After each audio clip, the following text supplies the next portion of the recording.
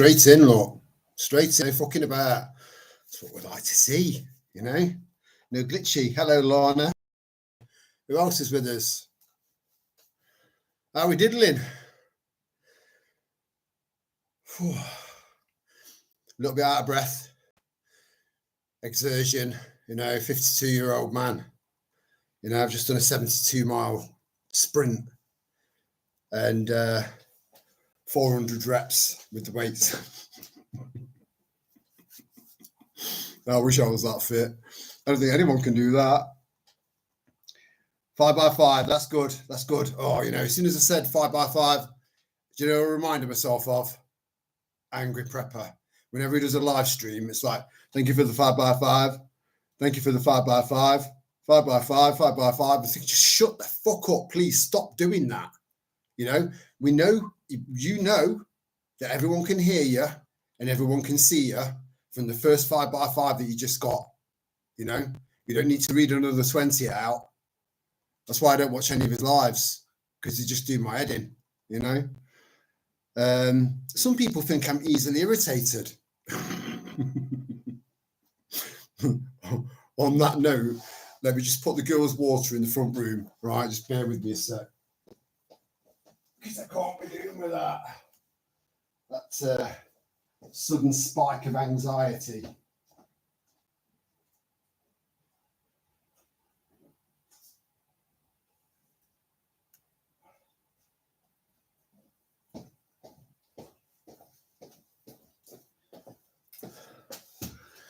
It's mad, you know, because I can watch you know, something on X or some hard hitting video on YouTube or some other platform that's you know, quite impactful.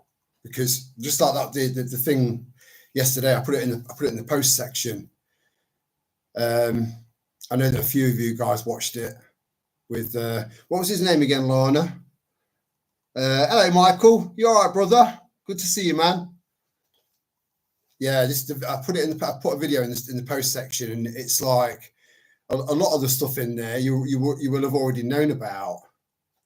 Mike Eden, thank you, Lana. Yeah, Mike Eden. Yeah, what I was wondering that, Michael. I've been getting that on. And why has Lana got two? Right, no, why have you got two, Michael, and Lana's only got one? Eh? That crown. You know, just the symbol of the crown by itself is quite ominous and dark.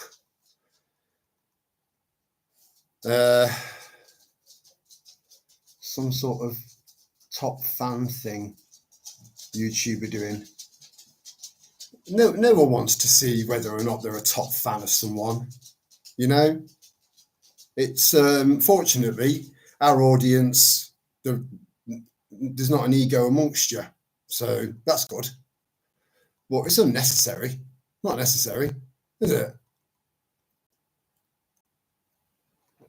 If people are going to keep coming back to watch live streams or videos or whatever, I think it only happens on live streams. If people are going to keep coming back, they're going to keep coming back. They don't need to see a fucking crown. They don't need that, you know?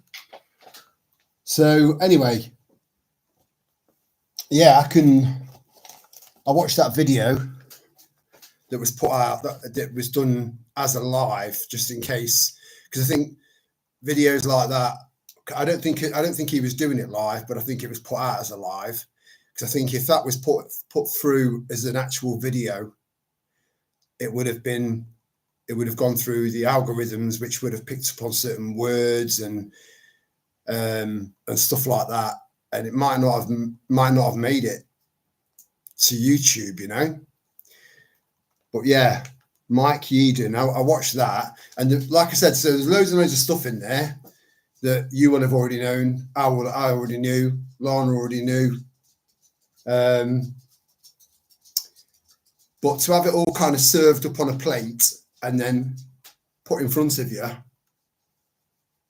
it was, yeah. If anyone's not seen that, please watch it. Just Devon Outdoors It's just for first time catching a stream. Oh, good to see you, brother. I'm assuming you're a lad. I can't make out your little thing. When I say your little thing, and we're off.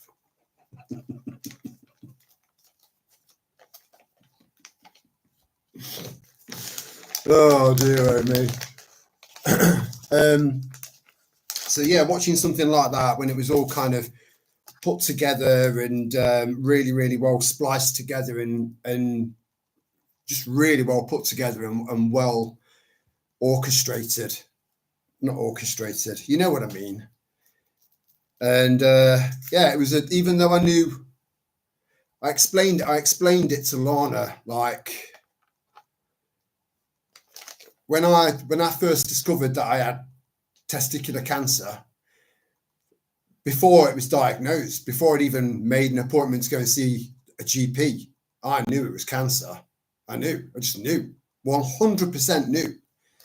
So even though I knew, to have a doctor or a specialist turn around and say, this is what it is, it floored me.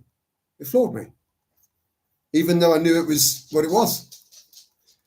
And sometimes when people are put all these, everything that's going on and everything that's coming down the pipe, when they put it all together like that, sometimes it can hit you, you know.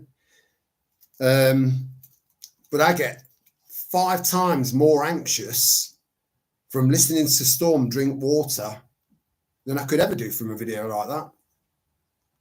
Go figure, you know. How mental is that? Oh, yeah. Anyway, yeah. So, and JS Devon Outdoors, he's got 3 crowns. He's got 3 crowns. Yeah, it's the first time he's come in a live stream. So I'm already not understanding the system. You know, I think YouTube's algorithms are a little bit strange. You know, I've left comments that I've thought, that's all right, it's fine. You know, absolutely, like, wouldn't even register on the scale of being a little bit controversial at all, and it's gone. And then I'll put something that's a little bit more in your face, using certain words that YouTube doesn't like, and it'll stay. You know, there doesn't seem to be any rhyme or reason sometimes. It's bizarre. It's saying I have 50 XP. Unsure. 50 XP. I wonder if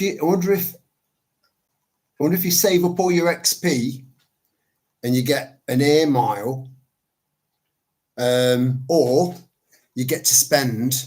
If you save up, so if you've got 50 XP, if you save up 50,000 XP, right, you might be allowed out of your 15-minute city for 10 extra minutes. So get saving. By the time you're 97, you'll be able to go to another city for the day. Hello, Sky Girl. You're all right, sweetheart. Good to see you. Thanks for joining. Thanks for coming and saying hello. Always appreciated. Fucking lighter. I've got 17,000 lighters, 100,000 pens. Whenever I need one or of the other, you know, nowhere to be seen.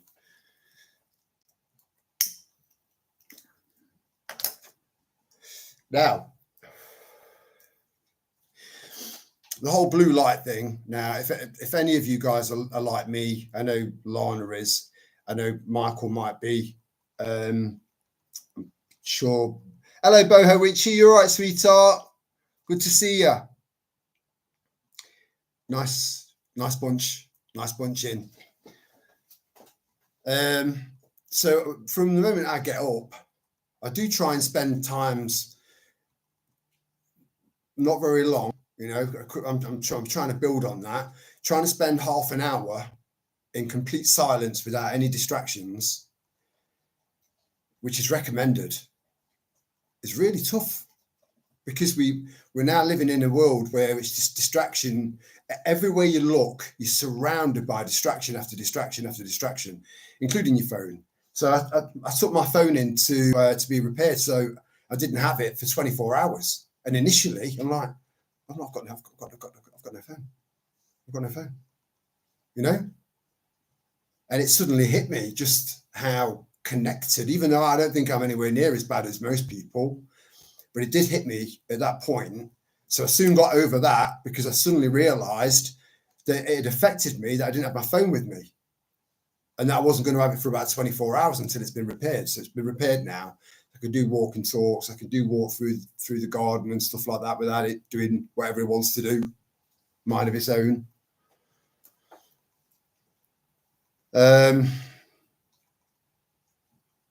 Yeah, phones. So at night, so I'm still doing research at night before I go to bed, and when I should be just winding down. And I'm aware of what I need to do, and I'm aware that I need to start doing that, and that's a start. And I recommend that you guys maybe give that a go as well, right? But if you are one of these people that's still researching, when you should be getting your head down and going to sleep and closing your mind down, I strongly suggest you maybe invest in some blue light blockers, just so that because your brain's not, that doesn't know that it's time to go to sleep when you're getting blue light, because blue light you get first thing in the morning. This is all by design. So I've got blue light blockers. These are my evening ones. Now, because I've got prescription glasses, and also I think it's something that you're meant to do when you get past 50. You're meant to get them so you can tie them, so you can have them hanging off you like that. When you get past 50, that's not happening. That's not happening. Not to me, right? However, I've got flips. See loads of people past the other side of 50. You know, they've got like little flip sunglasses. Oh, I couldn't afford those reactor light ones, so I got these little flip things. Look, but these are actually really, really good, because at night, when if I'm still fucking around with my phone, then I don't want blue light getting into my eyes and tricking my brain into saying, right, it's time to wake up now, just before you're about to go to sleep. So I bought these blue light blockers. The orange ones are for nighttime. You know, oh, they look all right, apart from this central bit here. They look pretty cool. Actually, no, they don't, because I've just reminded myself of Bono, and Bono's a cunt. Oh, he said cunt. He said he just started. It's past 9 o'clock. It's okay. We're good to go. So they're my nighttime ones. And then I've got some for during the day, which I suppose I should be using now, really. I do recommend that you consider looking into this, because if blue light is tricking your brain into thinking that you're just about to wake up, it's still a relatively new bit of research. This is one thing that has annoyed me about getting older. Bloody glasses. I know. It's a pain in the arse, Sky Girl, but start looking into these exercises that you can do. Yeah, flipping heck. Very good, Michael. Very fast, very quick. Well, that's what your missus says. Sorry. So these are like the daytime ones, and there is a little kit that you can buy it's less than £3 to see if they work, right? Because there are lots and lots of shitty imports out there. Hold up a sec. I want to have a gobble out my goblet. So let me find my little kit. This won't take long. Bear with me.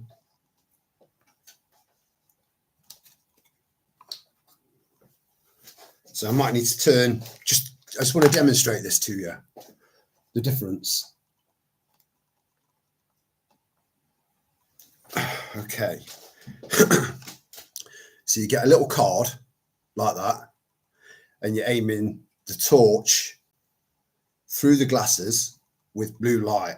You get a little blue light torch with it, which is that, right? So, oh man, how am I going to do this?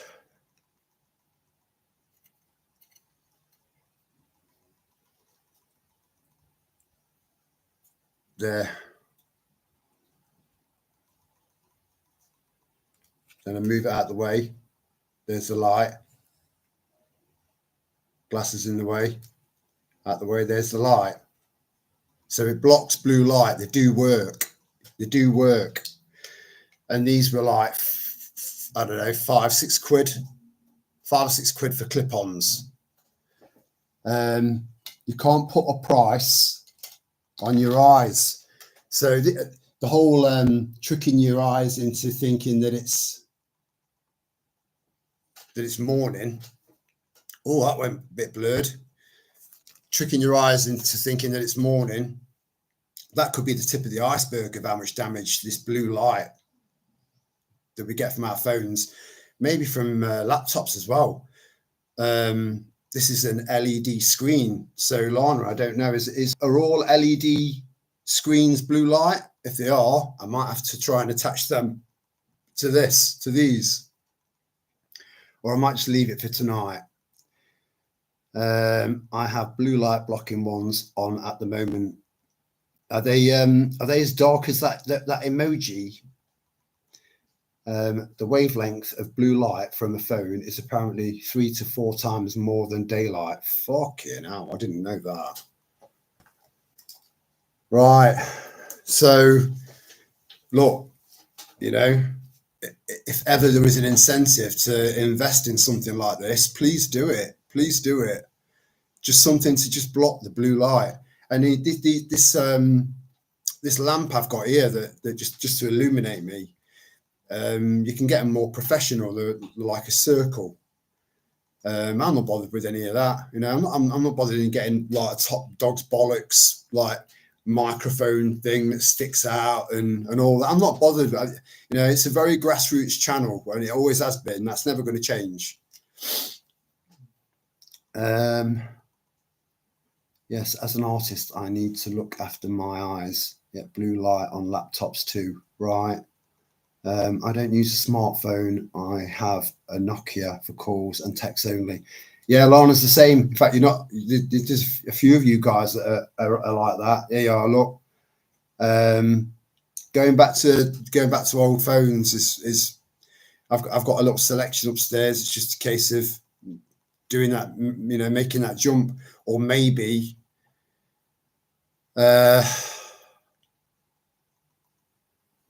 getting another SIM card for me smartphone, because I use it for the channel. It's really, really convenient, and a lot of the videos that I do are very spontaneous. The only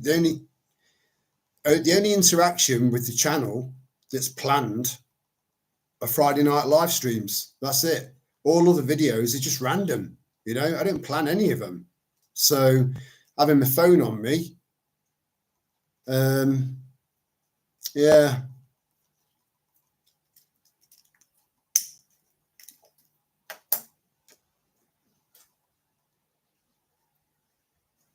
It's spitting. Everybody in. I love the sound of the rain. And you know, when it's not rained for a while and then it starts to come down a little bit heavier and you get that smell. I love that. I love that. It's a smell that you only ever smell in summer. Yeah, so a laptop giving off blue light as well. I've never used Bluetooth in my life. I'm a real tech dinosaur. There's nothing wrong with that. I think in comparison to most people, I would say that I'm definitely less techie than I quite like tech, and I'm not a technophobe. I used to repair mobile phones for a living, but I used to repair 3210s. That's how long ago it was. And then when the first camera phone ever came out, which was a Sony Ericsson phone, mainly in blue, and then you had to buy the camera extra and click it into the bottom, and the quality of the picture was dreadful. But that was the first camera phone, and I used to repair them. Rain and cut grass, yeah, and barbecues, yeah.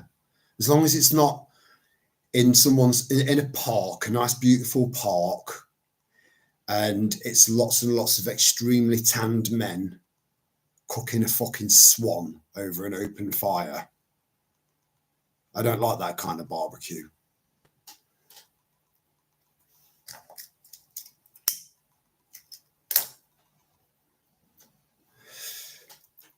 But they do. And it's mad because they're getting caught doing it as well. Yet it's written in law that no one can do that to a swan other than our prestigious, beautiful, gorgeous, cuddly royal family.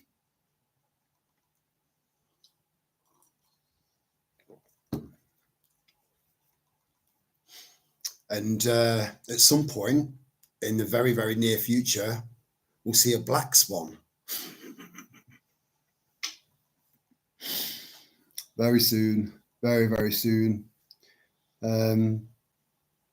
Yeah, it's a lovely smell, Sky Girl. I love it. I absolutely love it.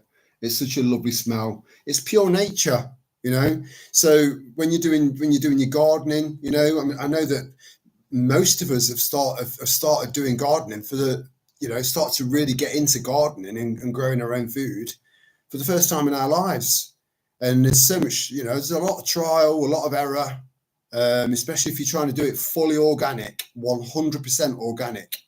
You know, no slug pellets, no chemicals, no fuck all, nothing like that. Everything's natural. We're having direct contact with nature, even if it's painful. Picking gooseberries. Has anyone seen that short I put out earlier on? That's a lot of gooseberries. You know, I've had to stick a load in the freezer. But yeah, very, very thorny bush. I don't like getting my hands in a thorny bush.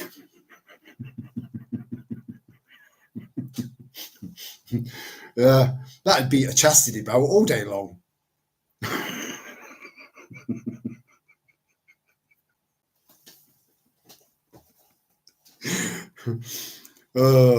When instead of a key, you've got a hedge trimmer. Wire cutters. Oh man, where are we? Useless info, but Dawlish Warren, home of the Black Swan. Dawlish Warren, is that a place? I'm assuming that's a place. But I know there are black swans in several countries now. But then there are birds over in this country that people think are quintessentially English that aren't, like pheasants. They were imported. I think they're from India. So going shooting pheasants isn't, you know, wearing I've always wanted a three-piece, you know, a nice fitted, proper, professionally fitted blazer, trousers, and waistcoat made from tweed.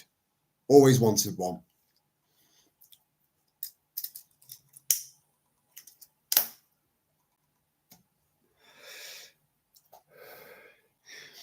When I was a kid, I lived in a 2-up, 2-down with the door opening out onto the street. I loved sitting by the letterbox, smelling the air when it rained. Yeah, it's something I'll never get bored of. I'll never get bored of. It's in Devon, is it? Right, I didn't know that. Yeah, I didn't know that at all. And I don't think I've ever seen one. But they're just so beautiful. And storms attract like a moth to a flame to swans. And swans have got balls of steel. You know, they're like, fucking come on then, you bastard. That's swans. They don't give a shit. They'll have a go. I nearly took off then. Did you see me levitate? That might be my my future mode of transport when they try to take my license off me, because it's not digital, you know. But did you know that if you look in the Black's Law dictionary, a driver is someone that's paid to drive, paid. So a taxi driver or a delivery driver, you know, a courier. That's a driver. You're not a driver unless you're being paid. And when most of us aren't being paid to drive, you are traveling.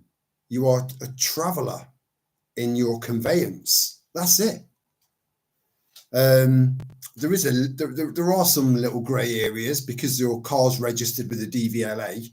So the DVLA actually own your car, you don't. And the police, they know fuck all about fuck all. You know, from being someone that needs to feed their ego to someone being past their uniform only takes 8 weeks. You know, just a little intensive training course to become a copper. They know fuck all about the law. They know nothing about the law. So they pull you over and you got your driving license on me? No, I don't have a driving license. I don't need one. What do you mean you don't need one? Because I'm not a driver. I'm a traveller. I'm travelling. And they won't have a clue. And because they don't like to lose face, because of their massively inflated ego, they can't leave you alone. They won't leave you alone.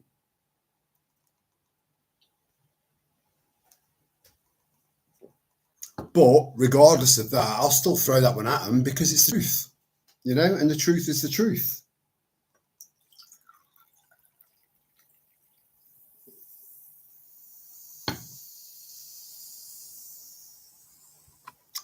Where are we? Dawlish is around 25 to 30 miles away.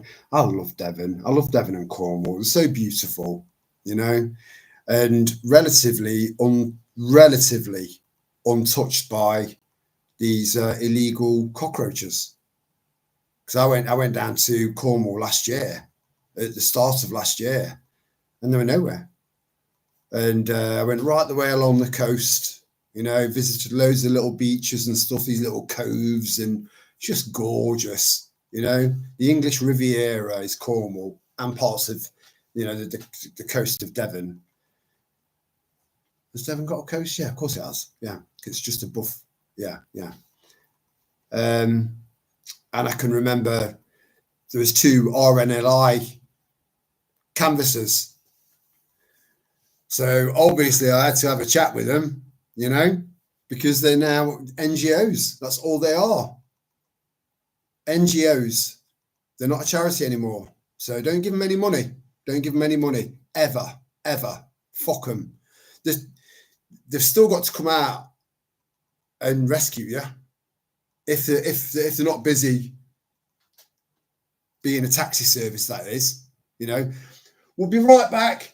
We just got to collect these 30 people from this dinghy here. Just hold your breath. Just keep flapping like that. We'll be with you in 25 minutes. That's how it feels. Hello, Joanna. How you doing, sweetheart? Good to see you. Runner beans. Yeah, my runner beans are starting to form. I've got to pick one because I don't want them to get too big. They get too big, they end up becoming what's known as keepers. So you save the beans from them. But I had a lot of keepers last year because I didn't keep on top of it. And try cooking keepers, and it's like chewing a piece of wood. Balls of steel. Yeah, some of us must have been swans in a former life. I like that, Sky Girl, and I agree. Because we have now. I'm organic on the allotment, but a lot around me spray weed killer, which annoys me. Yeah, look, Carly, you can't really do much about other people's practices. You know, they don't realise that they think that, oh, I'm growing, they're spraying all. Again, the psychology behind it, I don't fucking get it. I don't get it. You know, they'll moan and they'll say I'm growing my own veg because I'm sick and tired of going to supermarkets being sprayed with all sorts of shit. And then they go down to their own allotments, because I've seen it myself. They go down to their own allotments and then start spraying shit. You know, the brains are fucked. Not all of them, you know, but a lot of them. It's just the common sense element is just gone. It's just gone. You know, whether it'll come back or not is anyone's guess. Again, we're still figuring all this out as we're going along. We don't know what the long-term effects are of what's happened and what's happening. We just don't know. But I think in a lot of cases, people being jolted back into reality, you know, a proper full-on hardcore reality check, like a massive catastrophic event man-made and planned, or the fact that they all of a sudden they can't get food, or any of the scenarios that we're all prepared for, that might just snap them out of this stupid fucking trance that they're in. It might. We can only hope.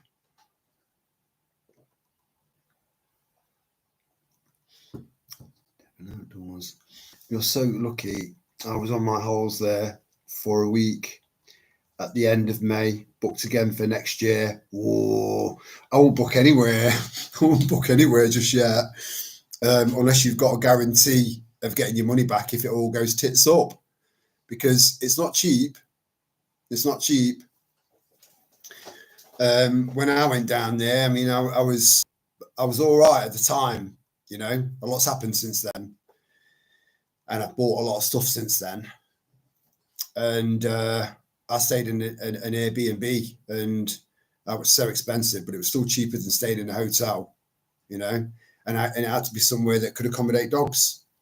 So this Airbnb did that, and it says, you know, and it says sea view. It's got sea. Oh, it's got sea view.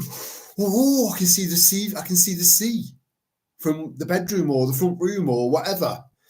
And got there, and it's like there's a tree, a shed, and this little gap. You could just see the sea through this little fucking gap if you really, really, really looked hard enough. But they can get away with saying it's got a sea view because you can still see the sea. You can view the sea. Oh, the fuckers, aren't they? Got to have eyes in the back of your head. You've got to be right in your guard all the time.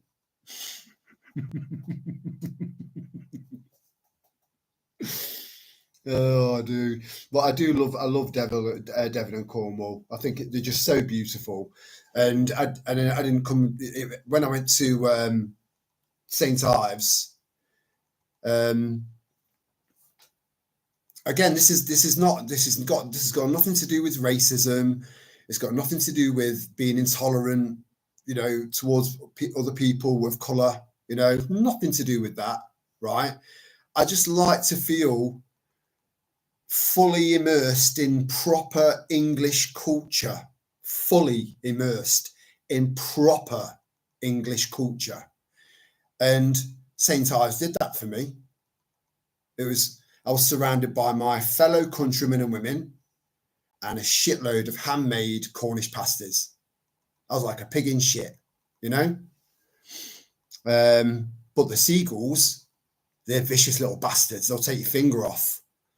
You know, they might as well hold you up by gunpoint. Give me your fucking pasty. Give me your pat. No, they'll like that because they've been watching a lot of American TV. These seagulls, so they hold the gun like that. Give me your fucking pasty, bitch. Here, you take it. That's it. Just fly off with it. All right. I'm doing a lot of flapping, and ironically, you know, that's not me pointing out that I'm working. I've got slight just under here. I'm just working on that, trying to get that firm.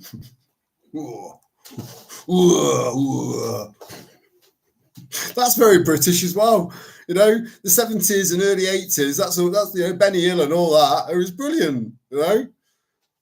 Oh dear. Oh yeah. Oh matron. Where are we? I'm getting over my. Hold on. I agree. Devon and Cornwall are beautiful. Have friends near Penzance. I love it down there. It's stunning. It is, and it's got again. So if you end up having chickens anywhere sort of like from the Midlands upwards, after about kind of early November-ish,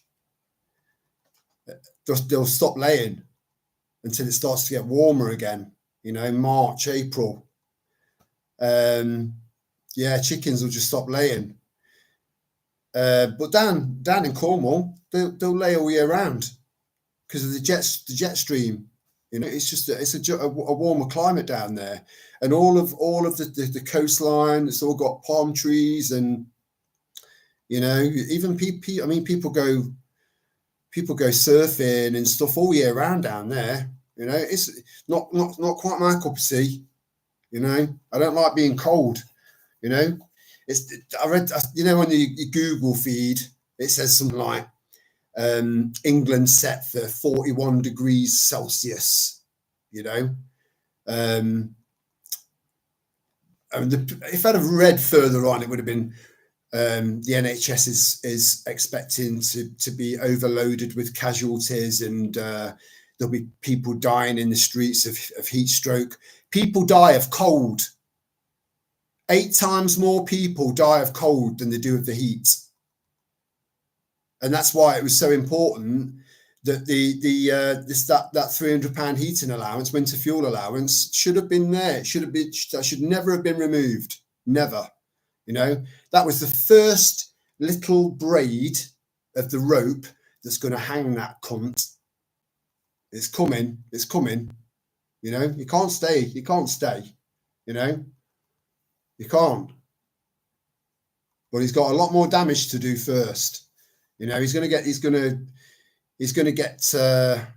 digital IDs out of the way first, and then he'll probably be replaced by another wanker, because that's what they do.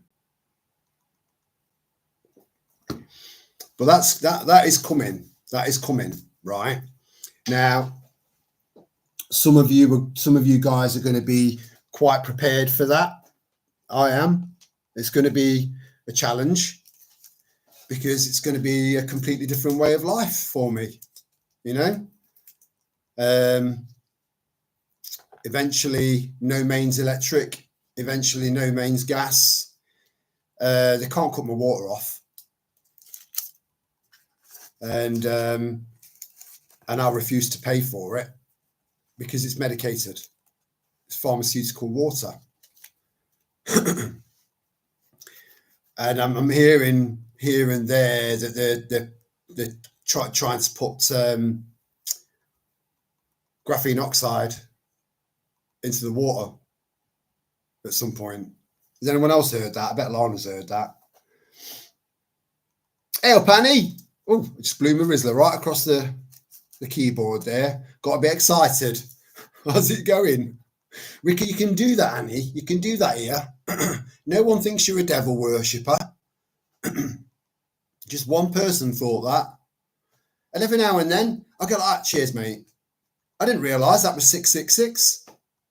But I don't mean it. I don't mean I'm an evil bastard. I'm one of them. I don't mean that. It's your intention behind it. It's your intention. I do that as a thank you, Whenever someone does something nice for me, it's a random act of kindness. I'm so appreciative, always. And they'll get double back. Because I'm just like that. You know, if the world, if everyone was like that, can you imagine? Where are we? Lovely areas around. However, I am in a dying town. Where are you from? JS. What's the JS for, mate? Is it Jason? Are you Jason? If you can let me know, that'd be loads better. So I'll call you by your name then. But there are a lot of dying towns. It doesn't matter where you go. Doesn't matter where you go. I think if you go into places like Bakewell and maybe Ashbourne and or I can only name them two really, because the people that live there are extremely wealthy people. You know, you go into the charity shops there, and it's like, oh, a nice Armani shirt there. Let's see how it fits. Oh, this fits like a dream. How much is this? £5? You say £5? Yeah, you want to go to charity shops in these little countryside small towns, you know. It's a treasure trove. But I mean, places like that, it'll take a long time before this rot sets into those towns, because the people there are so wealthy for now, until they're stripped of all their assets, stripped of all their savings, and then told it's for the war effort. Because I can see that coming, you know. This is why I took every single fucking penny out of the bank. Every penny. And turned it into other things, you know.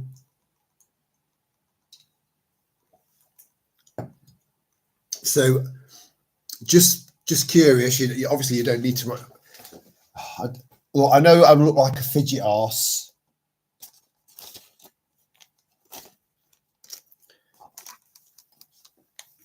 How many of you guys are prepared to turn down the whole digital system? Are any of you guys in a position where you're prepared to do that? Because a lot of it's going to be based on, you're going to have to meet so many, not initially, they'll make it sound all fluffy and nice to start off with.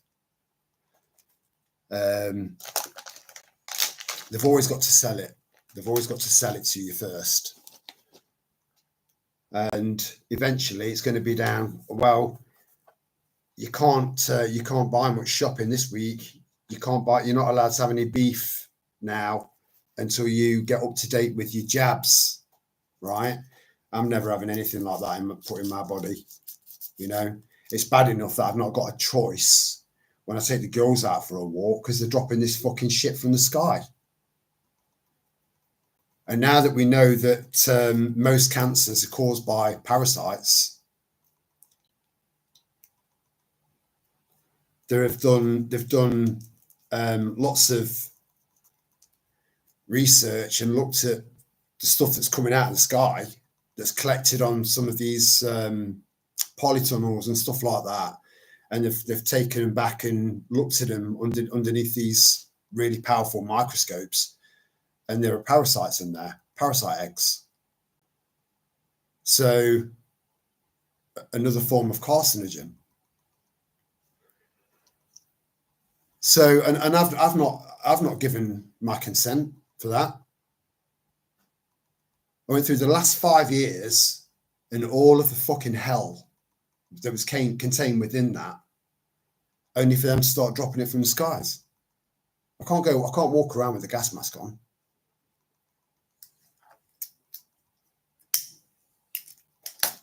Even though I've got some. And I can't put them on my girls. They didn't ask for any of this. Bastards. They'll fucking pay. They'll pay.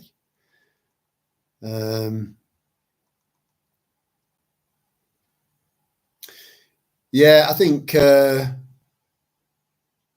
people like Annie who do that a little bit, and they're a freak of nature. We had a conversation earlier on. She won't be offended by that. She knows what I mean by that. because she considered me to be one of the same. And you're probably a freak of nature as well, Carly, you know, because you're different, you know. And I am very, very, very pro individual. Just be yourself, be original, because you are original.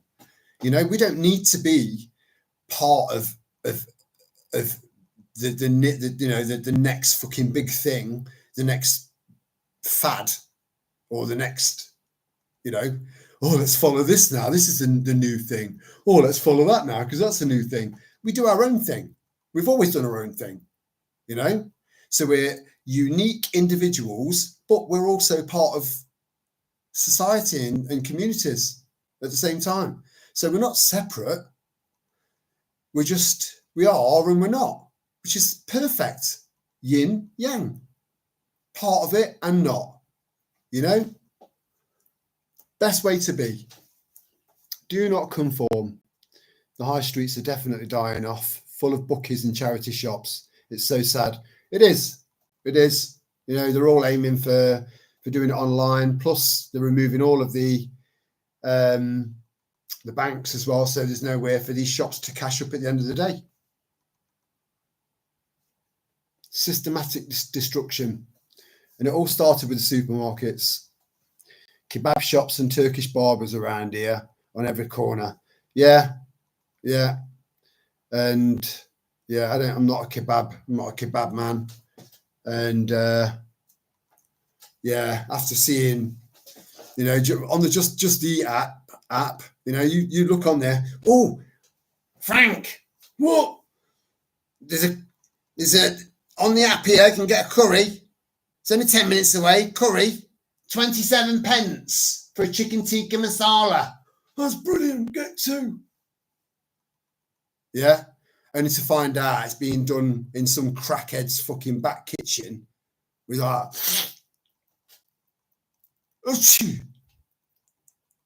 you know, don't trust that app.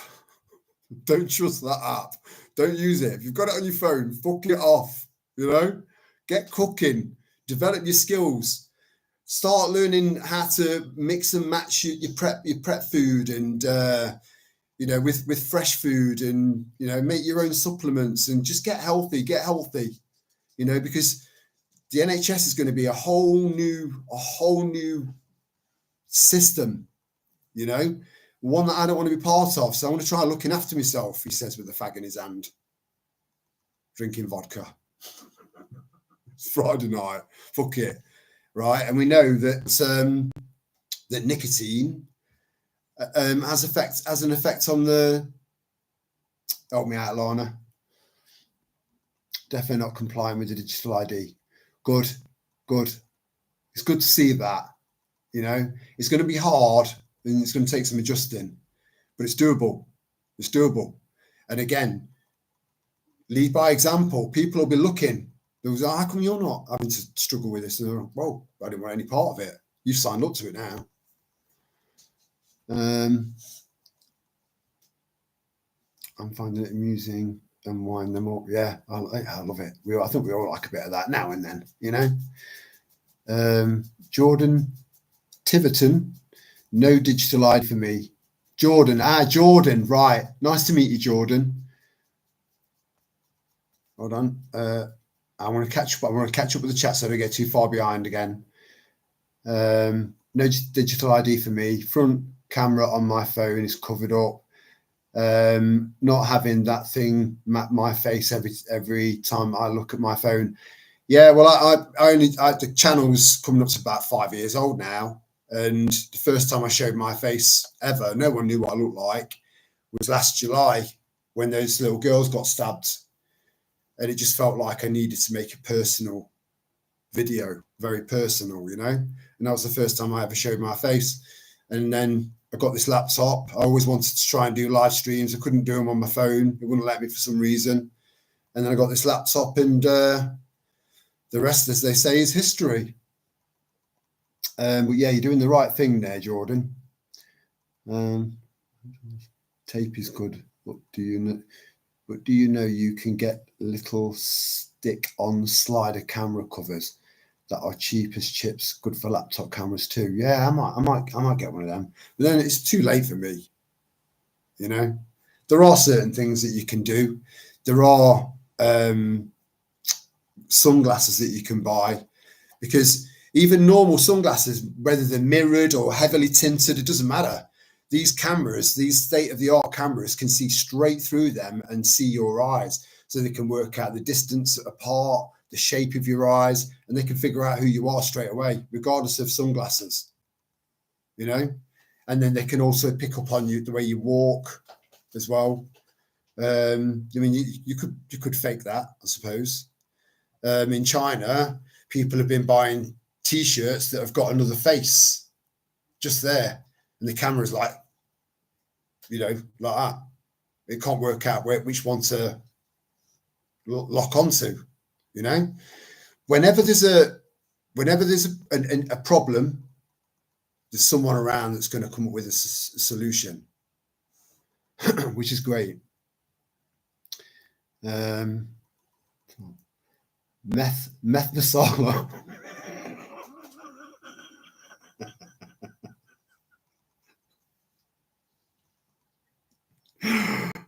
Do you know what, Carly? You're probably not too far off the mark there. You know, with some of them, I'm telling you, they've it's so dodgy. It's not. Yeah, I've never had that app on my phone. I would never use that, and I'm eating out less and less and less because I'm single. That was a dirty dad joke. I do apologise. Let's got back tape over it. The vet is coming out next week to check my cat. Is that a metaphor?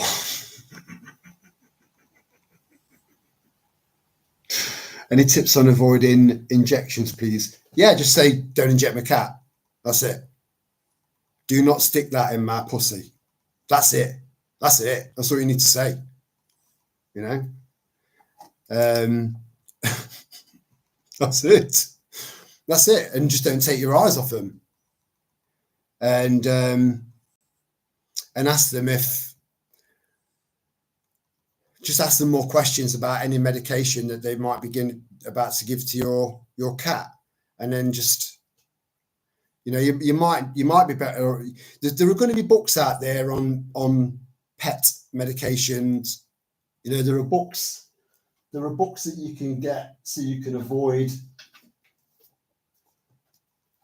You can try and avoid going to the vets. You know, it's all down to putting that effort in and doing a little bit of research, you know, and just trying to feed our furry family members as well as possible, you know, as healthily as possible. These girls eat very, very well, and you can tell. And I won't have them done. I won't have them, you know. I won't have them, you know. They're not up to date with the boosters. They're never going to be. None of them have been done either. So I do have to tolerate their Zephyr's crankiness when she's on heat, Storm's neediness when she's on heat, and they both come on heat together. But I won't. I avoid the vets, you know, unless I'm in a situation where I don't know what to do, and I'm worried, you know. But yeah, that'd be my advice there, lass.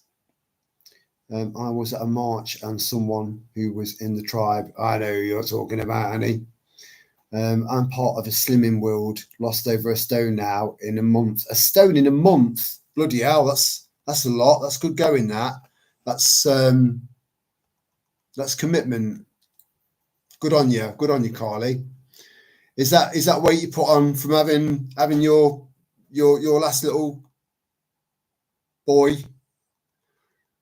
Because it can happen, you know, because you don't do as much, especially in the final sort of few months. You're carrying so much weight, everything's a fucking effort. Like I'd know because I'm a bloke, but I've still got an opinion, and I can still imagine, you know. I'm an empath, so and there's a lady there who is 90 and so fit. Exactly. Yeah, it's doable. Why was she there? She has kept her weight and fitness in check, and she's smashing life. Bless her. Why is she there then? Why is she at Slimming World? I just did a big prep shot today for dry goods and some meat, which I've put in the freezer. I batch cook chili. A lot of us do bolognese and curries. Yeah, most of us do. I've got loads, nice little selection in my freezer of home cooked meals. I just need to get rid of all the plastic tubs and replace them all with glass. Very, very convenient. And you know what you're eating because you've cooked it.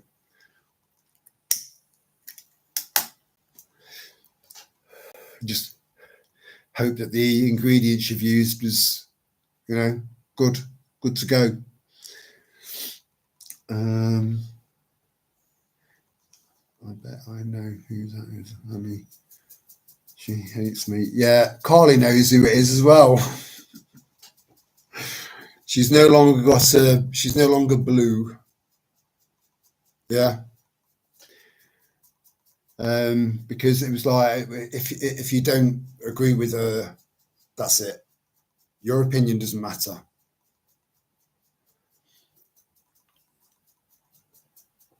And it's a shame because I don't think she's an evil person. I think she's just a bit messed up. And I hope she gets herself right again. Stop scratching your ear, good girl.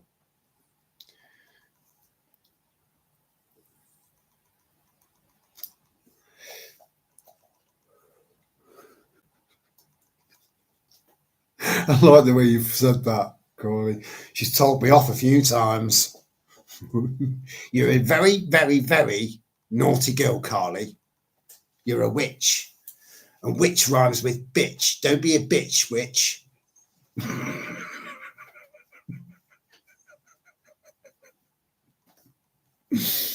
Oh, man.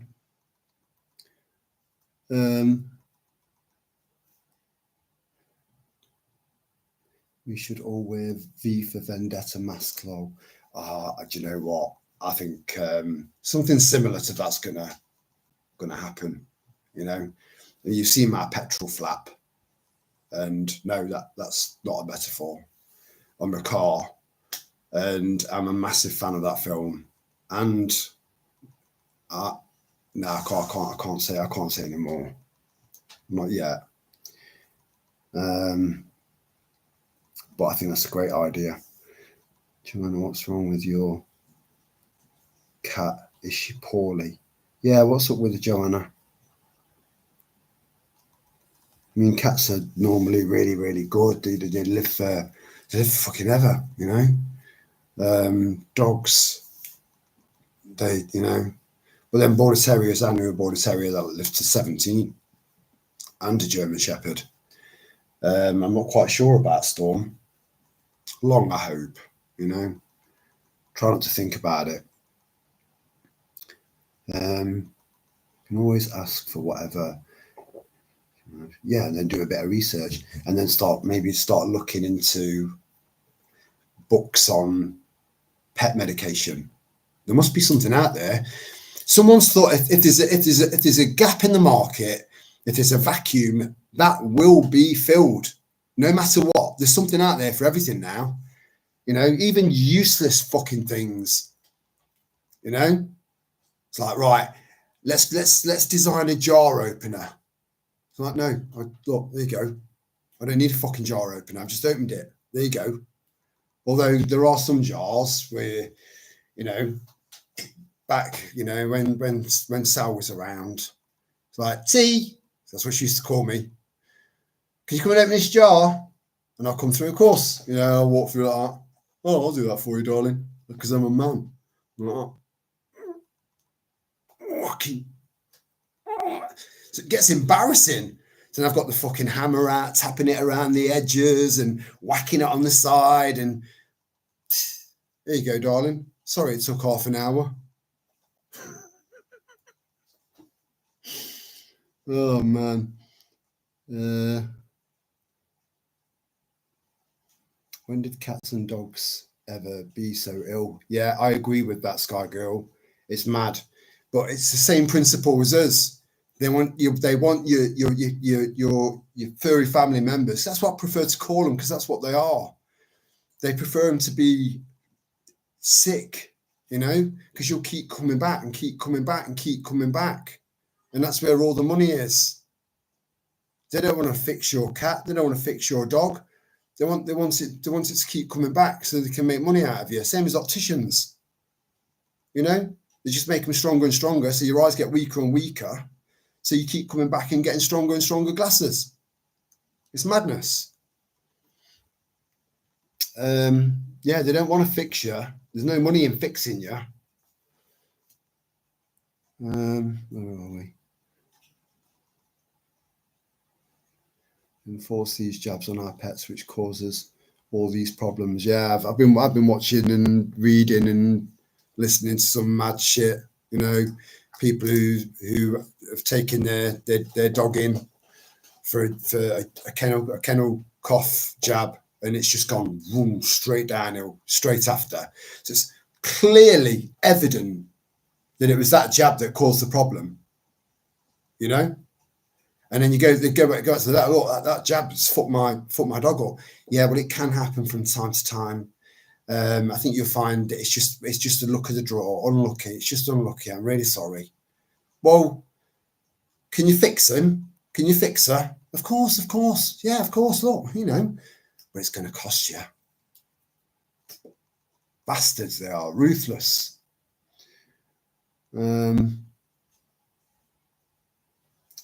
She goes there to keep her focused on eating well, and she's a diamond target member. A diamond target, so you get all the way up to diamond level. That's an incentive to keep you going back and spending your longer. She's stayed in healthy weight for the past 10 years. She probably goes there for the company as well. You know, 90-year-olds, the average 90-year-old, and I've spoken to people in their 80s. And they've gone and they've said stuff to me like, you know, my Christmas card list gets smaller and smaller and smaller every year. You know, so there are people out there at that age that don't get to see one single person, and now their pension gets paid directly into their bank account. They don't even go to the post office once a week. Some people used to really look forward to that one day where they used to go and get the pension from the post office. They've even taken that away from them. So bear that in mind if you've got any elderly on your street, you know. It would mean the world to some of these people just to have a little bit of a conversation. And they're a wealth of knowledge. I love listening to them. You know, when I was 16, I could go to the cinema. I could go and go to the chippy. I could go. I could buy a car, buy a house for £1.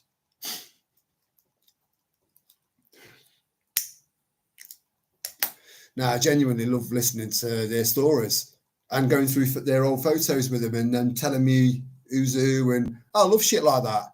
You know, most people would be like, yeah. You know. I genuinely love it, you know, and they'll know whether you're appreciating it or not, you know, because otherwise they'll go, anyway, I'll put them away. They're not stupid. Well, not all of them.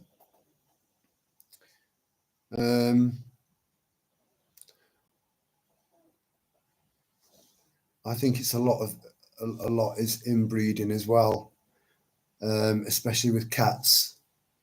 Are we talking about our furry family members or these people that are coming in on dinghies? So, leave.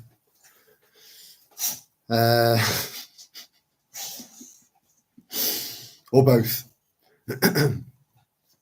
How are you making your own dog treats, Lana? You need to send me a little receipt.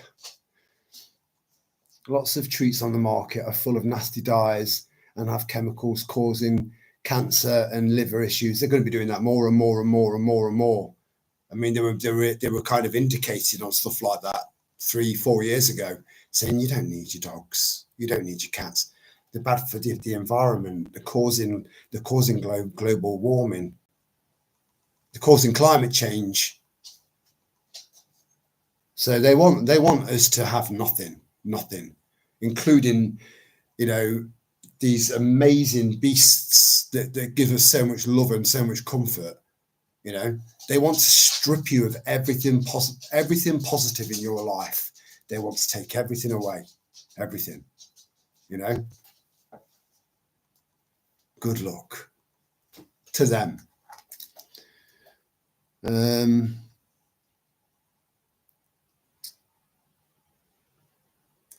I agree, people in their 80s and 90s probably don't have many friends or family around. Their social lives are very small.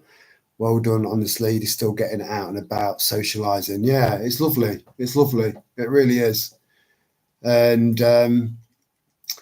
you know, maybe we can encourage more of our neighbours to do stuff like that. You know, maybe just go round now and then and just say, hey, you know, remember me? But then people are so suspicious now. There aren't that many people that give a fuck anymore. It feels like that. I might be wrong. It just feels like that. So people are on their guard. So you go around to just be kind and just give someone a bit of company for half an hour, cup of tea, an hour maybe. And you knock on the door, sort of thinking, what do you want? Are you going to rob me? Whilst I'm in the kitchen making a cup of tea, going to go through my purse? This is how the world's got these people. But we can change that. We can. Stay the course. And they're quite amusing.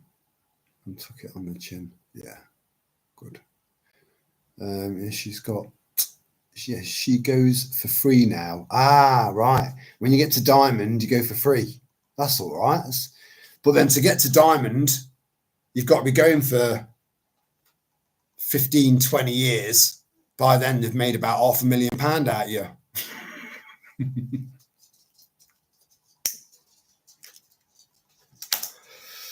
Yeah, that's how they incentivize you, little fuckers.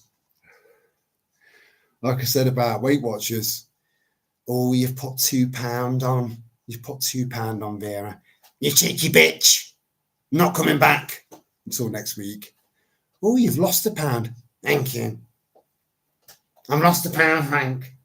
I've just found it.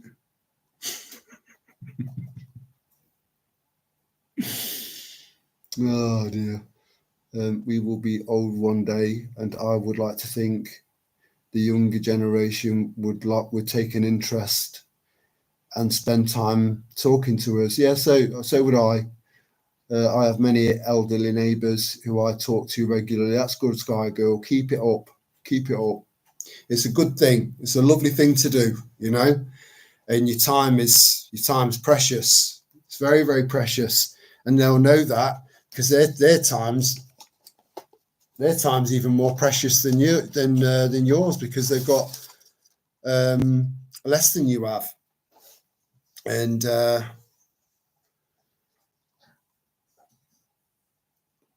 time means nothing if you don't give it meaning. And going around to see and have a chat with these elderly, our senior citizens, I prefer to call them because that's what they are. You're giving your time meaning.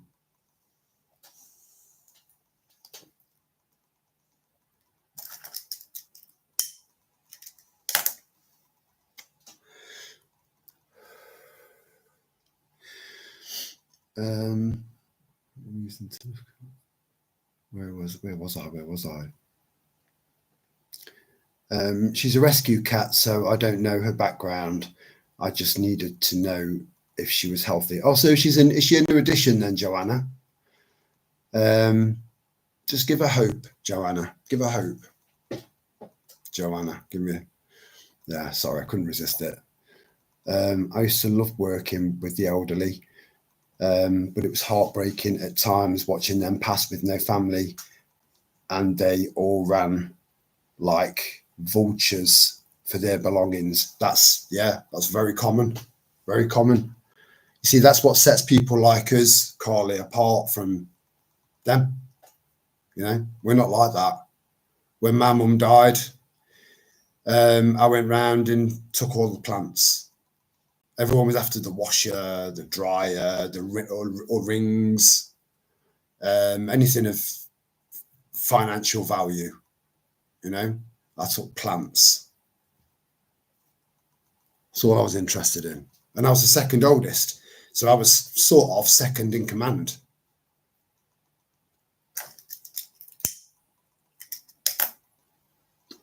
When there's a death, people's true colours show. Remember that. And don't forget, and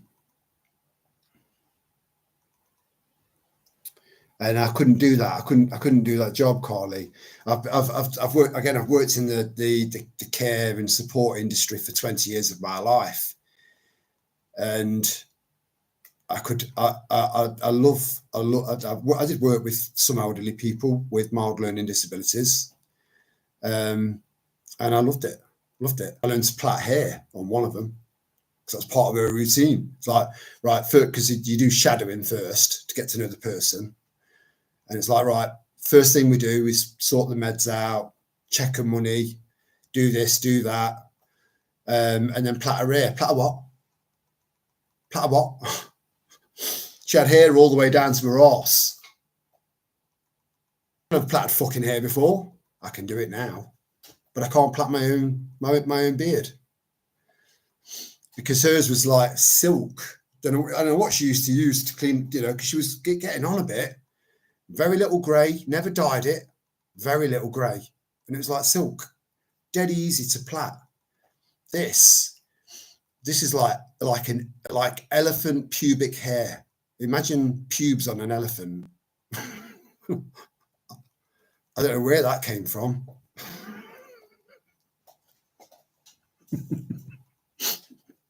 I could have just said this is more difficult to plait, just that, but no.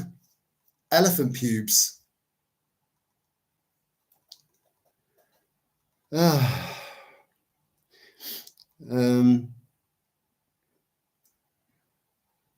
40, all my neighbours are 60 plus. Love chatting to them. You can learn a lot from them, Jordan. You know, I've said before in loads of videos and stuff like that they were the original Google, you know, because of their like 60, 70, 80, 90, sometimes 100 years of life experience. You know, you can't read that in a book. It's life. It's experience, you know. You can't buy that. It's impossible. So they knew loads and loads of little tips and tricks and, you know, how to get by through really hard times and all that shit, you know. A completely different way of living back then. Times changed so much. Imagine seeing the world, knowing their car. I mean, we remember we're the last generation of a really healthy, you know, some of us quite turbulent, but a relatively healthy childhood, you know, where we played outside and we were around nature and keeping fit, you know. Kids now, they're like that, or like that, you know. So our generation is the last generation of that for now. But imagine seeing all of the changes and then going from seeing horse and buggy, horse and cart in some cases, cobbled roads and all that, right up to these electric cars going by at 55 miles an hour in a 30 zone. You know, madness. Everything will look space age to them. You start asking them questions about their life and have you got any suggestions on how to sort this out or do this or do that, you know. And they've got all these old you know, ways of doing things that were way better than in most cases, way better than what we've got now. you know, and I'm trying to go back down that road with the whole tinctures and homemade supplements and stuff, and learning more about foraging and herbs and the medicinal properties of stuff that grow in England in abundance, you know, especially dandelions. You start looking a bit deeper into dandelions. I've learned a lot more about dandelions recently, but I'm not going to tell you because I'd like to incentivize you to start having a real good deep dive. It'll fucking blow your mind. And people are using weed killer on these things. It's now I know what I know. It's just, that's madness. Madness.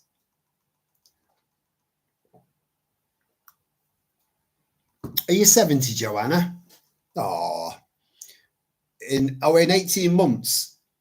Well, I hope you have a proper knees up, you know. Celebrate it because it's a milestone. It's a milestone birthday. It really is.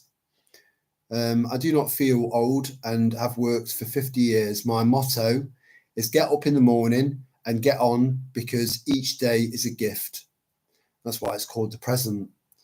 You lovely people are an encouragement. Oh, that's a very lovely thing to say, Joanna. Yeah, it's really lovely, you know. And I'm hoping that I can, in fact, hold on. They're for you. And I'm hoping that in 18 months' time, I'm able to sit here and say happy birthday to you.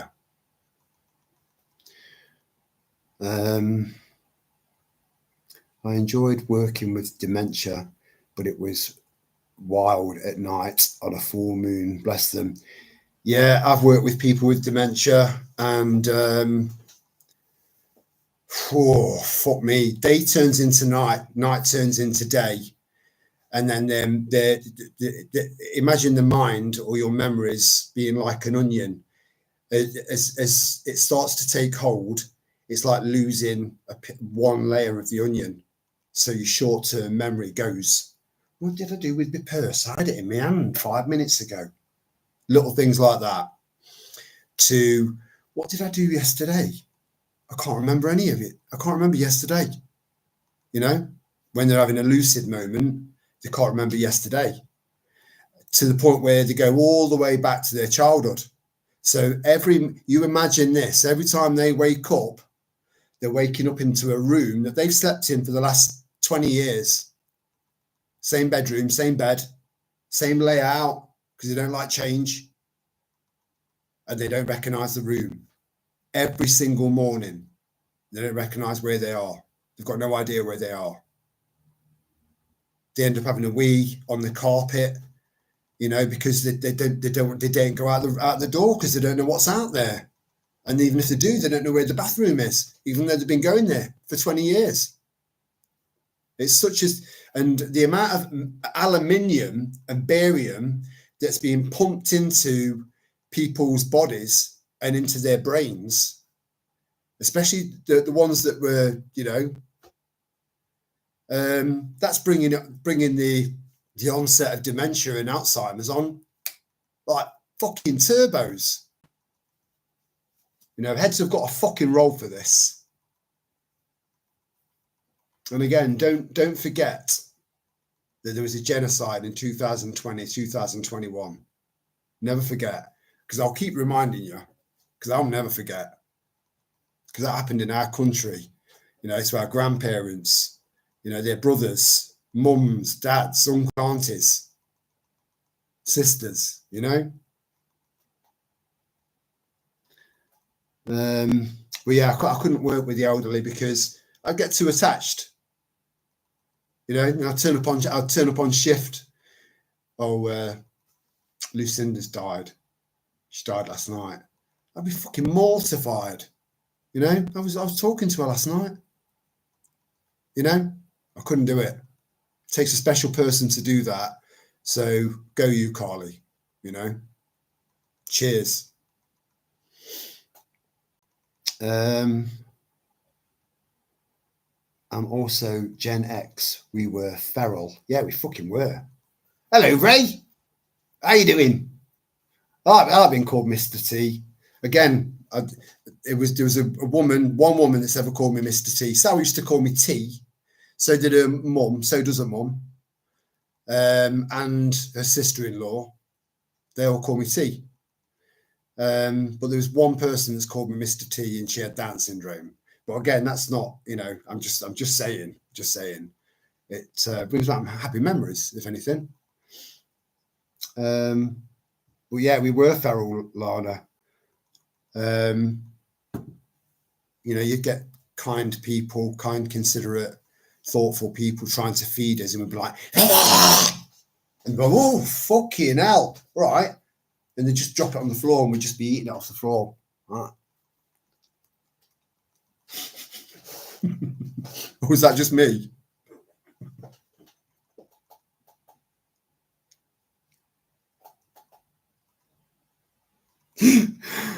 Oh, fucking hell. Yeah, I used to get attached. Lots of tears. I know. Do you know what? Trying to find a silver lining there, Carly, is that you experience loss on a semi-regular basis, and loss is the most impactful human emotion, in my opinion. So to experience that on a semi-regular basis strengthens you. It toughens you up. I don't think it makes you. I don't think it desensitizes you, because I think people like us are just. I think we'll always be kind and compassionate people. They can't rip that out of us. They can't. But I do think it can make you stronger and tougher when you experience. The more loss you experience, but isn't it a shame that we have to go through things like that in order to strengthen ourselves, fortify ourselves? But it is what it is, such is life.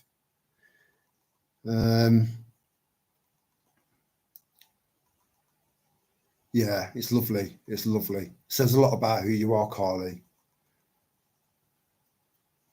But like I said, I couldn't do it. And is it appropriate to go dark for a second after that loveliness? A lot of these people that didn't have relatives, no relatives whatsoever, the ones where neighbours would call the police or the council because there's a horrible smell coming from a flat next door or something like that, where they don't get any visitors whatsoever. So bear that in mind. And they go in there and they've been dead for 2 weeks and no one knew. No one gave a fuck. No one was like, she's still not answering. I'm gonna go round. She's not answering. That's 24 hours now. She's not answered. I'm gonna go round. I'm worried. Imagine being in a position where there's no one that even thinks about giving you a call. And it's people like that they ended up liquefying and putting into the water table, flushing them down the sink. It's all very real. Yeah, what a fucked up world. But again, we're the balance. We're the balance. I felt like, hey, mate, calm down, hey, fucking calm down.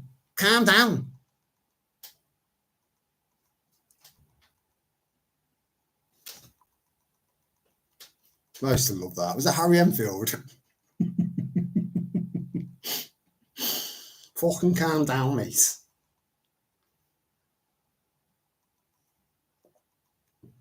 I like Billy Moore. Is it Billy Moore who goes around? You see, he's another example of where you can be.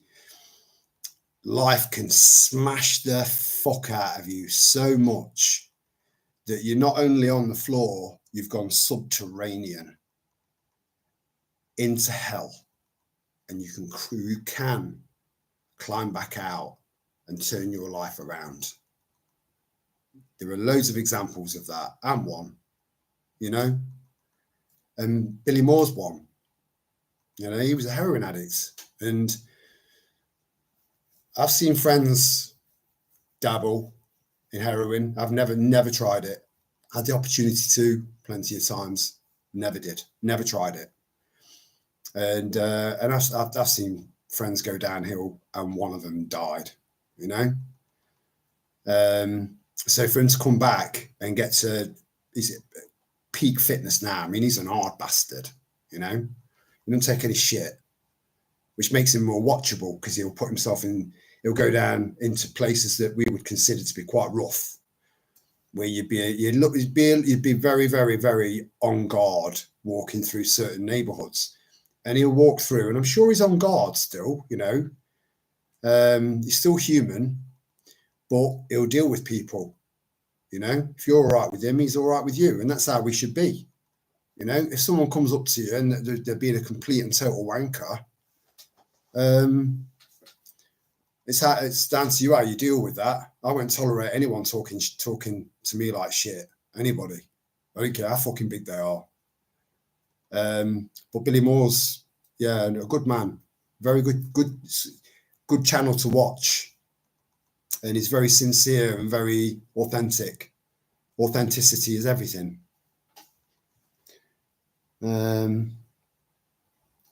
Yeah, Billy Moore, what a top bloke. Yeah. I just thought about him when I was thinking about the Scouse thing. Yeah, nice chap. Oh, I bought a handheld sewing machine. And apparently it has got like an input for power supply, but it's a power supply that I've never ever heard of. And it's DC. Do we work with DC or AC? Oh, wait for Annie. It's AC/DC. Got in there before you did.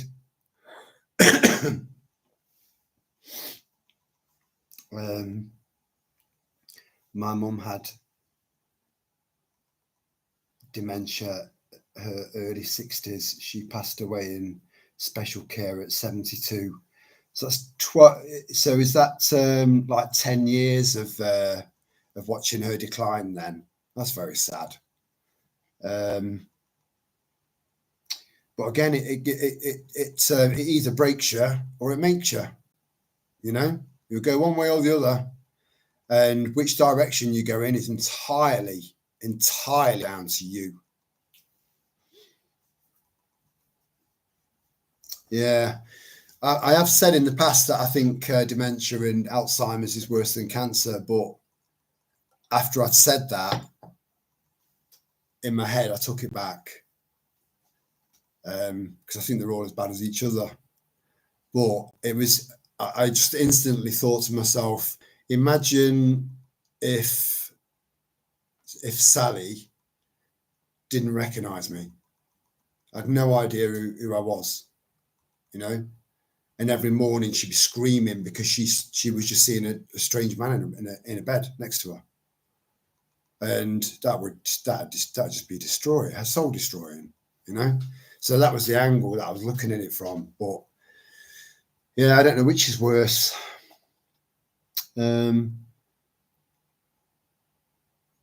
His film Prayer Before Dawn is insane. I don't think I've heard of that. Prayer Before Dawn. What's that in relation to?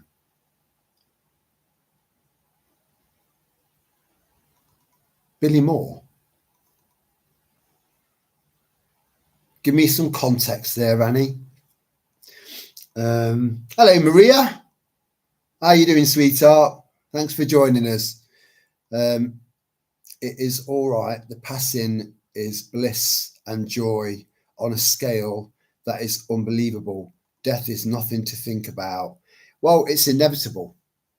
We've got, you know, I've said before, there's two things that are 100% guaranteed in this world, and that is change and death. Guaranteed.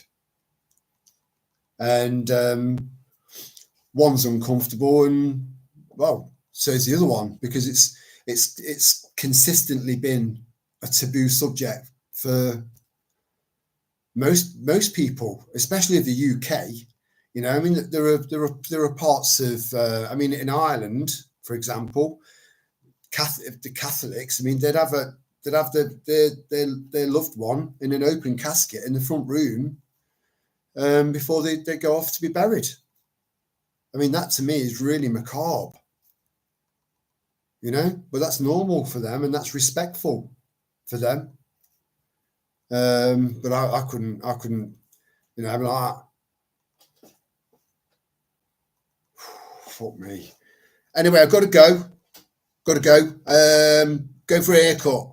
I mean, you know, I'd have to make my excuse up and go because I couldn't cope with the fact that there was a dead person just lying there, you know. And I know that I'm not on my own like that. A lot of people feel uncomfortable with stuff like that. It's a very taboo subject in the UK, and it shouldn't be because it's part of life. Where are we? Yeah, I didn't know that, Annie. Let me write that down because I would love to see that. Love to see it. Prayer before dawn, and what a beautiful, apt title.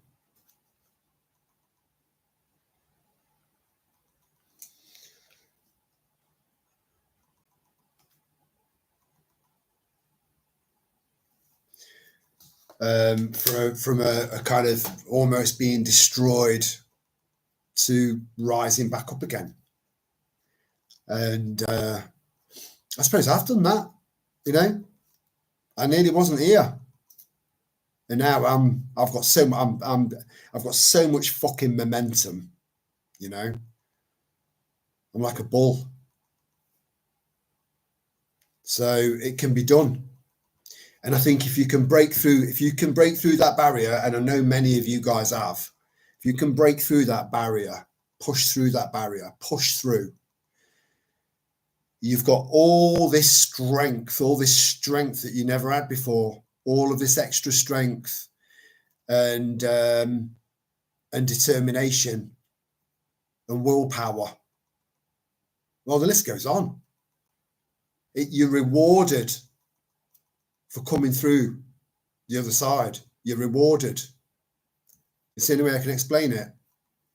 You're still left with scars. I'm just going to close the back door because I don't want any of Bill Gates' mozzies coming in and jabbing me up, you know, or just getting around my face, slapping myself around.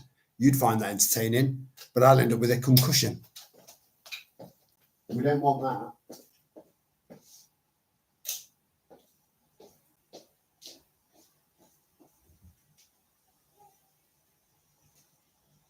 Zeph, come on in. I'm sorry, darling.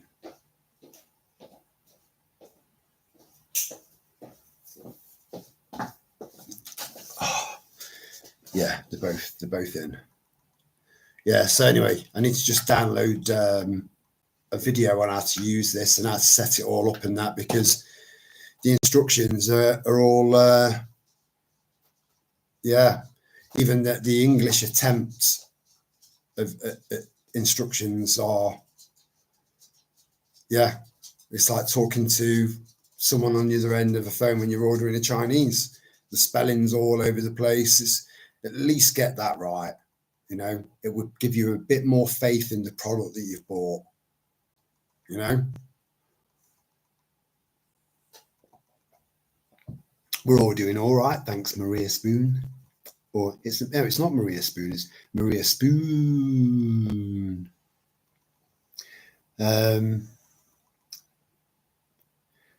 That film will blow your mind if you don't know Billy's backstory. I know a little bit about his history, you know, because I've just talked about it, and I know that he was, yeah, you know, he was at his, what he would probably consider his absolute lowest point in his life, to the point where I've not watched the film, so I can't comment on it, but I'm sure that he had moments like I did where he thought, nah, I've had enough. I'm tapping out. I'm off, you know? And he didn't. He pushed through it. For whatever reason, no matter, regardless of what happened or how that came about, he pushed through it. And I'll tell you one thing that keeps him going is fitness. And I know that you probably get pissed off with me going on about the whole fitness thing, but I'm telling you, it's so important, so important.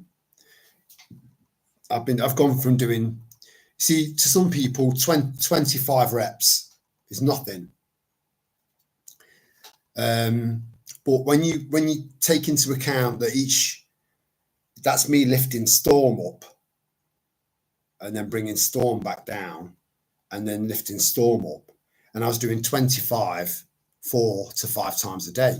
Now I'm doing 35 4 to 5 times a day, and then I'm still doing my punches, I'm still doing my kicks for the cardio side of things, and when I get knackered, I fucking carry on, and it's the absolute ultimate for your mental health, because you just get all these natural endorphins just flowing through you, and really good for your brain. We've got to be looking after our brain.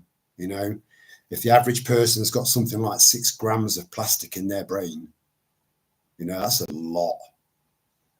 And then all of the shit that they're spraying on our food, spraying from the sky, all of this stuff, we've got to try and keep our brains sharp. And the only way you can do that really is through a decent amount of physical exercise and spending time around people that you enjoy spending time around, and remembering to have a laugh now and then, like proper belly aching laughs. I don't think we do that as much as we used to do, say, 6 years ago, 7 years ago, because we all know quite a lot of stuff now and we can see what's coming, and these things can get in the way of laughter, and they shouldn't. And if these things are getting in the way of you having proper belly laughters, it's only because you're letting it. It's as simple as that. For the most part, you're in complete control of your own destiny, and every single juncture that you arrive at in your life is a choice. Sometimes that's a fucking shit choice. That's a really tough, bad choice. This one is even worse, but it's still a choice.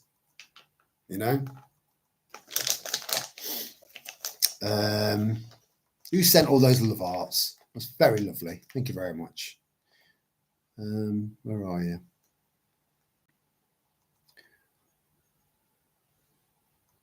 I like Alex Belfield.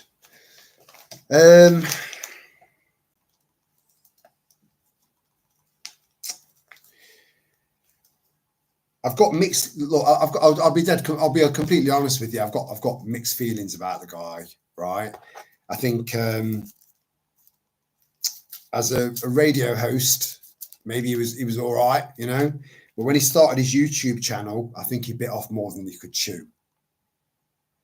And because he was already ex-BBC, was it?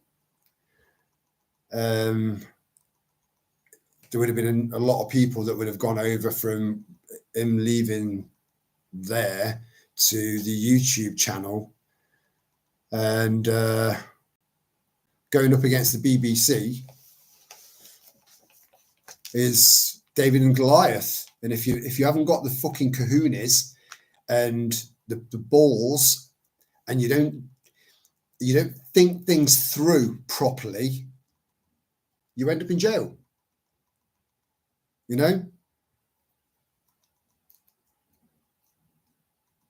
mean, I still don't know the ins and outs.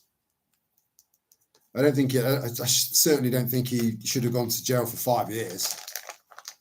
But he was probably one of the first examples. They wanted to make an example of him to start to freak people like you out and me out, you know?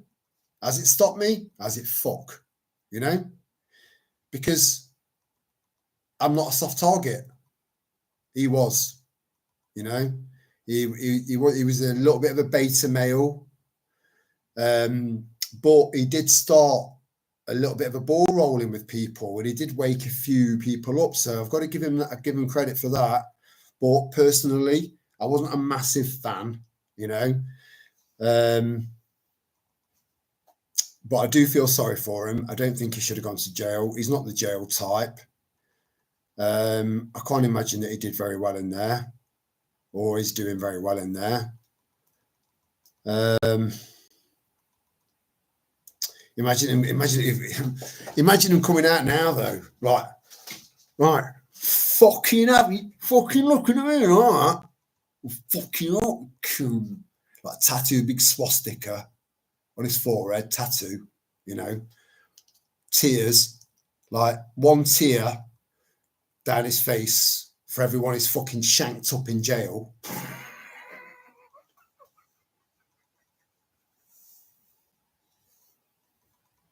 Do you know, joking aside, he will come out a different man. He will. He'll come out either strong as an ox or absolutely broken, you know? Nowhere in between, because it will change him, you know? It will change him. Well, can you imagine? Can you imagine all fucking tattooed up with, and not just like traveling all the way to say Brighton or somewhere where there's an incredible world-renowned artist where it looks like you've got a photograph on you, you know, unbelievable, incredible art, ink work, right? We're talking jail tattoos, you know, love, hate on his knuckles, you know, a few scuffs here and there where he's had to fight a few Muslims off before they had him in the showers.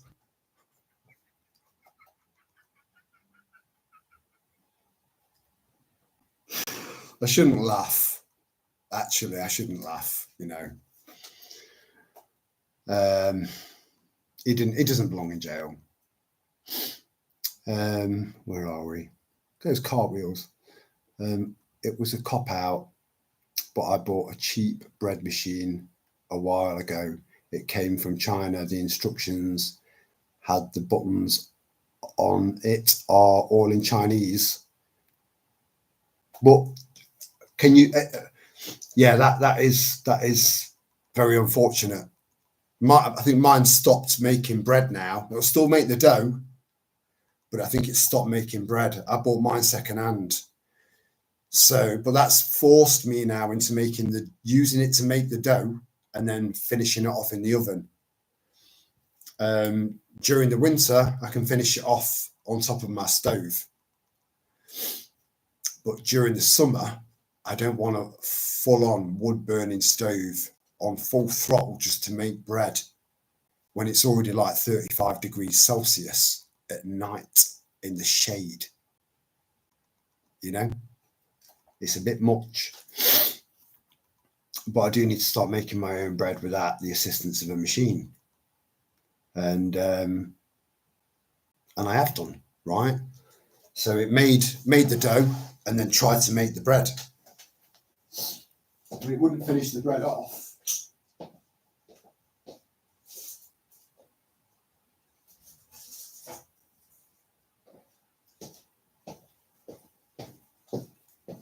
So I broke it up and made it into cobs that are really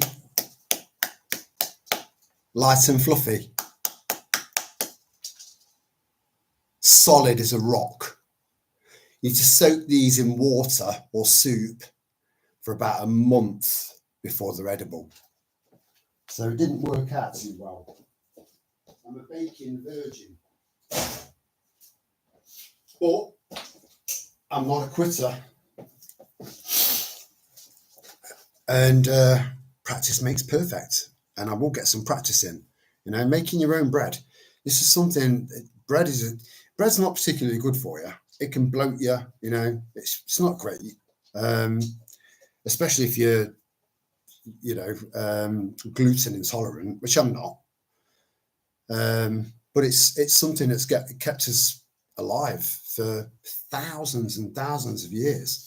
So if I can get my bread machine to make the dough, so I'm missing out on all the elbow grease for now until it gives up altogether, then I can still make bread in the oven. You know, I can still have a bun in the oven. Where are we? I think it's Brazil who celebrate the Day of the Dead. Yeah, they do. Yeah. It's been in a couple of James Bond films. You see, in talking of James Bond, I used to love James Bond. The reason they've killed James Bond, right, is because they don't want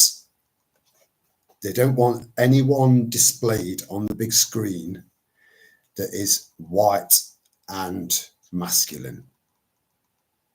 They see it as toxic masculinity, right? So they killed him off. They killed James Bond off for the first time. I think 25 or 26 James Bond films, and I've seen them all, right? And I think Daniel Craig was a great James Bond. But I've not seen the end of the last one. It's the only James Bond film that I've not seen all the way to the end, because as soon as I found out that 007 is now a black fucking lesbian, that was it. That was it. I'm not watching any more of this shit. Why don't we get Rylan Clark, right, to play Nelson Mandela in a biographical film based on Nelson Mandela's life? Rylan Clark, a white gay man. It's the same fucking thing. There might be some black people listening to me saying that, thinking that's out of order. That is Terry. No, it's not. No, it's not. It's a fuck. It's the same thing. It's the same thing. James Bond was always a quintessentially English white male. Always. Now, there's nothing racist about that. It's just tradition. Ian Fleming wrote that as his description. A high-ranking member of the armed forces that went into the spy kind of thing. You know, James Bond. He was a white man, a white quintessential gentleman, right? That's it. That's it. So let's get Ryan Clark to play Nelson Mandela in a biographical film based on Nelson Mandela's life. Yeah. Let's just fucking even it up. Can you see what they're trying to do? So I'm having none of that. And then they've sold the rights to James Bond to fucking Disney. The same Disney that are going back into their old films and putting chemtrails into the cartoons and stuff, and chemtrails into old films that they've made in the past to make it look normal. That Disney.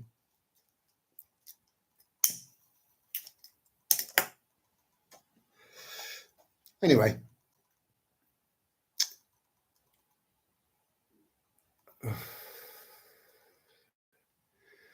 Oh, take care, Jordan, mate, and hope to see you again. Hope to see you again in the lives, because it's nice to see new faces as well. You know, the more the merrier, always. Yeah, thanks for joining us, brother. My husband passed away 15 years ago, but my heart will go on. Oh, that's so romantic. You know, I'm a romantic man at heart. You know, I am. I'm into all that. I like romance. I like to romance a woman, and I'm a firm believer in chivalry. You know, it's part of who I am. And again, James Bond was like that, you know? So go fuck yourself, Disney. And much love, Joanna. I will be drifting away to the dulcet tones of the Wizard of Waffle. So I'll say good night now. Okay, Annie. Hey, you if listening to listening to the waffling wizard in the background helps you get some kip, then I'm happy to oblige. And sweet dreams. And I'll speak to you soon, lass.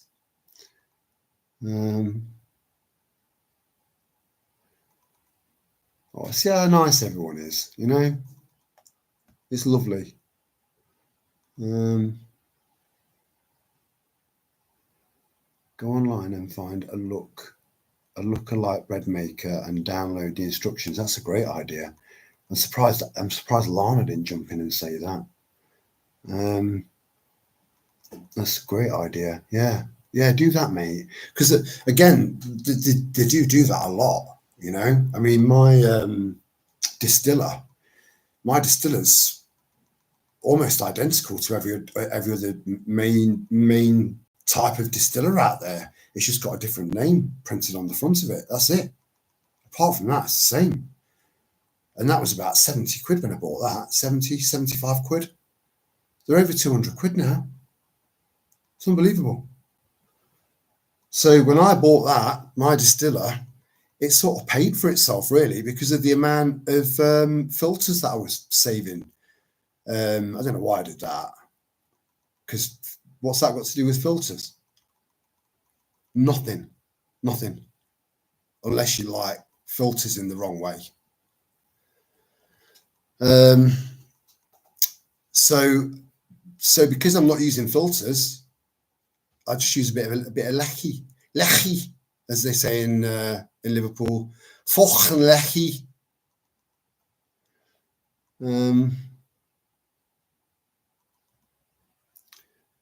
Hello, Kathy. How are you doing, sweetheart? In fairness, I thought she was good in the role, although I am sad that Bond has been taken over by Prime. I fear the worst. Yeah, look, I've got nothing against black lesbians. Let me just clarify that, right? If you're black and a lesbian, fill your boots. You know, I am quite a liberal man. But don't take over from James fucking Bond. That's it. And I stand by that. You know, it's go woke, go broke, and fuck off. That's it. That's my message.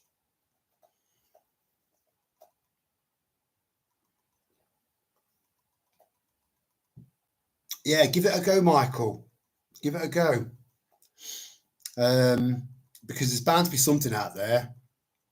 And who knows? You know, I mean, you could have that bread maker for 2, 3, 4, maybe even 5 months before it burns your house down. You know, so that's 4 or 5 months of homemade bread, of your house smelling of freshly made bread before it fills with smoke. You know. I'm sorry, brother. I'm sure that won't happen, you know, because they still need to pass certain safety tests in order to get into the the British market, the European market, allegedly.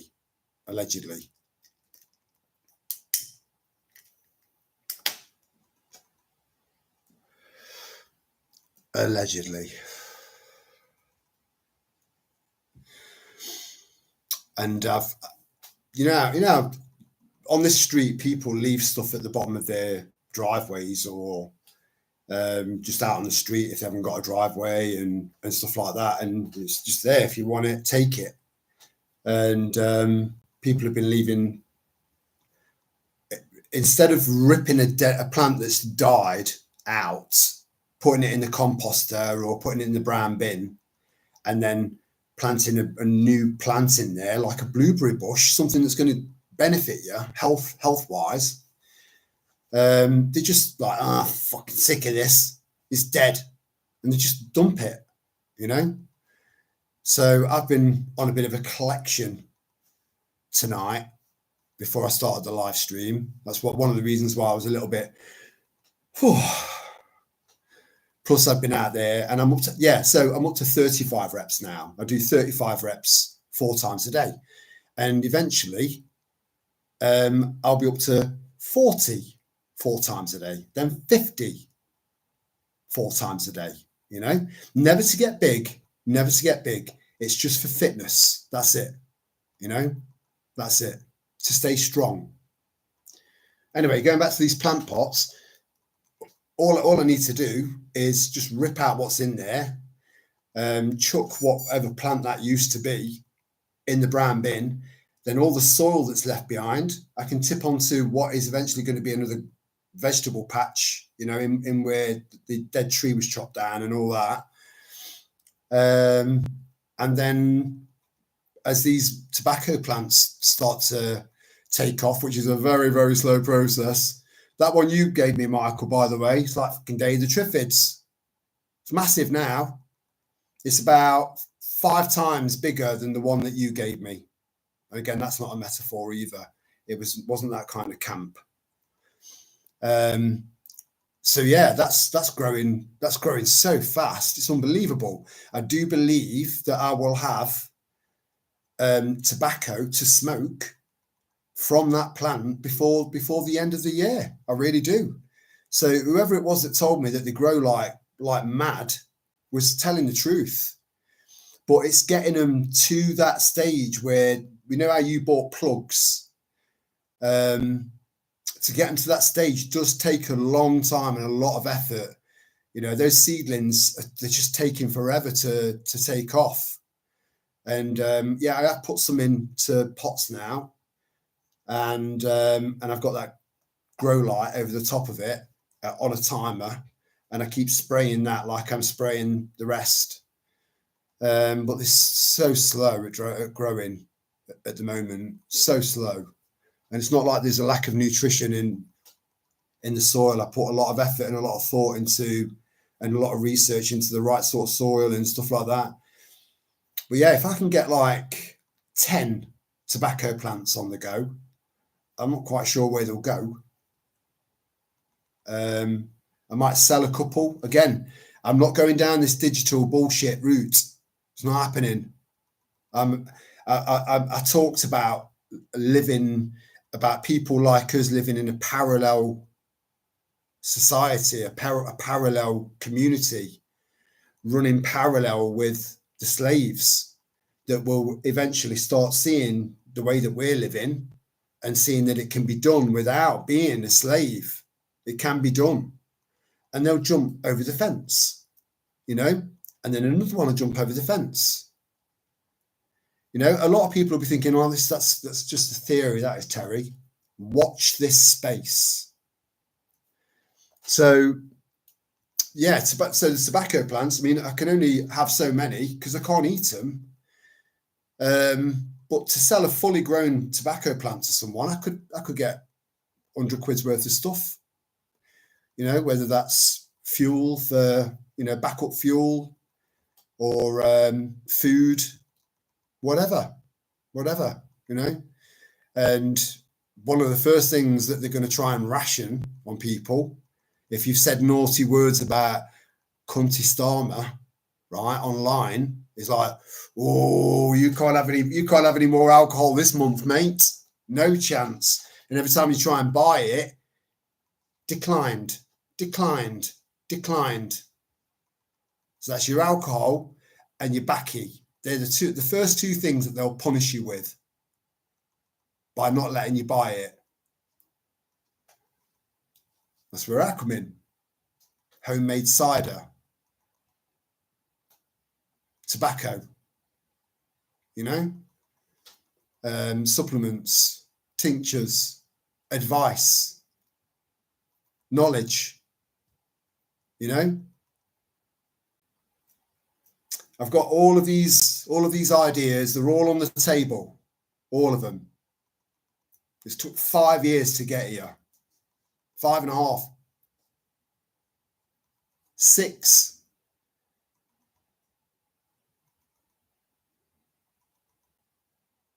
Is it 6? Because I put my first prep tub together in June 2019.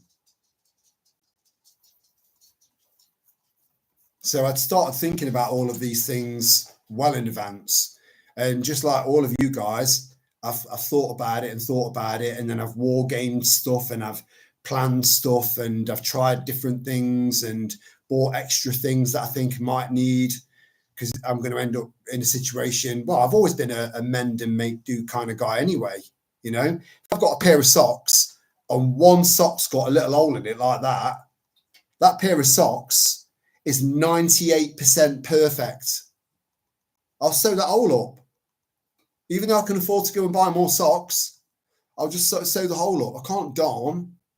I don't know how to darn yet. Lorna knows how to darn. I don't think there's anything Lorna don't know how to do, you know?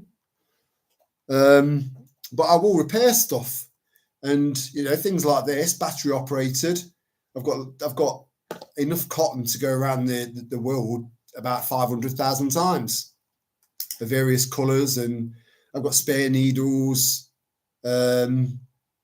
spare bobbins, spare everything, you know, to try and be as self-sufficient as I possibly can, or at least to get through until everyone starts to revolt, because they're thinking, hold on, you know, it didn't say this in the fucking brochure about you stopping me from buying a bottle of wine or a bottle of vodka to have a drink in the sunshine, or not being able to buy tobacco. I like to have a fag after my dinner. He said nothing about any of this. And I'll turn around to him and say, well, look, did you vote Starmer in? Well, yeah, because I've always been a Labour voter. You know, my dad's dad, my dad's dad, my dog, me. Well, there you go. You know, everything that he said he was going to do, he's done a U-turn on. Yeah. Yeah. You've got a point there. Fuck me, you know. If you shake your head around, mate, all right. Can you hear that noise? Yeah. That's your little walnut fucking brain rattling around because you weren't paying attention. Well, like I said, people will get pissed off. You know, the more you restrict people and you restrict people. Now, if they've been doing that for a very, very, very, very long time, right? Programming has been going on for so long, right? But now that they're getting a little bit more desperate, they're upping the ante. So you start to apply too much pressure too quickly. People start to fight back. People start to get pissed off. You know, you keep whacking a horse with a stick, eventually it's going to kick you right the way across the fucking field.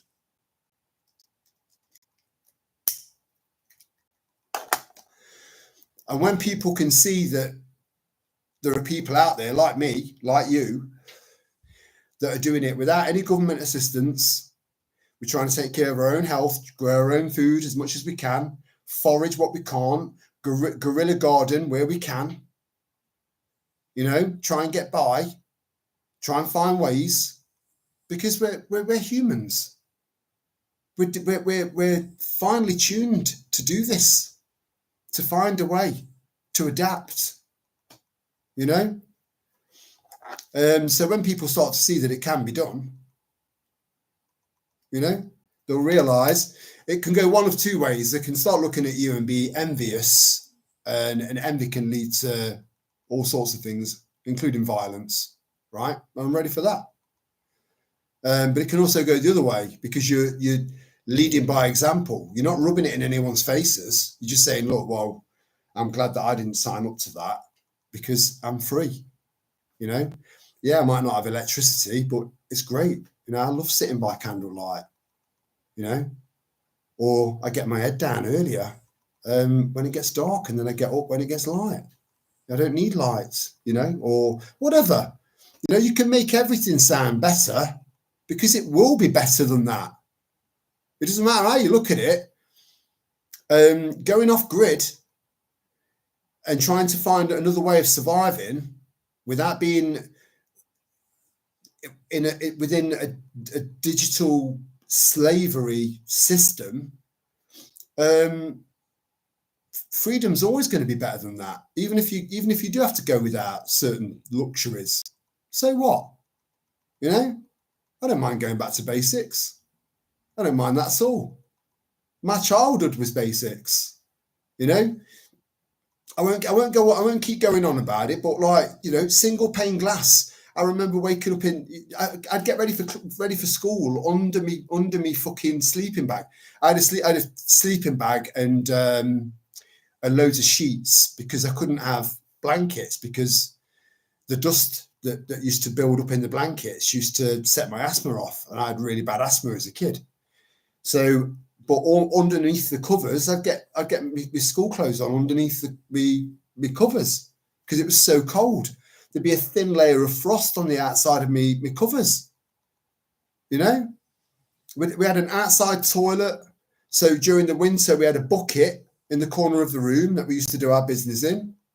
A bucket, a pail. So I grew up in a house where we were slopping out. So I have roughed it. And your body and your mind, it's muscle memory, you know? So it remembers stuff. It makes it a lot easier to revert back to simpler times. I was going to say harder times, but they weren't necessarily harder. They were just more simple. And do you know what? The more simple your life is, the more space you've got.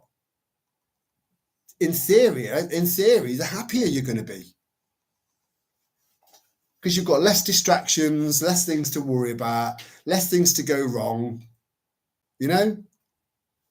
And that's not just me trying to throw loads of silver linings out there to get you hooked in there or to make myself feel better about my imminent future. This is the truth. It's the truth. So, yeah, there's a massive chunk of me looking forward to it. But there's the element of what's to come that I'm not looking forward to is seeing everybody having to fold because they're not in a position, they've not put themselves in a position where they can go off grid. You know, they're gonna have to submit.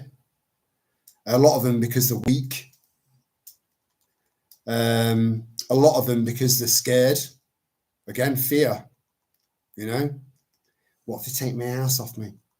That money that you were paying all these years to pay your mortgage off came out of thin air in the first place. You asked them to prove to you that you owe that money, to prove it to you that money existed in the first place. They can't do it, which means you haven't got a debt.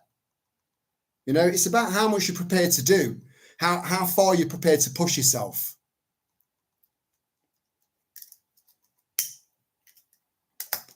How all this turns out is entirely down to you.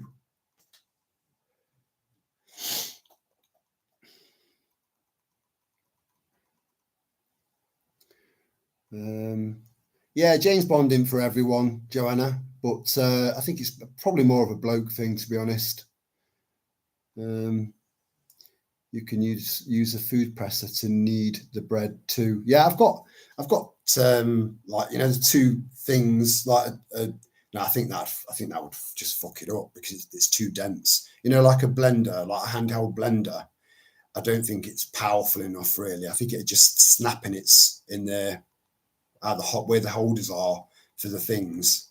Yeah, I think it just snapped them because it's dough's too dense. But just kneading it, you know, I'll do it the old school way. You know, I want to go back to basics. So I suppose I'm quite fortunate in that respect that I'm about to go back to something that I actually want to go back to. If that makes sense. Whereas there are so many people out there, especially the last two most recent generations, they're so used to tech. You take that tech away from them, boom. So what am I supposed to do? You know?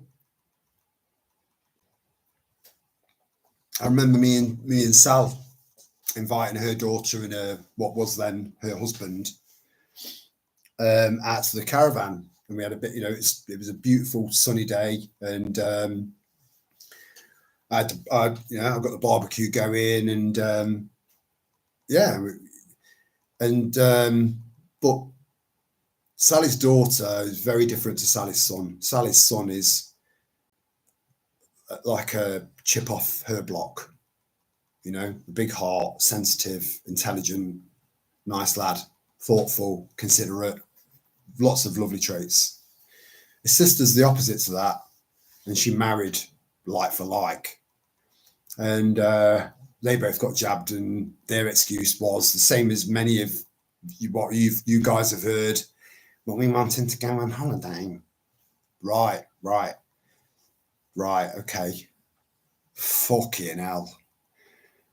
But yeah, I remember him turning around to me and saying, Tez, what, when you come here, what do you do? I'm like, you chill. You go on hikes. And you chill. You get away from it all. And it just didn't register with him. Roy dead.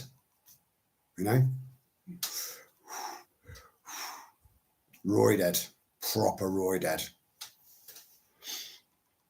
They just didn't get it. They didn't understand it. Being around nature to me is medicine. And I know it is for many of you guys. Where are we? What about Doctor Who and all of the reincarnations? I've never been a doctor.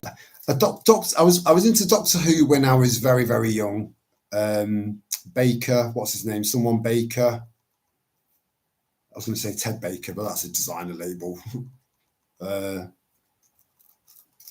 Tom Baker, and John Pertwee. People like that. I loved Doctor Who back then. With those particular Doctor Who. But it's all woke now. It's all woke. And apparently, the fucking Daleks can hover now. It's like, now we can get you at the top of the stairs, you cunt. Oh, so no, I don't bother. My tobacco plugs are taking off now. The one in the greenhouse, one outside, and the other one in the south-facing windowsill. But the seedlings under lights are super slow so far. Yeah, same problem here, mate. Same problem. But hopefully, again, it's just like slow, painfully slow. Then you get to plug size, and then it's boom. So hopefully it will all pay off. It'll all pay off, brother. I think, yeah, John Pertwee. Sorry, I didn't even see that. John Pertwee, Doctor Who went downhill. It's a shame. Loved the theme tune. Yeah, it was good. Yeah, it was. Yeah, and there was a police box outside the xXx in Nottingham Market Square. I remember that. They used to use that because they didn't have walkie-talkies. So much has changed. Now they all look like tactical soldiers. I fucking hated them back then as well. Maybe give the seedlings some sunlight. Tobacco loves the warmth. The Amish grow its golden Virginia skies. Yeah, well, all of the seedlings are all on the windowsill. On a windowsill that gets the most amount of sun. It's always warm in this house. So they've got the best of both worlds there. And the one that Michael gave me, that's outside, just getting bigger and bigger and bigger and bigger and bigger, And so anyway, going collecting all these pots that people have just thought, fuck it, these tobacco plants eventually will be perfect for these pots as forever homes. And I just keep taking the outside leaves off and curing them, you know, and that's it. No more additives, no more cancer causing additives. That's it. Going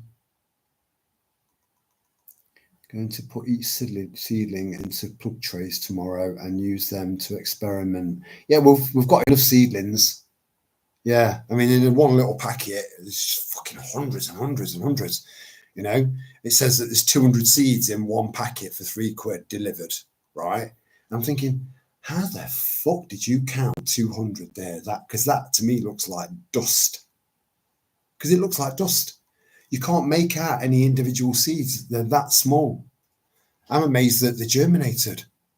I was so excited that I did a fucking video on it. You know, look at this. Look at these little babies, you know.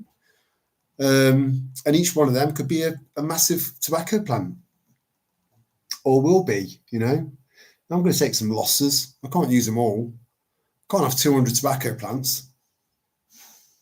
Although I'd be breathing in the cleanest air in Long Eaton if I had that many tobacco plants in this house. But yeah, moving forward, if they're going to start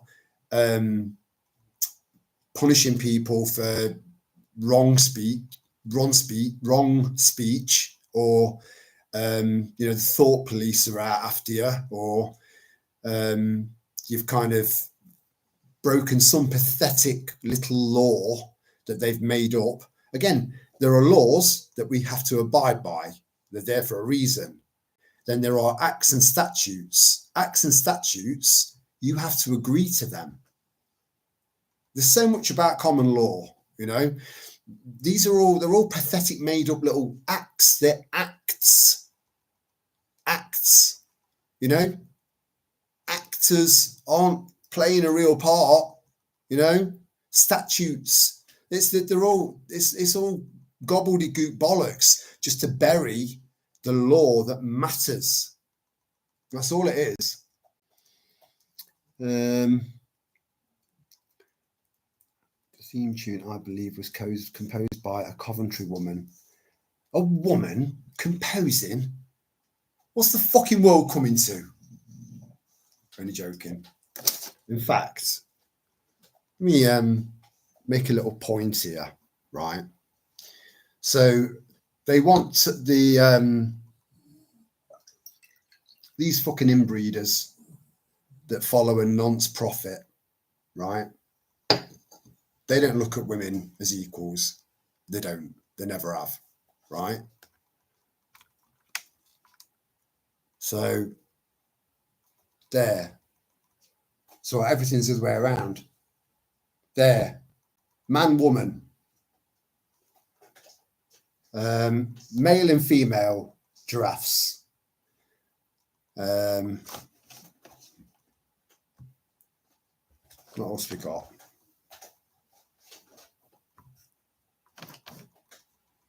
There. Male and female in one piece of bark. So it's two carvings made out of one piece of wood, and then they cut away at the bark behind it. And then up there, man and woman, and the female is pregnant. Man and woman. Man and woman. And I've got the man standing just in front of the woman. Not because he's better than her, but because he's protecting her. And the woman is pregnant.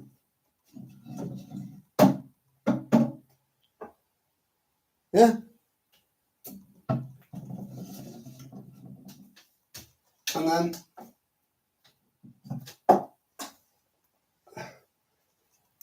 another two, man and woman. The woman's pregnant, right? Equal.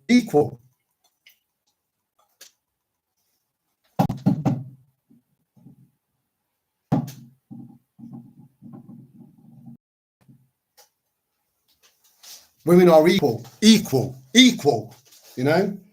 I'm not having these dirty fucking shit-skin raghead motherfuckers telling our women what to do, you know?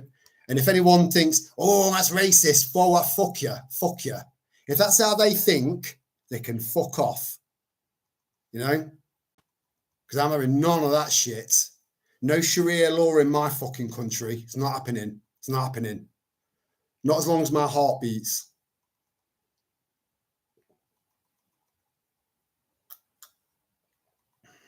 We are equal.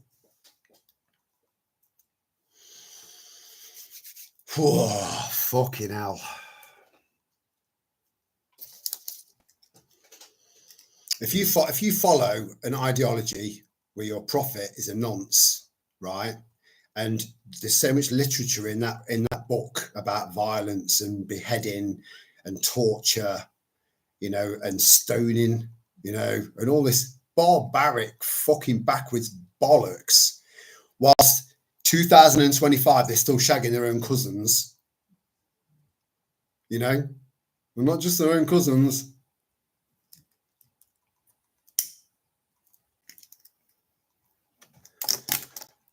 So if anyone wants to get into a debate with me about Islam, you know, let's fucking have it. Let's have it. Let's have it. I'm ready. So we plant the tobacco in the woods. No one will know. Yeah. Did I tell you that I saw a muntjac deer down there? I've not seen it since, but I know what I saw. I know enough about nature. You know, I love nature, you know, especially British wildlife. I know quite a bit about British wildlife because I've always been interested in it. I'm a child of nature, you know, ever since I was a little kid. So to see a muntjac deer down there was fucking blew my mind. I'm thinking, how did it get there? So if you look at, say, Toten Sidings and that area down the road where you see me doing walking talks with the girls and that, it's like it's an island of greenery with a bit of river going through it and a canal going through it, you know. And you've got the Sidings, which is where they're building the HS2 / the Hunger Games train line, if they ever finish it. Again, that was just another way to extort money out of the taxpayer to fill each other's bank accounts. Yeah, that's all it was. So to see a muntjac deer down there, that blew my mind.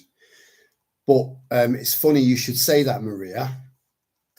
I've found a place where I know nobody's going to be going. I think it's safe for the future, where I can plant fruit trees and fruit bushes, and I don't think anyone would know. So I do feel quite fortunate. Again, you know, I've had this conversation with at least 2 people in the chat. You know, I believe that things happen for a reason, and you as long as your peripherals there, and as long as you're looking, I do think sometimes things are presented to you here. You know, this will make life easier for you further down the road. You have to look out for opportunities, because sometimes opportunities come disguised as something else, you know.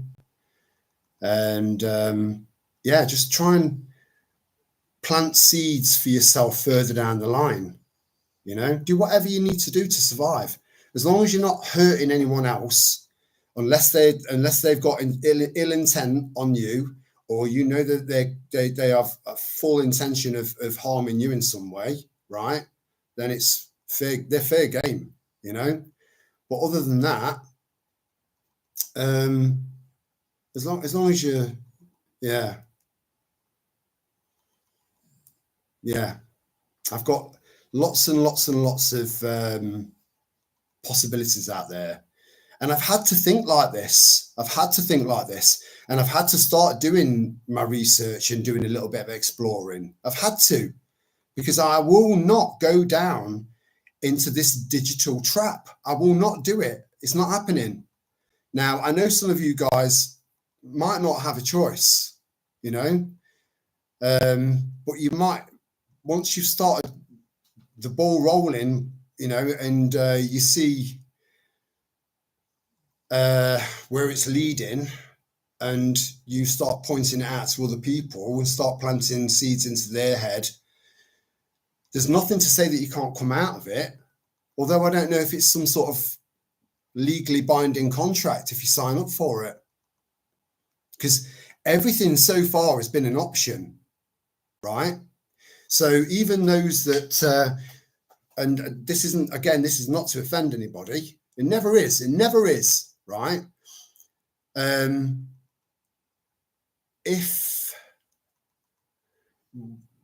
But say, for example, you were one of these people that turned around and said, I had to have it, otherwise I would have lost my job. That was never the case. If you'd have known the law, right, if you'd have done a little bit of research, and again, shoulda, woulda, coulda, it's all past tense now, so there's nothing you can do about the past. There's so much you can do about your future, right? But that was still a choice. If you'd have known a bit more about the law, you know, it was still a choice. You could have still said no. No one forced anyone to do anything. And the exact same principle applies to this digital trap.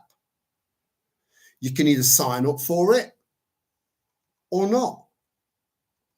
Now, I forget how many people it is now, but there's a significant percentage of people in the UK that don't use smartphones. They haven't even got a laptop. So they're going to have to come up with some sort of contingency plan for that. And maybe you could put yourself into that situation where you're like, well, I don't have a phone. I don't have a laptop. So I've got no way of doing this. But then they'll probably turn around. I remember a Black Mirror episode where this guy had this AI assistant, and it was connected to everything. You've got people now that have got like, oh, they're at work and like, it's fucking cold out there. I'll go on my app and I'll turn the heating on from here, you know, and they'll come home. Oh, it's lovely and toasty. I'm glad I put the heating on before I got home from work, as they're walking past the smart meter, and, you know, fuck me. So they'll probably, so yeah, anyway, this guy with this this AI assistant, it was connected to everything in his house, and it was doing his head in, and everywhere he went, it was like talking to him, and I'm like, shut up. So he ended up destroying his phone. I don't know if anyone's seen that episode. He destroyed the phone, just smashed it up, fucked it off, right? And the following day, knock on the door, opens the door, delivery driver's walking back to the delivery truck, box on the doorstep, opens it up, brand new phone for free, just to keep you in that digital trap, so that you have to use your phone as part of this digital slavery, you know? Then you get rid of it again. Following day, open the door, another box, another phone, AI assistant, you know? So it could get to the point where they'll just, you know, here's a phone for free, and we'll send someone around to show you how to use it. You know, if you've never used one before, we'll send someone around to show you how to use it. We'll download the WeChat app of everything, like what they've got in China. We'll download this. Look, this is what you need. Right, now you've downloaded this, you've put your password in there and all that, blah, blah, blah, it's all safe. Now you've got your driving license in there, you've got your medical records in there, you've got your bank in there, your financial details in there, your national insurance number in there. Every single aspect of your life is in that app, just there. Just press it and it'll come up. And then you scroll down to that. If you need to go to your GP, book an appointment through that section of your app. You know, all of this is coming. And there is a choice. There is a choice. You either go for it or you don't. There's no middle ground.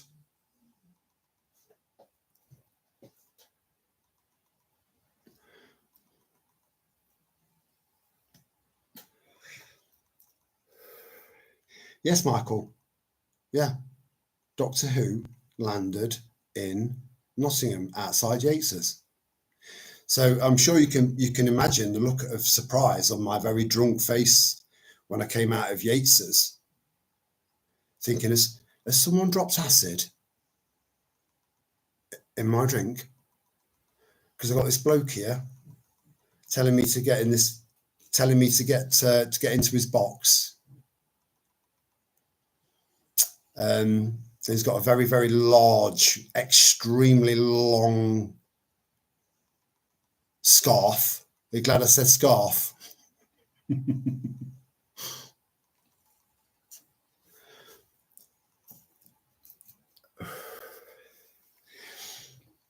I think that's the way to go, as nature intended.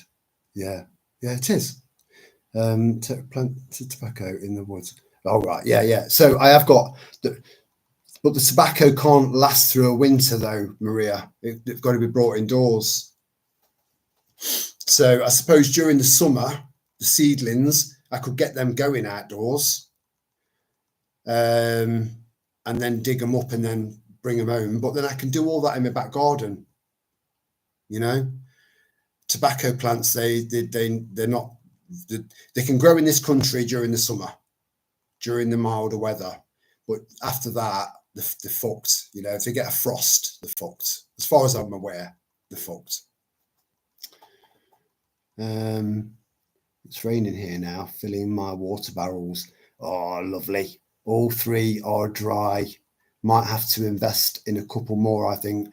I don't think you can have enough water butts. I really don't. If you can figure out a system, you know, where one goes into the next one, so they're all joined up like my three outside there. I still need to repair one of them, but I've got plenty of time. And then I've got one right at the bottom of the garden as well, you know. So that's 800 litres of water.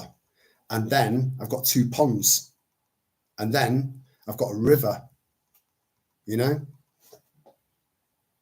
So, yeah, if I play this right, I should be okay. I should be all right.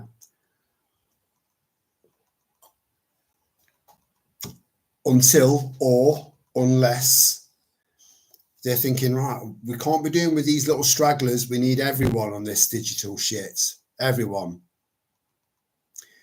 That will be the day where I die on my hill, defending my castle. And I'm ready for that. I've come to terms with that. I'm not looking forward to it if it comes to that, you know. I want to live into my, you know, senior years in a world of freedom. But if that's how I go, that's how I go. And I'll die with honour, you know, knowing that I never caved in.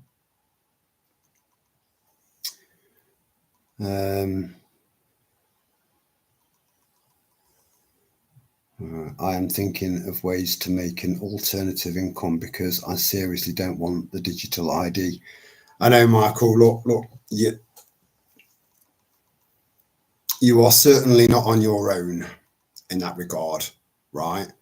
There are plenty of people that are listening now, and there are plenty of people that will listen to the replay of this, and they're all thinking, how can I do it? Find a way. Always think outside the box, you know, find a way, develop some skills. I mean, you could teach, you could start charging people for guitar lessons, because I think you've you're the right kind of person that would be able to teach guitar to a complete and total novice in a way that they would be able to understand you and feel comfortable with you teaching them, you know. So there's one straight off the fucking bat, you know. Music, everyone will always love music, always have loved music, right? So to play your own instrument, you know. I worked with a guy who is in a band, still in a band, and he offered me free guitar lessons, and but I found it so incredibly frustrating and so difficult. And then it was trying to fit my life around, because I was working for MenCap at the time, so my shifts were all over the place. He was working for MenCap, and he was also a nurse at the QMC hospital. So trying to find time, I needed consistent lessons, you know. And because I wasn't getting that, I ended up sort of losing interest, and I just played the same chords over and over again, but in different sequences. But even then, I was just, it zoned me out. I was just at one, making this beautiful sound with my guitar. I can't play any songs like you can, you know, but you can teach guitar and any other instruments that I mean, I didn't know about the whole hello Kel, how you doing? That's my favorite emoji. That's the one I'll use at the end of live streams, you know, when we're signing off. I try and always remember to use that as a thank you, you know. My heart is my heart, you know. So there's one there for you, Michael. Teaching, you know, I can teach a little bit of bushcraft, but then there's not really much of a need for that around here. I can teach people. I can pass on, but then again, if you pass on too much knowledge about what you're doing, like with the tincture thing and the homemade supplements things and stuff like that, and the foraging things, I suppose I could teach people. If I keep learning more and more about foraging, I can teach people that there will definitely be a market for that, because people will be thinking, right, well, I wasn't able to get very much of this month because it wouldn't let me. I wasn't able to do this because it wouldn't let me. They're going to realize that the food that they're buying and eating from the shop is so unhealthy and bad for them, that if someone turns around and says, well, how about if I can give you fully organic food for free, fully organic, they'll go, hell yeah, right, follow me. I'll show you what to choose. I'll show you what you can eat, what you can't eat, what needs to be processed and cooked first before you can eat it, you know. Just basic, really basic foraging, you know. I can put a little card in a few shop windows that I make tinctures, that I make supplements, that I do a foraging course. I've got about 7 or 8 different ideas in my head of things that I can do, and music is something that you can provide. You know, people would pay good money for that, or pay you in food. But you've got other battles as well. You know, I don't know how much mortgage you've got left on your house. Again, you don't need to pay that mortgage. You don't need to pay it. That money wasn't there in the first place. There's no money to pay back if it wasn't there in the first place. But it's all down to how much you're prepared to take on the system, because it will challenge you, you know. But again, no fear. I mean, I've just had another reminder from that parking reminder, you know. I've got a right collection in there now. They're never going to see a penny of that. Never. So I'm thinking muntjac are native to Asia and South Asia. Muntjac. So we should, right. So Joanna Morgan, do me a favour. But then pheasants are native to India, but they're over here. What's the smallest species? Right, I'll do a quick Google. So I don't like using my phone when I'm doing live streams because I like to give you my full attention, as you know. But I just need to know which one this was, because I know it's a British deer. It's the one with the little tiny little horns. Shut up. Does he agree with non-stunned meat such as kosher and halal? No. None of them have got a place in this country.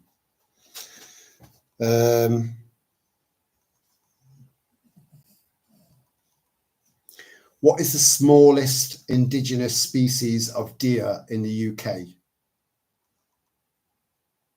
According to the Wildlife Trusts, a very small, stocky deer, the muntjac deer, is about the same. Muntjac in the UK. I knew I was right. You got me questioning myself then. You got me questioning myself. You got me doubting myself. But I do like that. I like to be kept on my toes. I know what I saw. I know what I saw. You know, I know my wildlife. I haven't that's another barrier that you've got to struggle with there, Michael. Your missus. I haven't spoken to the missus about it yet, but she will probably accept it. Yeah. But know this, Michael, you might be together, you might be man and wife. If she accepts it, she accepts it. It doesn't mean that you have to. Just saying, there is always a choice. Always. She could be my buffer for a while to pay the bills, but it's going to get complicated. Yeah, it is. It is. Everything's going to get complicated because we're looking at going from one type of system that we've been used to for decades and decades and decades, or maybe even hundreds, thousands of years, to of society living pretty much together in the same sort of way. You know, yeah, you've got your different, you've got your working class, your middle class, and you've got your upper class, and then you've got your we are elite. Yeah, you're inbred with loads and loads of money. That's all you are. So yeah, you've got your different classes. But everyone's been used to the same sort of setup, the same sort of system for so long, for so many years, for so many times, for generations and generations and generations. All of that is about to change. All of it, you know? So just because your missus is going to cave in because she's no offense, but still programmed, and you're not. So it's going to be a case of you either roll with it. I think you've got three choices, Michael, if you don't mind me saying, if you don't mind me being straight and honest with you. In fact, text me to let me know if you want me to be very, very straight with you, because I don't want to do that in front of everyone if you don't. I've got enough respect for you, you know, but I've got suggestions. Yes, everyone needs a bit of love right now. Keep your plans under your hat. Yeah. If you can, least others know what you are actively doing, the better, in my opinion. Foraging is such a valuable skill. It is Kel. And I think it's something that more and more people are going to want to do. And because we can only benefit from it, because it's food for free and it's all organic and it's all beneficial to your health.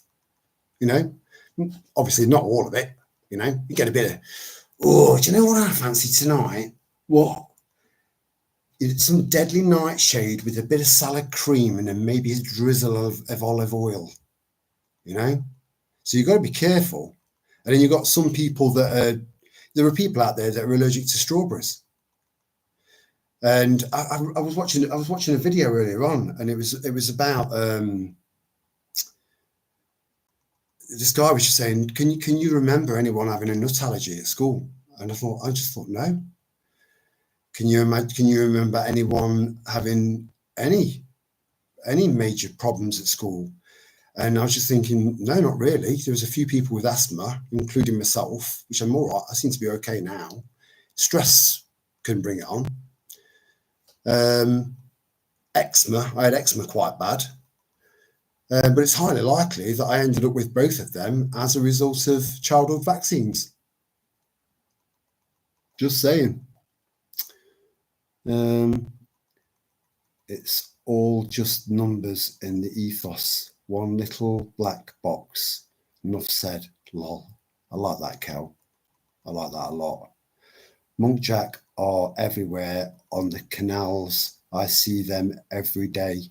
They are beautiful. Yeah, they are. They are. You see, initially, because I wasn't expecting to see a muntjac deer, I was thinking, what's up with that dog?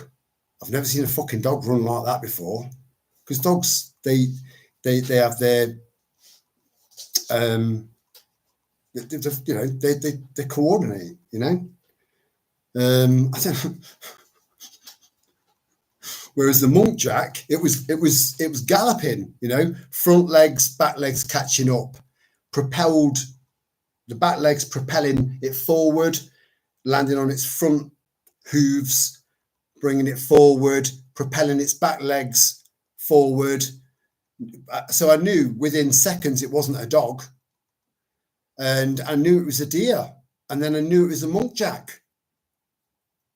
But I questioned myself because I couldn't understand how it had got there.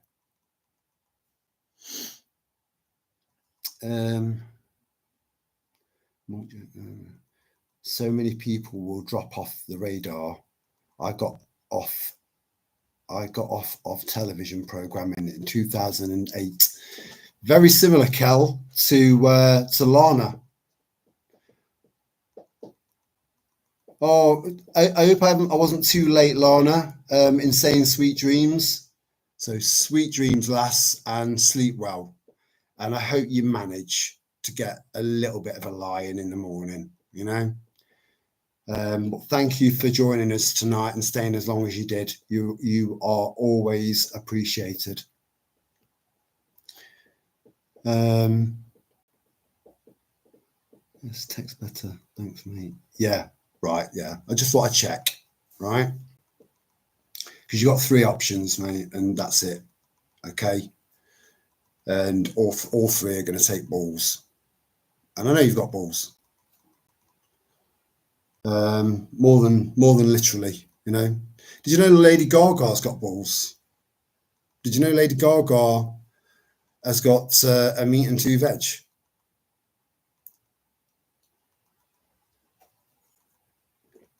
We live in an extremely fascinating world. Now, if you'll excuse me, just for 1 minute, I'm just going to top my drink up.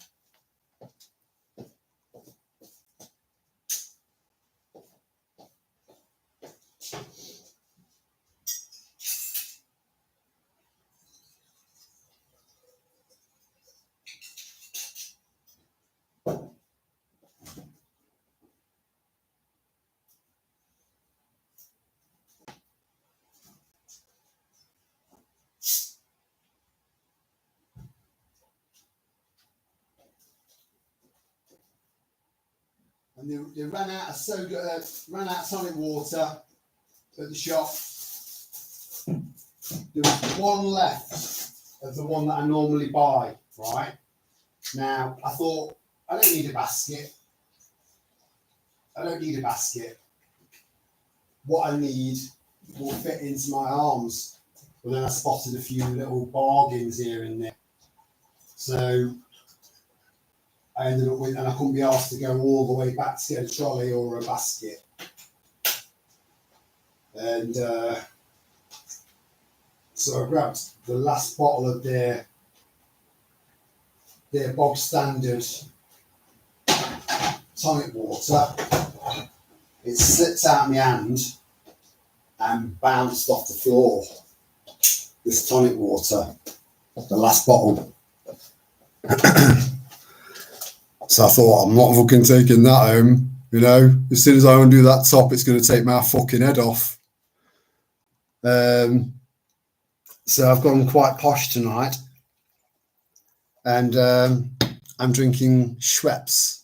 You know, it was twice the price, over twice the price, but I needed tonic water. It's a clean drink. You know, vodka.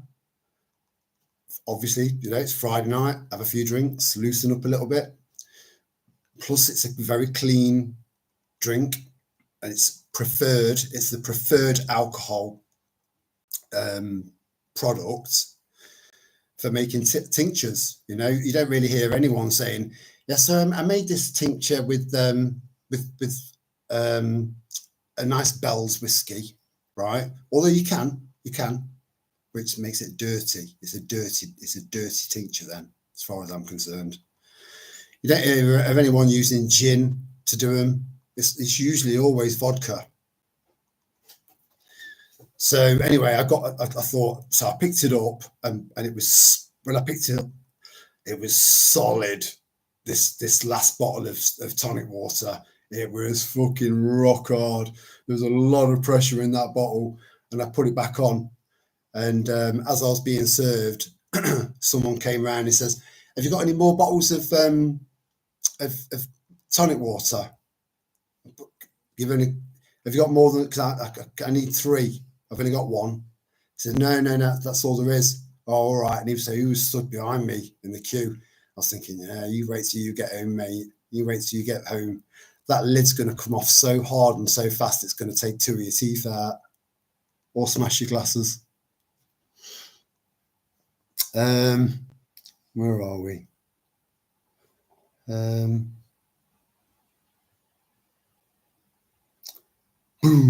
Yeah, exactly, Kel. Yeah. It wasn't worth the risk, you know. I mean, there are ways you can do it. You can just undo the lid just a tiny bit where it goes, and then close it, and then close it. You can do that, you know. I'm not fucking about. It's Friday night, you know. I want to kick back, chill out with the tribe. Don't want that bollocks.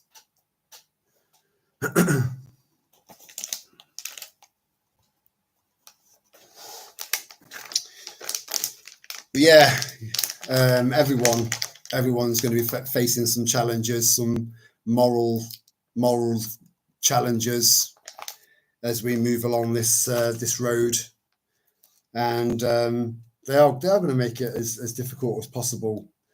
And I do genuinely believe that they're getting desperate. I really do. And the more desperate they get, the more intense they get. The more intense they get, the more people get pissed off. And you know, the whole butterfly effect thing. See, I told my dad 2.5, 3 years ago that they were bringing in digital IDs that would lead to total financial slavery. And I think at the time he was just thinking, my son is, and I know that he's not the only one that thought like this. A lot of people thought that I just completely lost my shit because of the outlandish stuff I was coming out with. They thought that losing Sal had made me lose my mind. And because of the stuff that I was talking about. But every single one of those things have come true, you know? So I've pointed out to him, I said, I did say, Dad, digital IDs, do you remember that conversation we had? You know?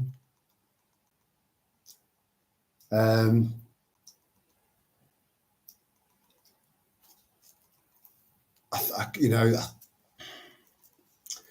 so many things I would have loved to have sent. I would love to send him, but unfortunately, he's got a very, very short attention span. You know, so unfortunately, I'll tell him stuff, and then he has to kind of hear about it from elsewhere, and you're still paying for a TV license and stuff like that, you know. But he did say that he'll never go and have any more jabs, because he promised me the first time he would never get jabbed. He promised me, and he went back on his word, right? I believe that his missus influenced him, because he's not a very, I don't want to sound like I'm putting him down, you know. So he went back on that promise, and he promised me that he'd never have another jab, ever. He just had the 2, and he insists that he had no side effects, no problems, nothing. So I can only assume that it was saline, I hope, right? However, if you end up going into this digital trap, part of the conditions of you to have all of the benefits of this digital trap is to be up to date with your jabs, which means that he's going to be in a position where he's going to have to go back on his word again to me. When I'm not trying to control my dad, I just want my dad to live long, you know. I didn't spend that much time around him when I was a kid. You know, my mum and dad split up when I was 7, and then we moved out. And then we ended up moving to County Durham, and that was miles away. So I didn't get to see much of my dad. I've seen more of my dad over the last, since losing Sal, more of my dad than since I was 7 and pre-7. And we've created quite a bond. So, and he won't listen to my advice. He's got he's got so much money invested, but he doesn't do the investing. There's a third party there who's taking a commission. They don't give a fuck about risks. It's not their money, you know. And I said, Dad, invest it in gold and silver, and he's just, no, because I can't do that, because I've got the will. You know, this amount goes to this amount, all of that goes to you, and I don't want to mess around with it. I'm just thinking, oh man. You see, I don't think I take after my mum, because my mum was a manipulative, very damaged narcissist.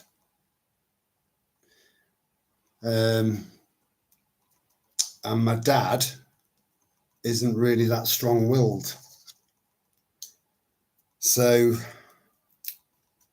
I don't know who I take after. Maybe I just take after me.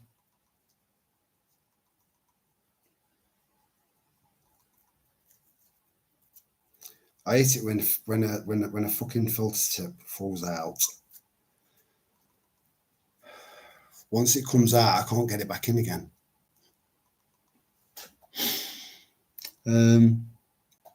Right. You've got a medicinal cigarette on the go. Good for you, sweetheart. Again, that should be legal. It should be one. It's completely natural, you know. And there are lots and lots of people now that get it on prescription.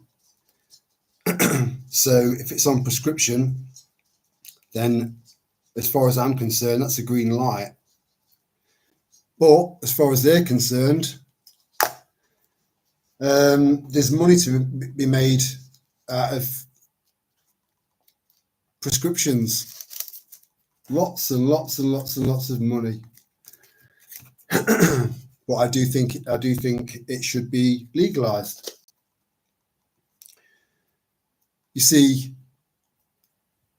I've always felt that way. even though I've not always been into this specific herb, yeah, I went to jail for. I spent 6 months in 4 different jails, for providing what is essentially a natural product. So, well, because they can't, and I don't think they do want to open that can of worms, because cannabis, the THC, has so many medicinal benefits, it's ridiculous. Then you look at the CBD, as far as mental health is concerned, again, completely natural antidepressant. And then you look at the hemp plant, you can make paper, clothes, hats, biofuel, the list goes on, and it grows so quickly. But yeah, I don't do the puff anymore, because it doesn't. At one point, I couldn't imagine not, but then every time I had some after that, I ended up having a bit of a whitey, you know. So I went from having this incredible tolerance level to having virtually none. So, but it's got so much potential to help people. Multiple sclerosis is another one. And it helped Sally. So anyway, moving on.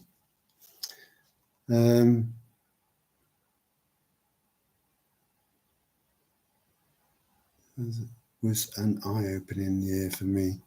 2008 was a very, very interesting year, Kel. Yeah, and the build up to that, 2007 and 2009 as well, for various reasons. Yeah, but that did wake a lot of people up. There's been a lot of different events that have woken different people up in different ways, and then that's led them to question other things, and then other things, and then start going down rabbit holes. And before you know it, they've joined the ranks, and they no longer see us as absolute fucking nut jobs anymore, and realize that actually we were the same people speaking the truth right from the start.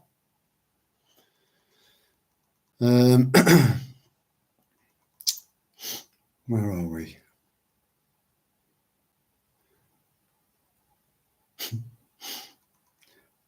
I didn't. My 25-year-old daughter did, but I just had to respect it. I don't like it. Here now. Let me just let them out for a wee. Hold that thought.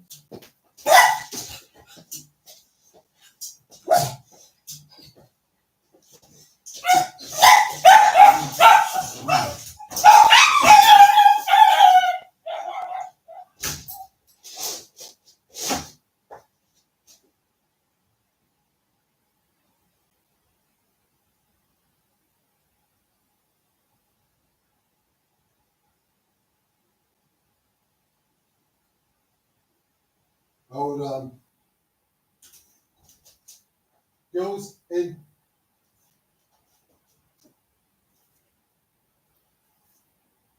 Look, brush your teeth.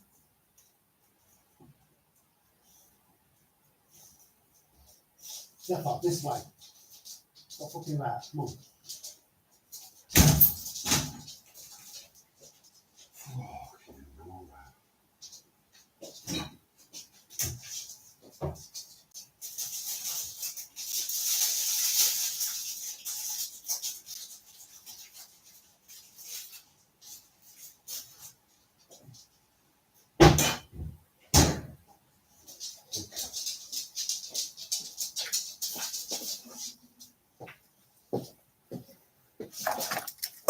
I don't know what she saw, but whatever it was, she just gave chase. It's just fearless fearless dog, you know. When I'm taking him out for walks down by the canal and that, and I've got my head torch on, and she'll see the glowing eyes of a fox, and she'll just fucking take after it. And then I'm just trying to explain to Storm, you need to back your sister up. Go, go, go, go, go. Sometimes the penny drops, sometimes it doesn't. She shows immense signs of absolute incredible intelligence most of the time, but then sometimes I think, you're thick as pig shit. Sometimes, just sometimes. But then we can think that about ourselves sometimes, can't we?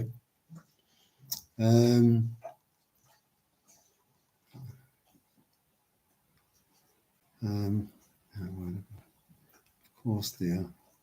Have fun too. Need some perks in life, lol. Yeah. Again, this is one of the risks of the digital trap, is the fact that they'll have control over what you can buy and what you can't buy. So again, think outside the box. Of course, dear. Of course, dear. Oh, I like that. How old are you, Kel? Of fun too. Need some perks in life, lol. My mother was like that, to be fair. Be you. They hate it. Yeah. Just be you. Yeah, be you. No matter what, right? And one of the huge benefits of just being you and not being something that everyone expects you to be, you know, is that you'll end up being surrounded by people that love you for who you are, you know. They're around you because they enjoy your company, you know, and your conversation. Now, going back to when I went to jail, prior to that, I mean, I was selling a bit more than weed, to be fair, right? But I never ever sold heroin or crack, anything that was going to destroy lives. No, but I did sort people out to a little bit something for the weekend. Okay.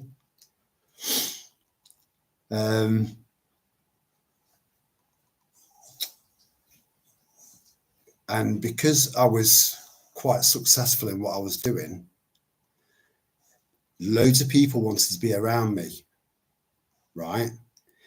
And I do believe that about 90% of those people were just around me because of what I did and who I was.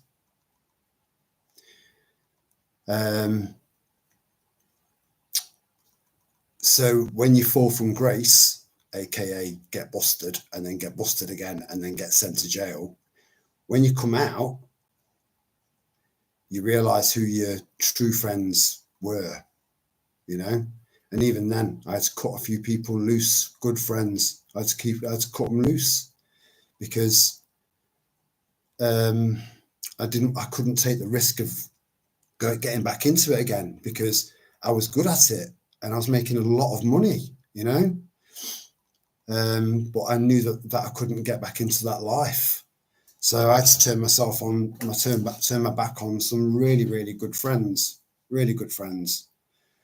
And one of them is a guy that ended up getting into smack and ODing on heroin, you know.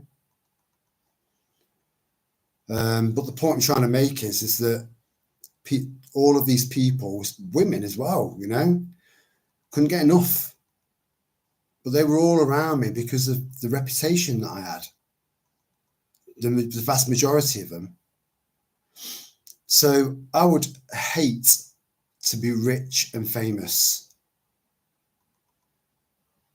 I would hate it, because you never really know who it is that's around you that really, really loves you as a person, not what you do, you know, who you are. And yeah. Anyway.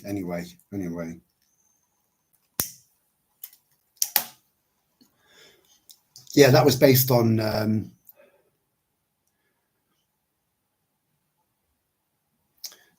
someone just saying, just be yourself.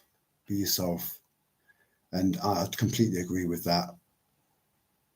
And I think we're very good at that, because you've got to be authentic, you've got to be honest.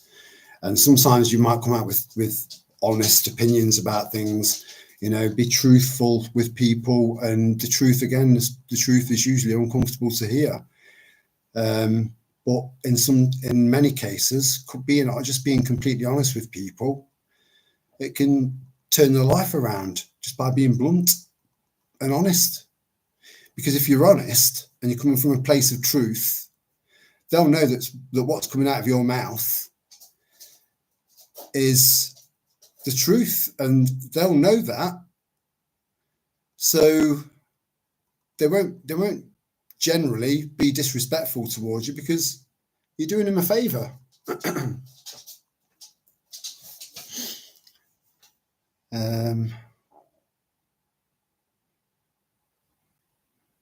Need some perks in life. My mother was like that, to be fair. Be you. Yeah, be you. Be authentic. Be you in every single sense of the word. And I don't think that I don't think there's a single proper twat wanker cunt that ever comes into the live chat or watches the replays.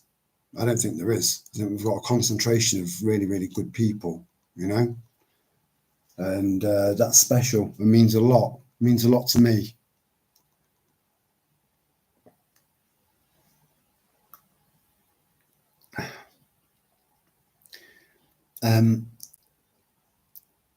Currently on books awaiting first script.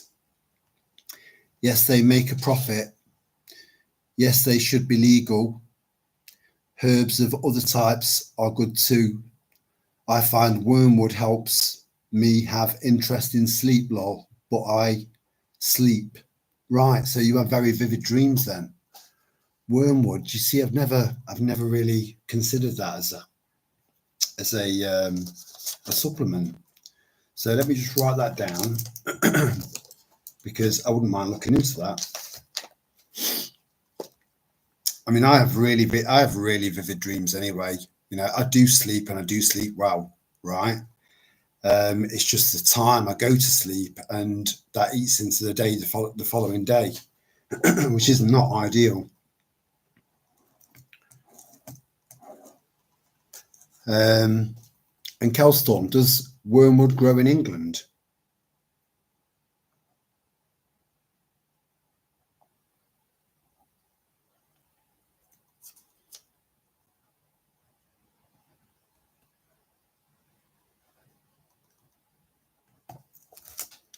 I wonder if that grows in England.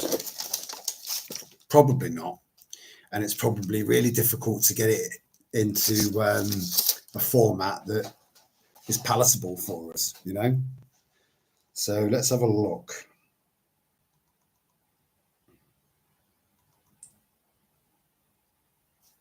Does wormwood grow in England? And then you've got to figure out how to extract the bits that the body needs.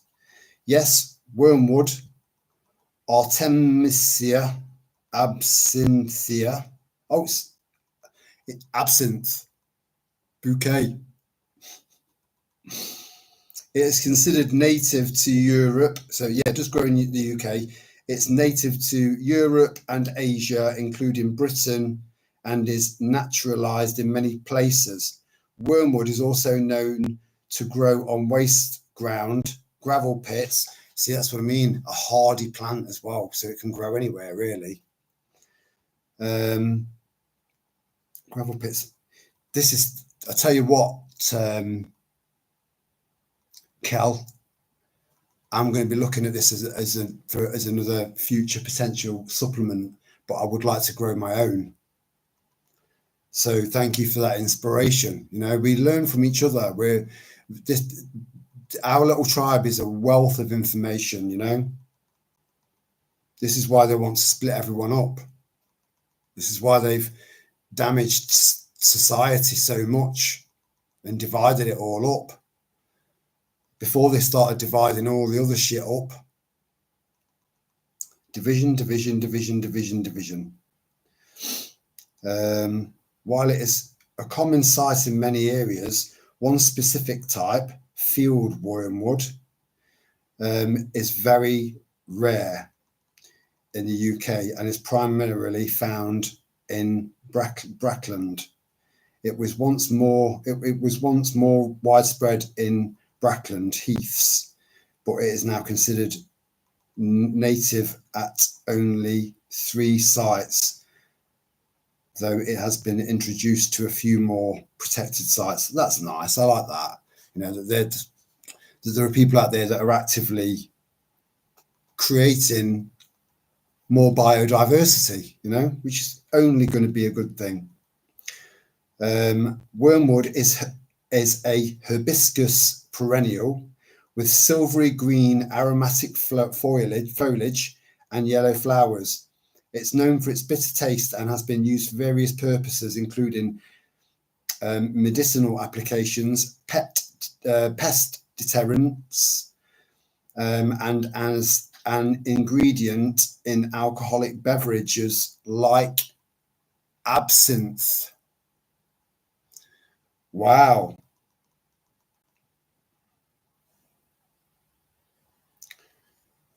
Yeah, and the fact that it grows by roadsides, I probably wouldn't pick it from roadsides because of the pollution from the cars and stuff.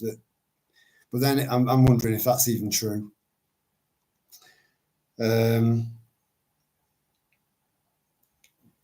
Coastal habitats, flowers July to August throughout England and Wales, but mostly coastal. Everywhere in Britain, local in Leicestershire and Rutland, found mostly around Leicester in the west of our area, where it can be quite frequent.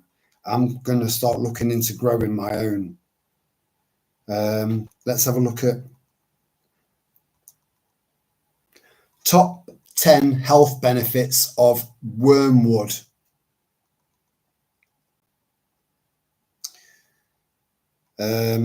Wow.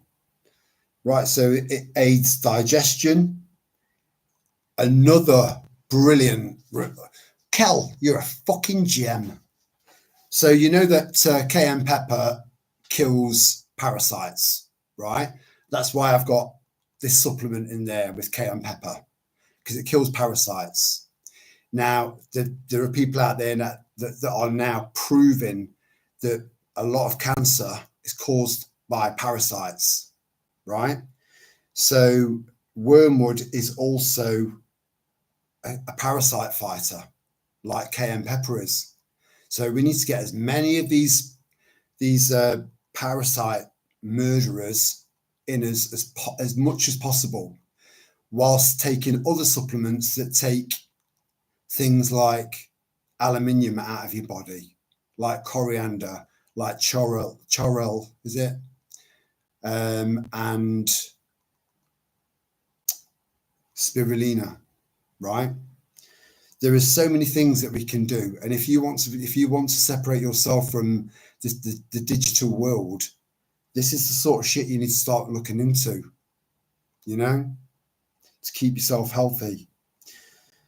So aids digestion, it fights parasites, reduces inflammation, and potentially offering neuroprotective properties. That might explain the dreams. If it affects the brain, then it'll affect the dreams.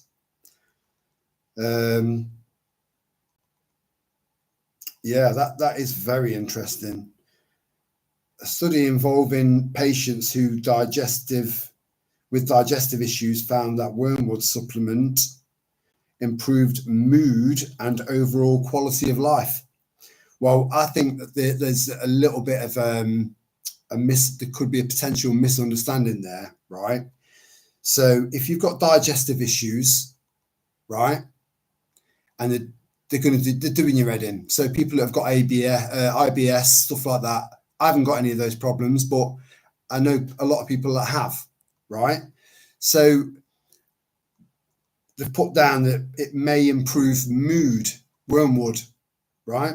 It may improve mood. If you're feeling like shit because of a condition, right?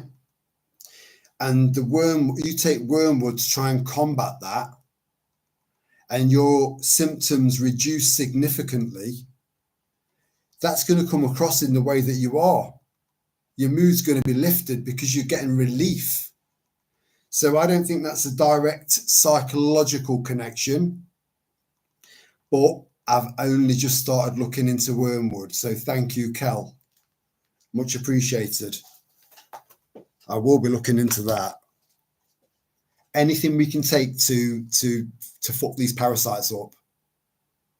You know, I tried to help my dad out on his app on his phone, right? And I ended up sort of like, right, go back. And he went back and it showed me little direct debits he's got going out. And one of them was £5 a month for cancer research. So I turned around to him and said, Dad, I think it was about 50 years ago, it was 1 in 10,000, 1 in 1,000. Now it's 1 in 2. You're being scammed. He's like, well, I don't know. Oh, fuck it. Fuck it. Your money, you do what you want with it. Let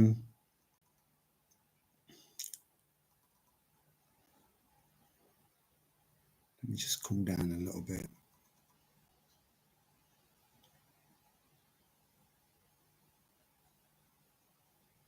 Oh, I've come down a long way. Right. THC. I hope I haven't missed anyone, because I know I'm a fucker for it, and I do apologise, and I apologise every time. I don't mean to. I just go on one. Mugwort. Oh, fucking hell, Kel. Fucking hell, Kel. Mugwort. That sounds like that's like somewhere they'd visit in Harry Potter.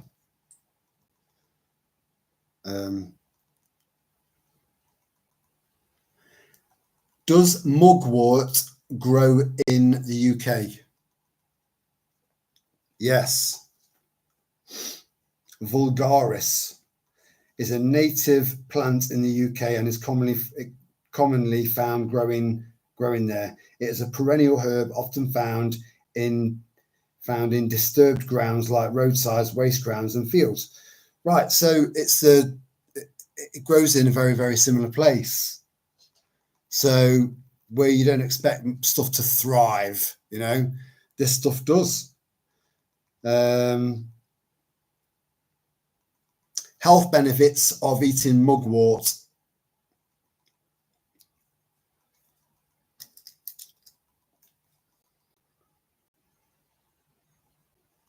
According to Very Well Health, summary, mugwort is a plant related to ragweed used as an herbal medicine and to flavor food. It is thought to boost energy, calm nerves, support digestion, relieve itching and pain, and promote regular periods, among other things. Evidence supporting these claims is lacking. That's good to know, because my periods are very, very, very irregular. So irregular that I still haven't had one. So let me write that down.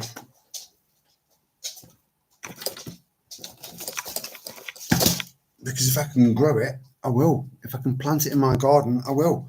You see, I need to try and get as many beneficial plants in that garden as I can.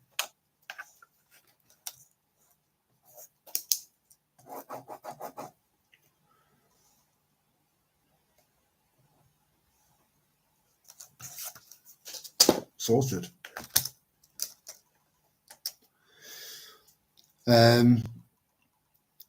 Yeah. Absinthe. Yeah, who would have fucking known? You know, I had some absinthe in, because it's illegal. I'm sure it's illegal in certain countries. But I had some absinthe in San Marino in Italy, and it was fucking gorgeous. It was very, very, very strong. But it had different alcohol. Like vodka's more of a party drink because it keeps you quite energetic, you know. whereas whiskey makes you feel quite mellow. And oh, fucking, I don't know where I was going with that. Right, where are we? THC, CBD, oh god, just time just for making it available. So it's so unjust to have to serve time just for making it available. Exactly, mate. And do you know what? You don't see weed smokers beating the shit out of each other outside of pubs on a Saturday night. You don't see weed smokers beating their missuses up, you know, or beating the kids up or kicking the dogs. However, I do think that, you know, when it comes to being at work, for example, you shouldn't have it in your system if you're but then again, it's all down to tolerance and how you are on it. It's different with different people because it can bring on psychosis, and psychosis is not pleasant. Well, that's the THC element of cannabis. The CBD element of cannabis, I reckon everyone should be trying that. Everyone, because it's just incredible. It's incredible. But yeah, no, again, I'm not quite sure of the statistics. Let me have a look, because it's sickening. It's sickening, right?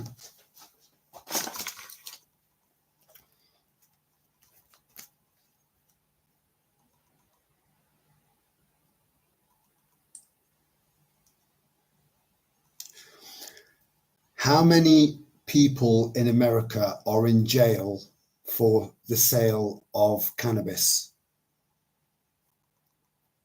According to Marijuana Policy Project, for instance, a report by BJS using data gathered in 2018 leads some to conclude that there are around 32,000 cannabis prisoners. 32,000 people that have lost their freedom because of a beneficial weed.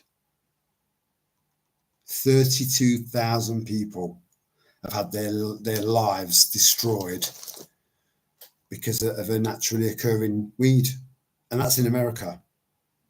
Now, I used to work with someone, her nickname was Callie, because she was originally from California, and where she lived before she moved over to the UK, California is a very, very, you know, it's a very nice, got a really, really nice climate there. You know, you can grow shit all year round. And she secured all of her backyard off, right, and just grew shitloads of cannabis in California because it's legal. And she then went on to sell that cannabis to pharmaceutical companies. That was a supplementary income. You know, nobody should be in jail for selling or possessing cannabis. They shouldn't. They just shouldn't. Smack, you know, heroin dealers, yeah, lock them away and throw away the key. Yeah, there's a few out there, but nobody should be in jail for it. Not when they're letting nonsense out. You know, it's like, right, Terry, I sense it, and this is what happened. I was in the dock, you know. Terry, I sentence you to 1 year for blah, blah, blah, blah. 1 year for blah, blah, blah, blah, blah. 1 year for blah, blah, blah, blah, blah. By the time we got to the third one, I could just feel myself sinking. I was thinking, oh my God. Oh my God, you know. And then he mentioned 2 more. 1 year for this and 1 year for that. And then he said the magical words, which was to run concurrent. So I knew that all of those years he'd just given me equated to 1 year. And you do, if you do under 4 years, well, it's changed now because they're letting all sorts of fucking nut jobs out to make room for people like me.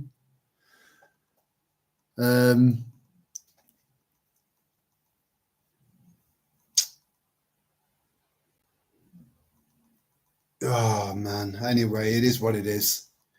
It is what it is.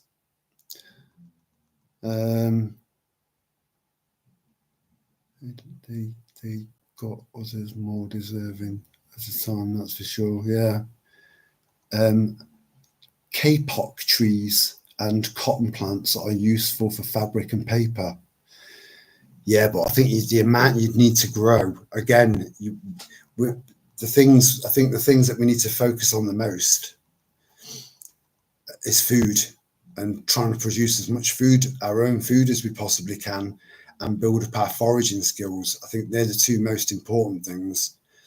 Water, rainwater catchment systems are brilliant as well, just in case you're in a pinch. But again, even when I go non-digital, they won't cut the water off to this house, because I'll have an argument that's set in stone that they can't win. So they won't cut my water off, and I'll still have means for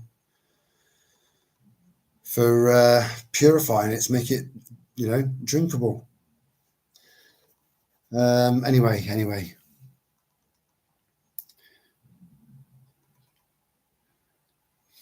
49, Hon. 49. What was 49, Kel?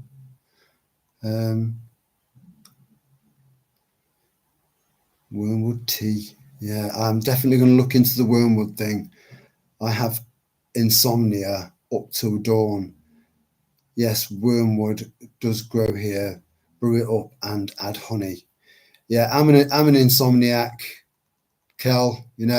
When the lights go out, that's when my brain kicks in and just starts to, memories, guilt, lots and lots of things from the past. Even though I've said to you guys, don't keep looking, only use the past for reference only. That's it, just for reference. Don't live there, because that's not where you belong.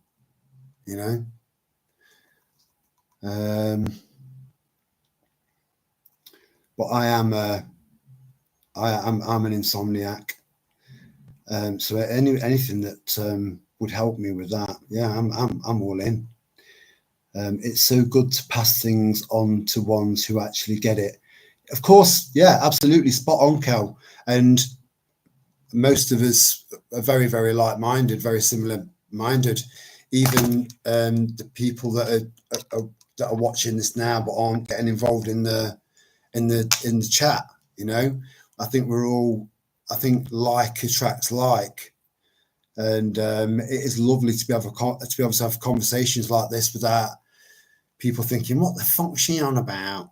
What is she talking about? Frank, what? She's talking about wormwood. What's wormwood? I don't know. Oh, just leave it. Got nothing. So yeah, you need to. It's about balance. You've got to try and utilize as much of your land as you possibly can to try and grow shit. And if some of that, if you're trying to look at a side hustle of natural alternatives to medicine, then see if you can accommodate that. Try and grow it. And if you can't grow it in your own garden, then find somewhere where you can. And there's bound to be seeds for wormwood.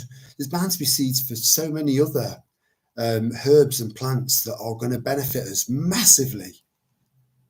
Loads out there that we can just plant and people just walk past them.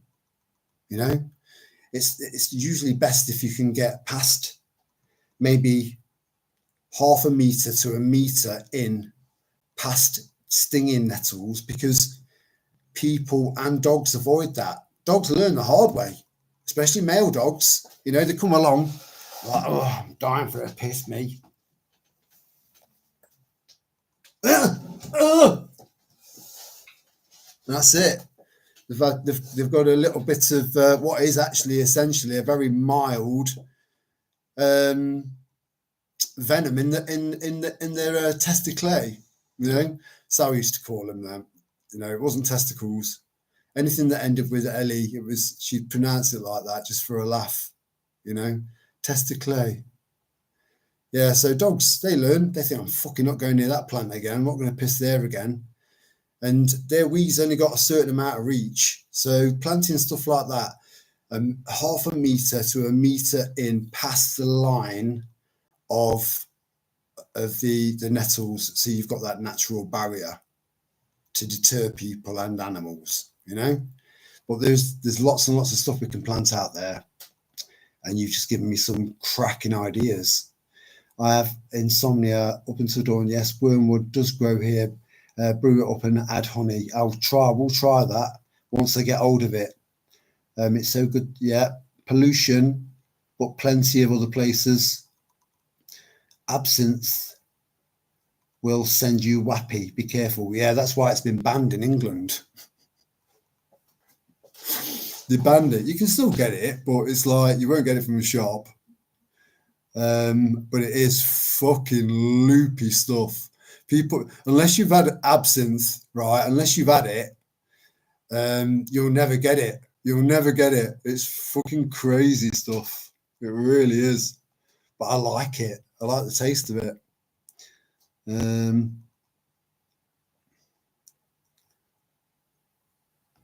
Yeah, well, thank you for telling me. Thanks for sharing your knowledge, Kel. Always appreciated. That's true, Maria. If a double-edged sword, it's a double-edged sword. Used a lot in the Victorian era. Yes, you need moderation. Totally agree. Yeah, everything in moderation. You know, I mean, I love bananas. I fucking love them. And I bought a shitload of bananas and then sliced them all up into about half a centimetre slices. Chop, chop, chop, chop, chop. Dehydrated the shit out of them. Vac packed them away. Good for 2 years. In my opinion, do your own research. So I've got bananas put aside. They just need to be, and they're one of the easiest things to rehydrate. Bananas. Freeze dried would be 10 times better because it holds in a lot more stuff. But I can't afford a freeze dryer. So it's as simple as that.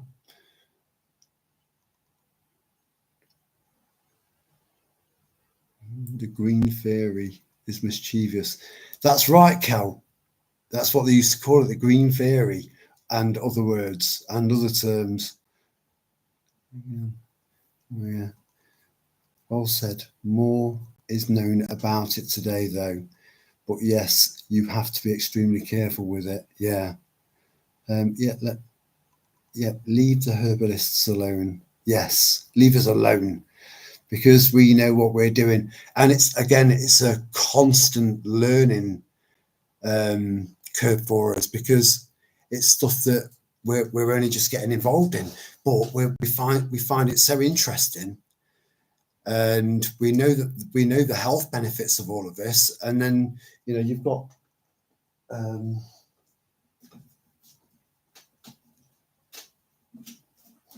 they're so tightly packed in there. Books like this and this. I mean, just to name it through, I know you've all seen that one. You know, that's a heavy hitter. It really is. But books like that, when you start looking through all these complaints and stuff that people get, and common conditions and stuff like that, and people just automatically, hello, can I make an appointment to see my doctor? Yeah, when do you want to come in?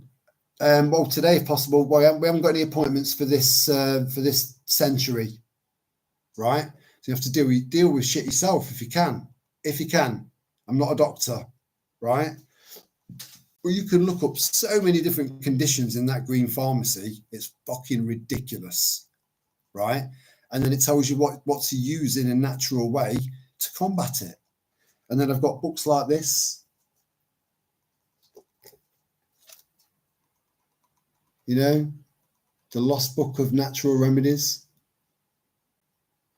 I've got loads and loads and loads of reference books, because But then what I will be doing is working on the more common complaints initially, and then work my way up to some heavy duty stuff. But it's all doable because we've done it before. We were doing it for thousands of years. It wasn't until a very, very big, powerful family came in and took over and made the pharmaceutical industry what it is today. That's it.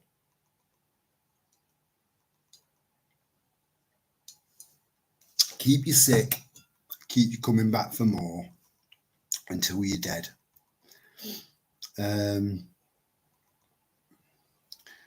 Overuse of cannabis can cause psychosis. Yeah, I did say that earlier on, Maria. It doesn't really agree with me. Yeah, at one point, I couldn't imagine not having a smoke, you know, and the clarity of thought and the depths that I used to go to in my thought processes was off the charts. I solved so many problems under the influence of cannabis. Again, not recently, because I just don't do it anymore because it doesn't have the same effect on me anymore. I think alcohol and cannabis, for me, are like man and wife. They complement each other, you know. But again, I don't get it in because it's not really my thing anymore, you know.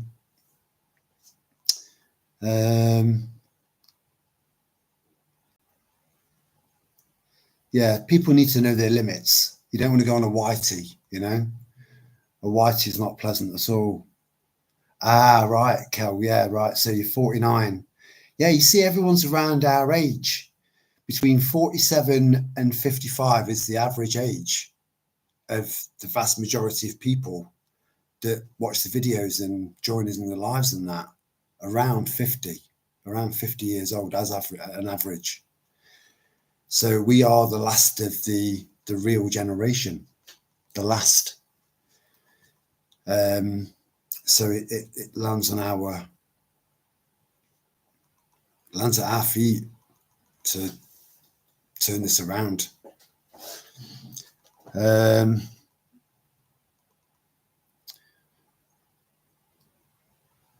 Especially the new strong strains that are stronger. Yeah, they are mastering the art of it, and they are, you know, the whole super skunk thing. Fuck me. You see, I can remember when Sally's daughter got with her partner and we were about to meet his mum and dad for the first time, and they just got back from Amsterdam, right? And again, it's a different world over there. So they had what used it looked like retail packaging, you know. So you'd have just prints on the back, and then you'd have these two plastic things that housed two spliffs, and in the corner it says Super Skunk. So it's like it was like going into a shop to buy some fucking Haribo sweets. It's got proper retail packaging, which is alien to us in this country. Anyway, so they got back, and I think they'd smoked one of these and it had fucked them up.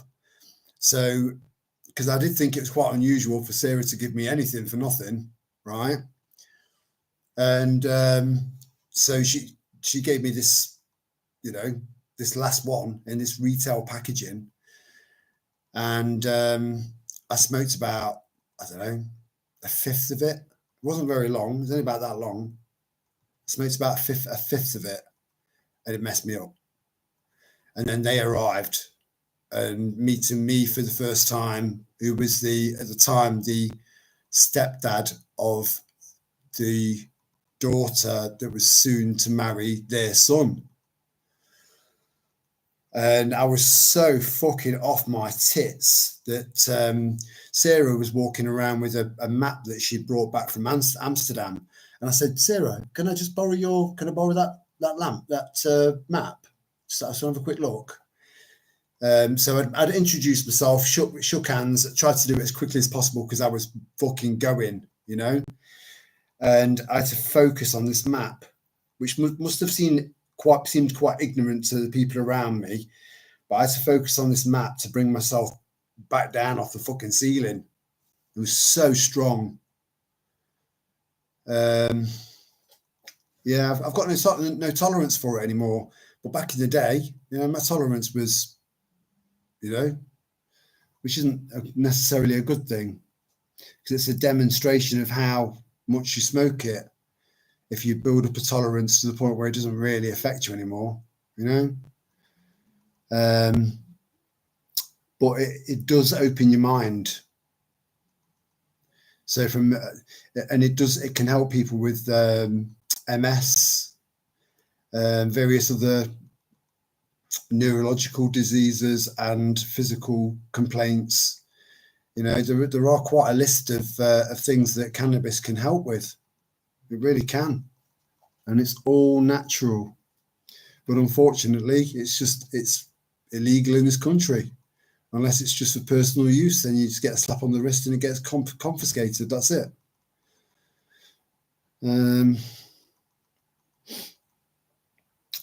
That's what I love about our tribe. Like-minded people able to talk freely and exchange vital information. Brilliant. Absolutely, Michael. Yeah, it is a massive perk. And I think we're all very kind of similar-minded as well. So everything just flows nice and naturally, because we just know that everyone gets everyone.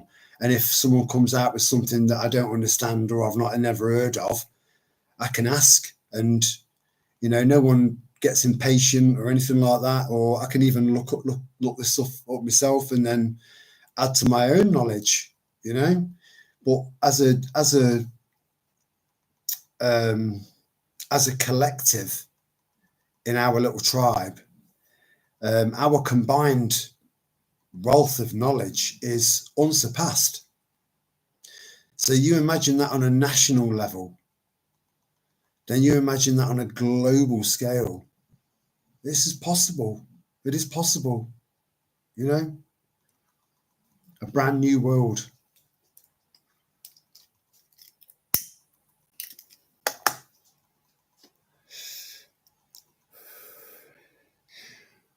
The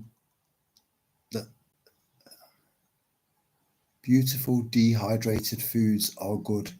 Freeze dryers are a second mortgage. Yeah, you know, they're so expensive.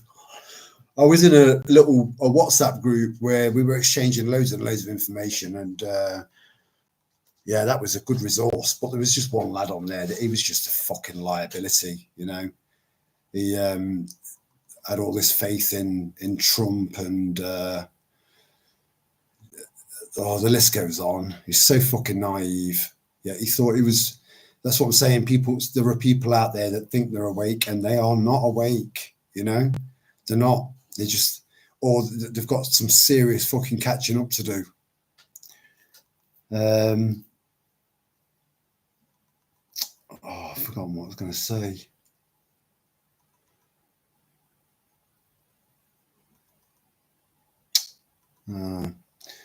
But yeah, you know, as a collective, we've just got so much information, and we share it, and we can all share it.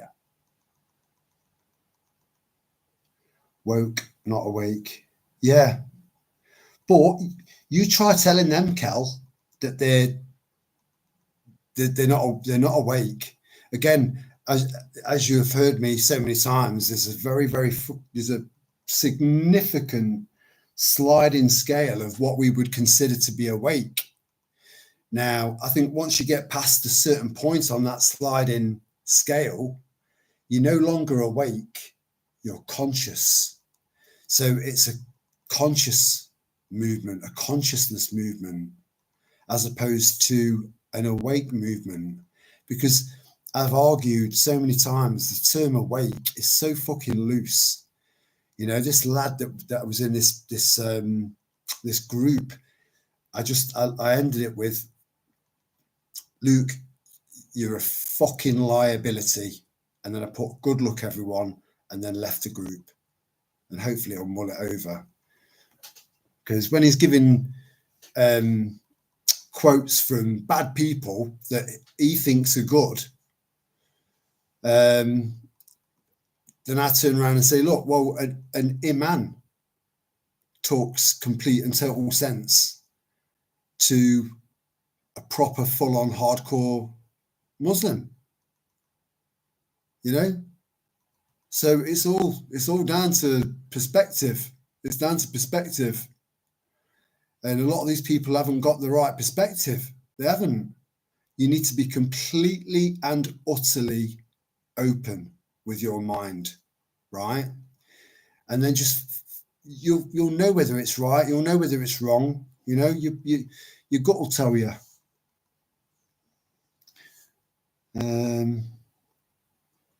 We survived for thousands of years before Big Pharma. Yeah, we did. Yeah, we can revive it again and thrive. 100% natural. Yeah, and that's my aim. That's my aim, Michael. I have little breaks and always notice the first one hits me and I get giggles. I sleep better again. So yeah, that's what works for me, guys. Yeah. Hey, look, honestly, I've said loads of times, I think it should be 100% legalized. You know, let me give you another fucking stupid example, right? So earlier on, I nipped into the co-op, right? I've been using paracetamol a bit recently, more than normal, but not to the maximum dose. But I was aware that I ended up with 2 empty boxes over the space of a couple of weeks. So I've topped up on my paracetamol. I've got a lot of paracetamol. It's such an underrated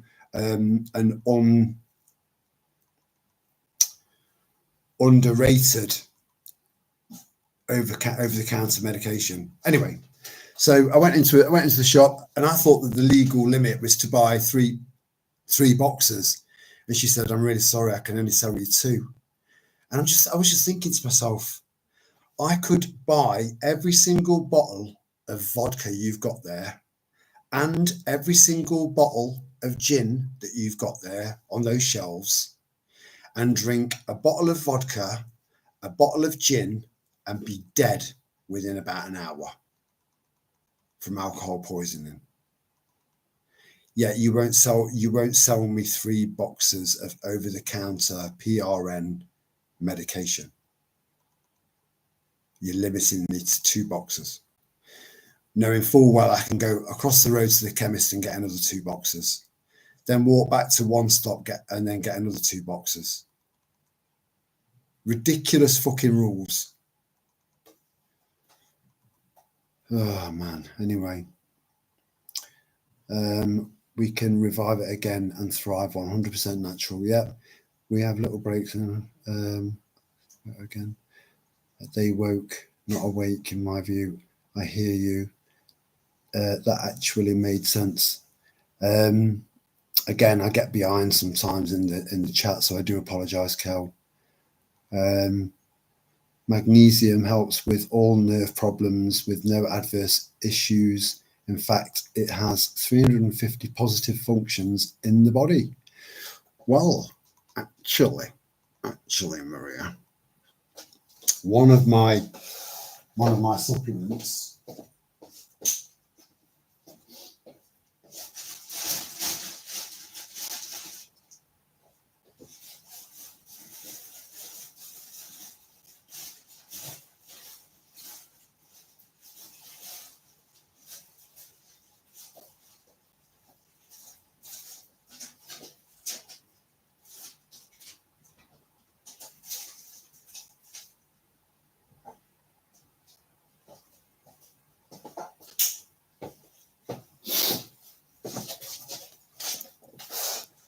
So,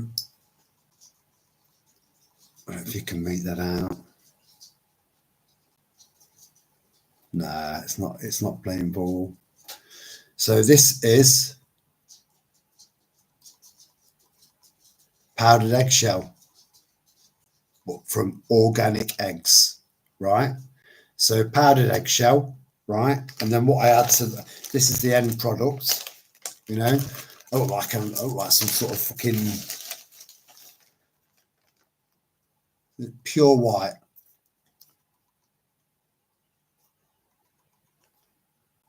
There, look.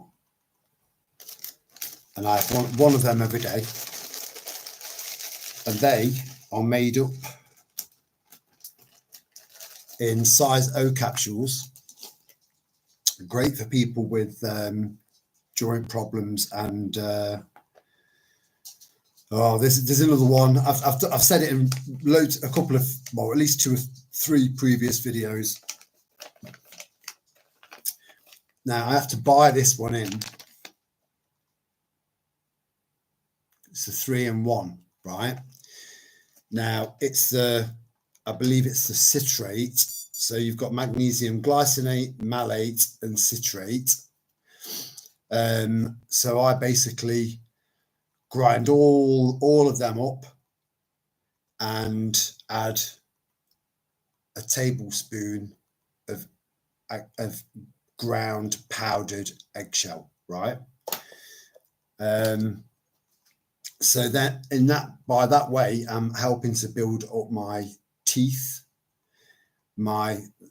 This is a dead loss, right? But my teeth, my nails are healthier, and it's good for your bones, right?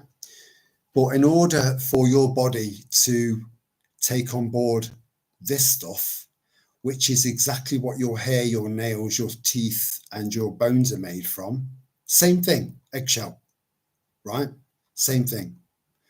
I've just forgotten the scientific name for it. So please forgive me. It's not hard to look it up, right? What are eggshells made from, right? So, but in order for your body to absorb this eggshell powder to help to build back your bone density and your enamel and give your hair, make your hair healthy, and your nails better as well. So I have to put, for every heaped tablespoon of egg shell powder, I use 1 packet of these. So this turns out to be one of the most expensive of all of the supplements because I have to buy this in.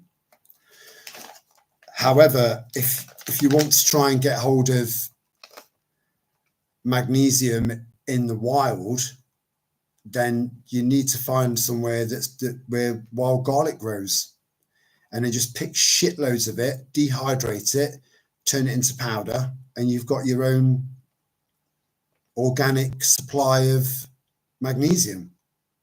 And most people are deficient in that, you know. So yeah, that's basically what these are.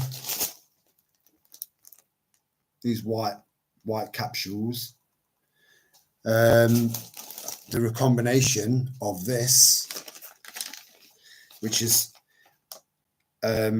magnesium glycinate, malate, and citrate, and powdered organic eggshells. I take 1 of them a day. And it's helped me loads. And having that in conjunction with lion's mane, it's incredible. In moderation, everything in moderation. Yeah. Someone said to me just the other day that I am not awake because I didn't support Trump. Fucking hell. What a moronic thing to say. What a fucking moronic thing to say. Kel, what you've done there is you've given me a perfect example of what I'm saying about certain people who think they're awake and they're not. They're not. Or they've put their foot on the first step, right, of the stairs that lead to the truth, right? So they're still lost in some fucked up, made up fantasy. You know, Trump is compromised. He's a puppet for Israel. I believe that Kennedy, if someone's got something on Kennedy, right? Overnight, they could sign an order to stop the spraying of the skies, stop all RNA or mRNA vaccines, take them off the market. Instead, they're focusing on food colorings.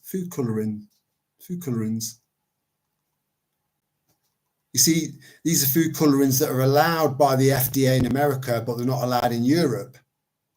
But we have the same products. So they take those things out for us to meet our standards. So it can be done.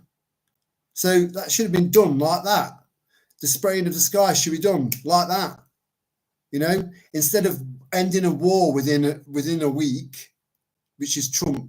I'm sure he said within 24 hours, I'll have the end of the world, the end of the war. No president can do that. No one's ever done anything like that before because I'm amazing. You know, that war is still prolific. And not only have we got that war, we've now got shitloads of other fucking wars since he stepped into office. You know, that's why I call them MAGA maniacs and Meha maniacs. These are all people looking for a fucking hero. And that does get on my tits. Don't be looking for a hero. Don't. As soon as you develop that mindset of someone's gonna come and help us, there must be someone in Westminster that's got our best interests at heart. There must be someone out there that's gonna Tommy.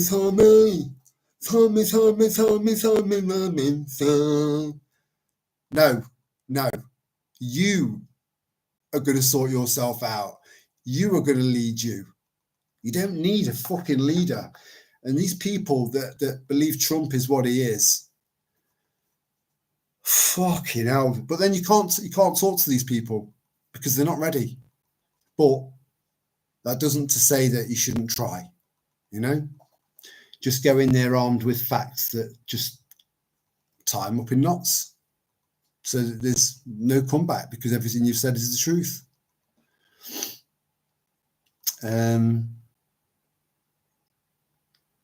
crown. How did that happen? Yeah, it's a new thing, Maria. It's a pointless thing. It's got nothing to do with me. But it happens in live streams now. If you're a very I can't remember now. It's so fucking pretentious. It doesn't matter. But it's not. There's no need for it to be there. Where are we? Because you're a queen, darling. Oh, I like that, darling. Lana said that the crown is a YouTube thing they are trying out. I don't like it. It's a separation. That's a good point, that, Michael. You've got two. How come I've got one, and how come you've got two? And it's completely unnecessary. Completely unnecessary. Hey, Sal Misra is in the house. Hello, Sal Misra. You all right, darling? Good to see you. Thanks for coming. Thanks for joining.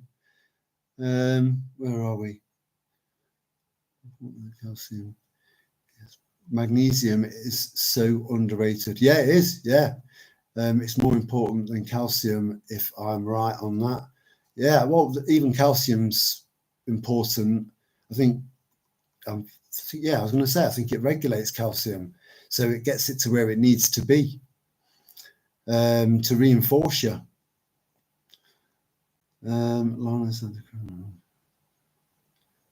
Wild garlic, ransons, yeah. Any of that genus have the same antiviral properties. Yeah, and I've got them growing in my garden now. They just appeared. I didn't steal them. Honest, I didn't. And they'll just propagate and self-propagate and self-propagate. So I'll have my own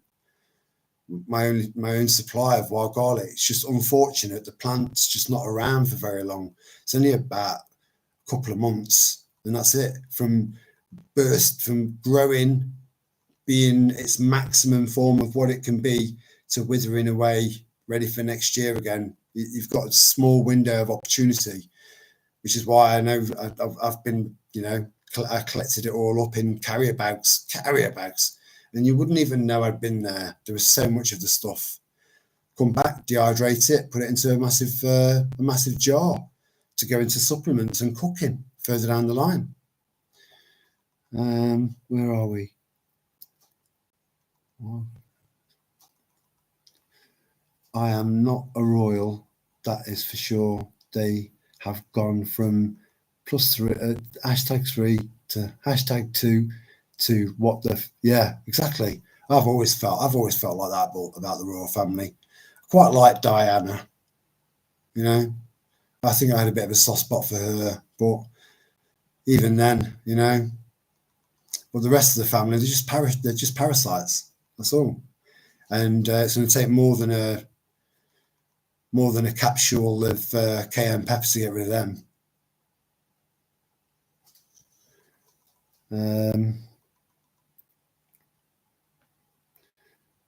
Yeah, just trust your gut, Cal.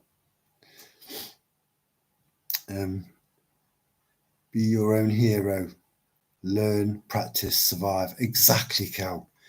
Be your own hero. Just know that you are 100% there for you. I think as long as people are looking around for a savior, and again, I don't just mean Trump. We could go into religion with this, but I don't really want to offend anyone. I don't want to annoy anyone. I want to try and keep it, happy and balanced. But again, there are people out there that think it's all right. I'm good. I'm all right. I'm going to sit here and wait for Jesus. Wait for Jesus to come and save me.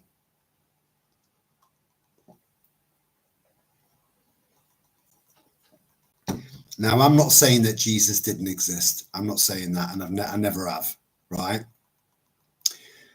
But I do think it does seem to be a form of division and slavery. So, but that's just my take.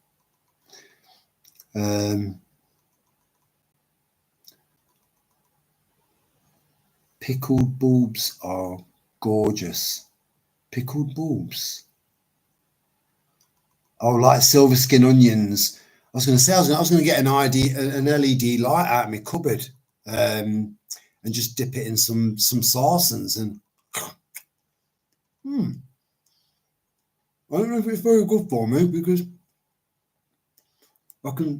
as bits of blood start to drip out of my mouth.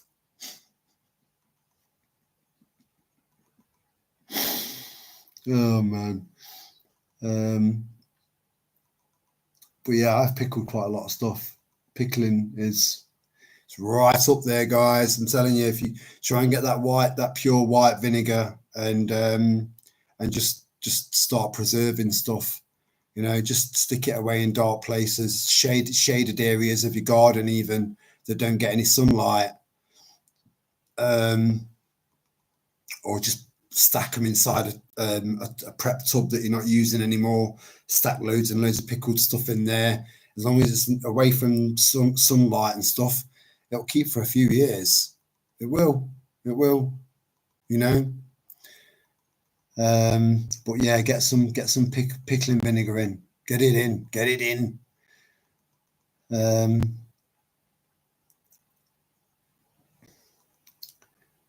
Where are we?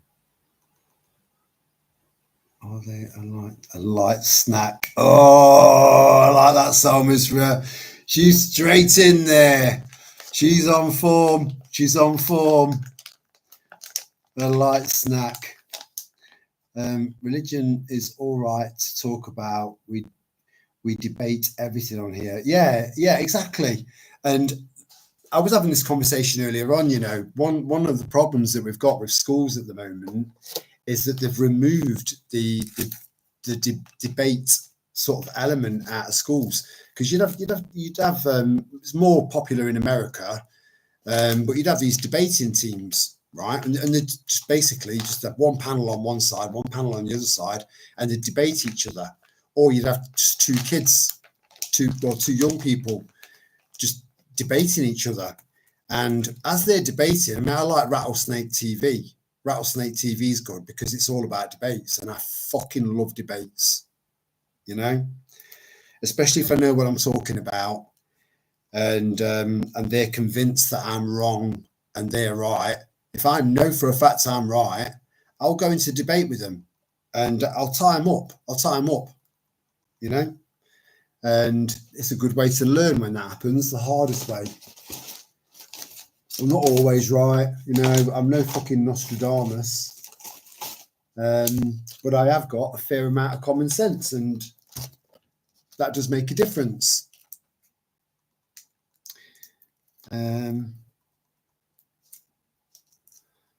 So yeah, whether Jesus existed or not, you know, it's quite possible. It's quite possible. But then all these churches started to be built, and it's like, you know, people were thinking, right, I'm going to be an absolute psychopathic fucking nut job, right? Commit loads of horrible crimes to people, rape women. And that's another thing, you know, there are so many channels out there now, right, that moan about freedom of speech and then self-censor themselves. That really gets on my fucking tits. It really does. Like, off the fucking charts, right? So you've got people using the word grape instead of rape. Now, I think that's really, really insulting to rape victims, right? And then they'll use the term essayed instead of sexually assaulted. Now, I know why they're doing it. It's because they don't want the algorithms not pushing their videos, so they don't get sorted out from Google. They don't get the revenue. That is utter fucking hypocrisy.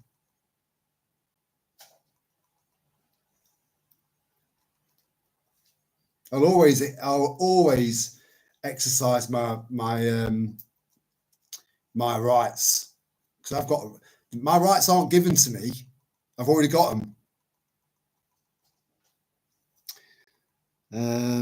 Trump said he would tell us what the drones over America were all about, but he didn't. No, he's done fuck all about fuck all. He has disappointed so many people with his broken promises. Yeah, just like any other. Well, he's not even a politician. He's a businessman, you know, but he surrounded himself with advisors that are just, you know, because he doesn't know what he's doing on his own. He also promised that the Martin Luther King files would be released, the Kennedy files would be released, the Epstein files would be released. Fuck me, the list goes on and on and on and on.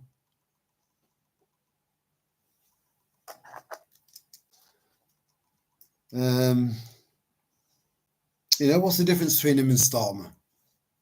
You know, they're both bad for the country that they are representing, both of them. Funny how drones are now being used in Ukraine war. Yeah, well, again, a lot of this is using up old tech that would be seen to us as a new tech, you know.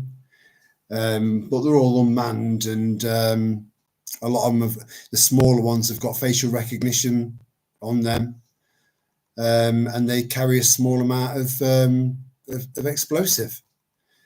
And then you've got right the way up to your proper drones, you know, that are almost like small aircraft, and they're used for all manner of things, dropping bombs, using them as kamikazes.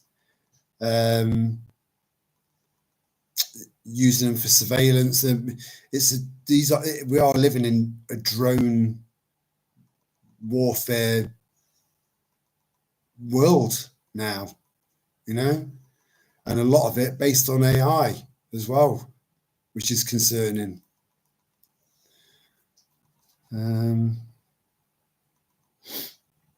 Just blown out of proportion and twisted for greed, as is all religion. It's a business amongst other things. Absolutely spot on there, Kel. Absolutely spot on. But trying to explain that to a Christian without offending them is a challenge, because they've had that belief system for some, if not most or all of their life, you know.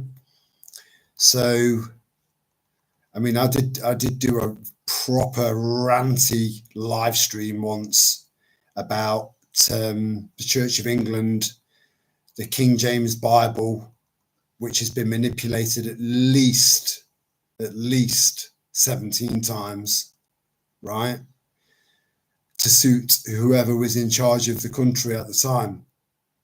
And then I've tried to change it again and again and again. So how much of the King James Bible, which is the most popular Bible in the world, how much of that is factual now? How much of it? You know, the fact that even some of it's been chopped and changed around. Like I think there was one where it was something about the beast, the mark of the beast on the hand, and then it's the mark of the beast in the hand. So I'm not sure which one came first, but you've got different ages, different aged King James Bibles, and as they reprint them, they're altering them and changing them as they move along, to the point where trying to get hold of a really, really old Bible is really difficult. And then you basically compare that really old, maybe pre-1920s Bible with a current St. James Bible, right? You read it word for word in both Bibles, you'll see so many differences. They're altering history as we speak. So I don't believe in a book, right? I'm sorry, I don't believe in a book. This, especially a book that's been fucked about with, and didn't include the Book of Numbers, didn't include the Book of Enoch. Why not? The fact that Adam was made of clay, and then the Lord breathed life into him, and then how'd you feel? Oh, am I first like fucking human around here? Am I first human? Yes, you are, my son, and you shall be called Adam. Oh, Adam, I like that. I don't know any Adams, because I don't fucking know anyone else, because I'm the only one here. Well, I'm a bit lonely though, mate. What can you do? What can you do for me? What can you do? I can give you a female companion. Oh, that sounds fucking smashing. That sounds right great. That does. Where is she? Well, we're going to have to make her from you. Oh, how's that then? How'd you do? We're going to take one of your ribs out. Oh, you're going to what? You're going to what? So they take one of Adam's ribs and form Eve. And then Adam and Eve, which is essentially Adam, fucking Adam, because she was made from his stem cells. So she's just a female version of him. So it's like looking in a mirror, if you like, same person. Yet they still managed to copulate and have kids. Now, those kids would have been pretty fucked up, right? And then those kids went on to have kids. Now, that must have meant that the kids were having sex with each other, because they were the first in you see. And I've asked Christians this question, and they're like, well, there were other people. There were other people as well. Oh, well, no mention of that in the Bible.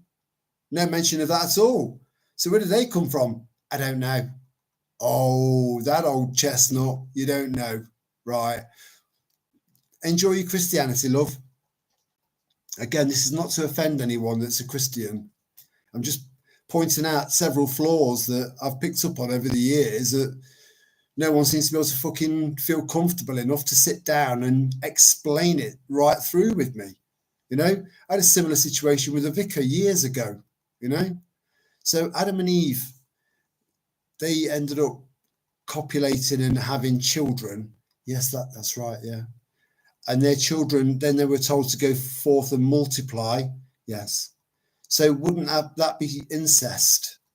And you know, I get something like, not necessarily. Well, I'm after a yes or a no here, mate. You know.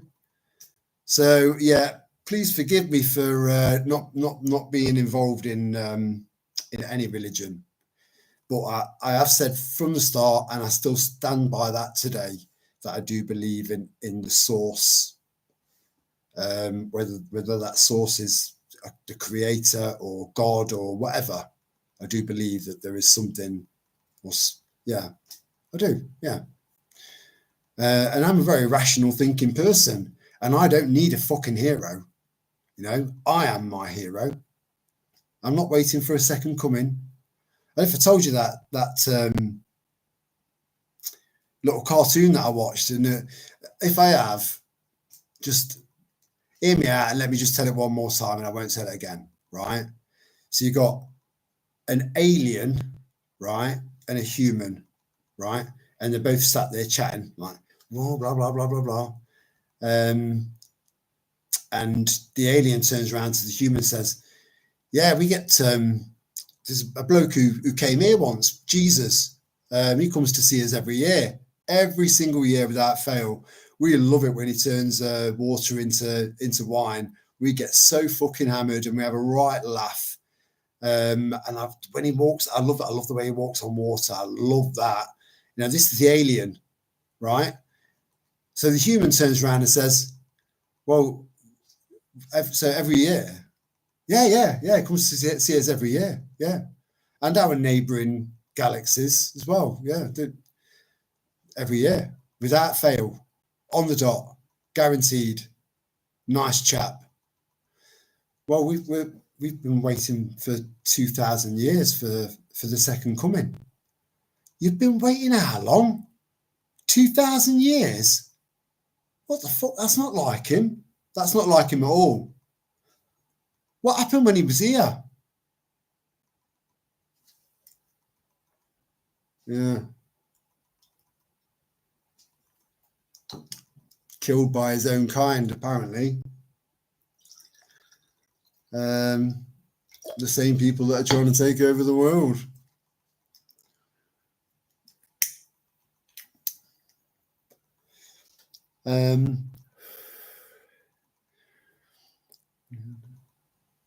Where am I? I have to keep swapping the chat filter between all comments and top comments to see all of the chat. Good old CommiTube. Is that what's happening? Gets on my tits. This happened to me a few times where I've all of a sudden I've looked at the chat. It's completely empty. And then I've kind of refreshed it again, and then they all appear again. But it is irritating. But we do get a chance to, because it's pretty much live. We do get to say quite a bit, you know, speak our minds, be honest, be open. It's a lot better on the lives, you know. I mean, when you leave comments in certain videos that I've done, some of them sometimes they just disappear, or it will show that there's a message there. You click on it, empty, you know. Even when you click the newest first, nothing appears. Not always. But that is my pet name for YouTube, as you know, Michael. CommiTube. Is this fucking leaking or what? No, it's just me missing my mouth. Right, where are we? He may have been an archetype of many wise leaders. Maybe we just don't know, you know. And then there are people that are so adamant that the Turin shroud is was wrapped over Jesus. And again, if you look at how they're changing history now, literally as we speak, you know, they're now teaching kids in school, in British schools, that Stonehenge was built by black people. That's what they're teaching in schools. So they're changing history as they're going along, from the top down. This is why we've got to get all our kids out of school. And I've said, and I'll say it again, and this might piss a few people off, right? Get your kids out of school. I can't, because I've got a full-time job and I need to keep the roof over my head. Perfectly fine. Okay, fair enough, right? Then maybe find other people that would like to get their kids out of school, right? Then you can get to know the mothers, you know, and then take it in turns if you can, or find someone, a parent that, again, you trust, and then hire a tutor. There are loads and loads of teachers, primary school, secondary, infant schools, loads of teachers just walking away from this, the lies and the nonsense and the indoctrination of it all. They're walking away, but they've still got that passion to teach. So all you need is to try and form a group of other mothers together, and dads, you know, just saying, and then form your own classroom and just fucking get them out of school. Get them out. All it's doing is fucking your kids up. If you put no effort into even considering it, no effort into even thinking about the concept of homeschooling or getting your kids out of school, then maybe you should question yourself as a parent. And yeah, I know I'm not a dad, but I have parented. And even if I hadn't parented, this is still a very, very, very valid point I'm trying to make here.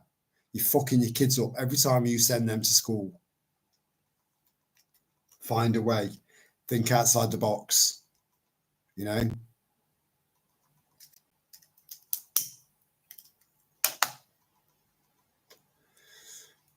They're lying and lying and lying and lying, whilst still pushing the whole fucking trans bollocks as well. The whole tribe, pride. I can't believe that I got those two mixed up. The whole, are you sure you're a little boy? Have you ever thought you might be a girl? All of these fucking seeds are being planted in these kids' heads. And like I said, the adult brain doesn't, or the human brain doesn't stop developing until your mid to late 30s. So these kids, they're getting them at this point now where they're so impressionable. You know, they're doing so much damage to your kids. If you've got kids in school, so much damage. Get them out. Get them out. And I mean, if you live relatively local to me, I'll fucking teach them for free. I'll teach them for free, depending on the age group. And I mean that.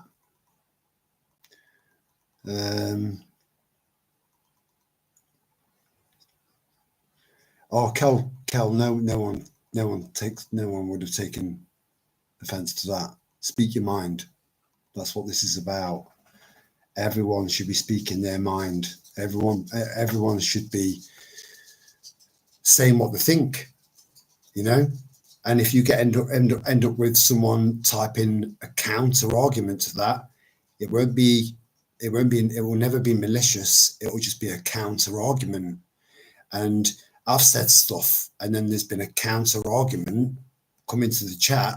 I thought, you know what? I never thought about it like that. And it's kind of altered my perception a little bit, you know. But no one here No one here. I always feel responsible to say I don't intend to offend anybody or upset anyone or stress anyone out or jump up and down all over your religion. But I've got to be honest and I've got to be authentic and I've got to tell the truth, you know? So if anyone does take offense, you know, I mean, we've got our Ruth Smith, aka the Butterfly.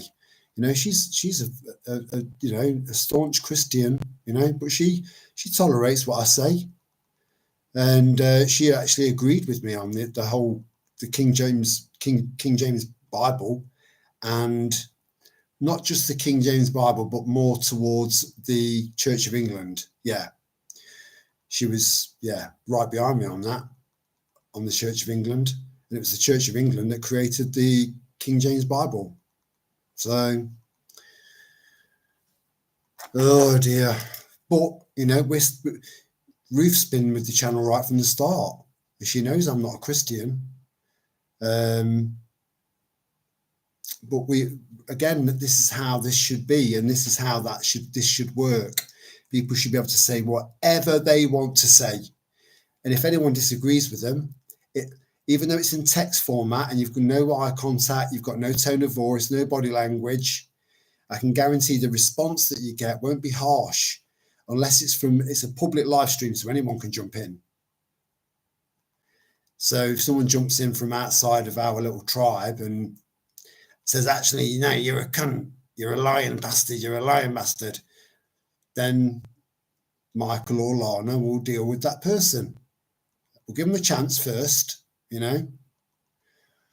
But we should be able to communicate with each other without fear of anyone getting upset by the truth, which is essentially what we're trying to push forward, or at least some theories and alternative ways of looking at things, alternative ways of understanding things. You know, it's important. It's good for human growth.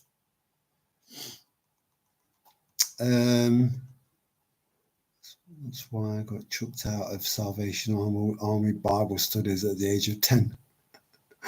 Oh, yeah, that's a proper rebel there, Cal. I was always disruptive by asking the very questions and others that couldn't answer it either. Exactly, this is the problem. If you're gonna back something with your heart and your soul, at least be prepared to answer questions that counter your belief system, because you're either going to end up with a convert that's thought, yeah, actually, you know, everything you've just said makes complete and total sense. You've given me an answer to every question I've thrown at you in regards to this religion, and it all makes complete and total sense. Count me in. I'll join you. But that's never the case, because there are so many questions that can't be answered in that Bible. And there's so much there's an incredible amount that's left totally open to interpretation. And because we're all different, we all have slightly different interpretations. So which is the right interpretation of this and that and that and this? Just saying. No, I can tell you're not religious, Cal. Hey, Cal, I went to Sunday school, right? And one of the lessons that I did attend, I played truant all the time. I had a job before I left school, because you could lie about your age, you know.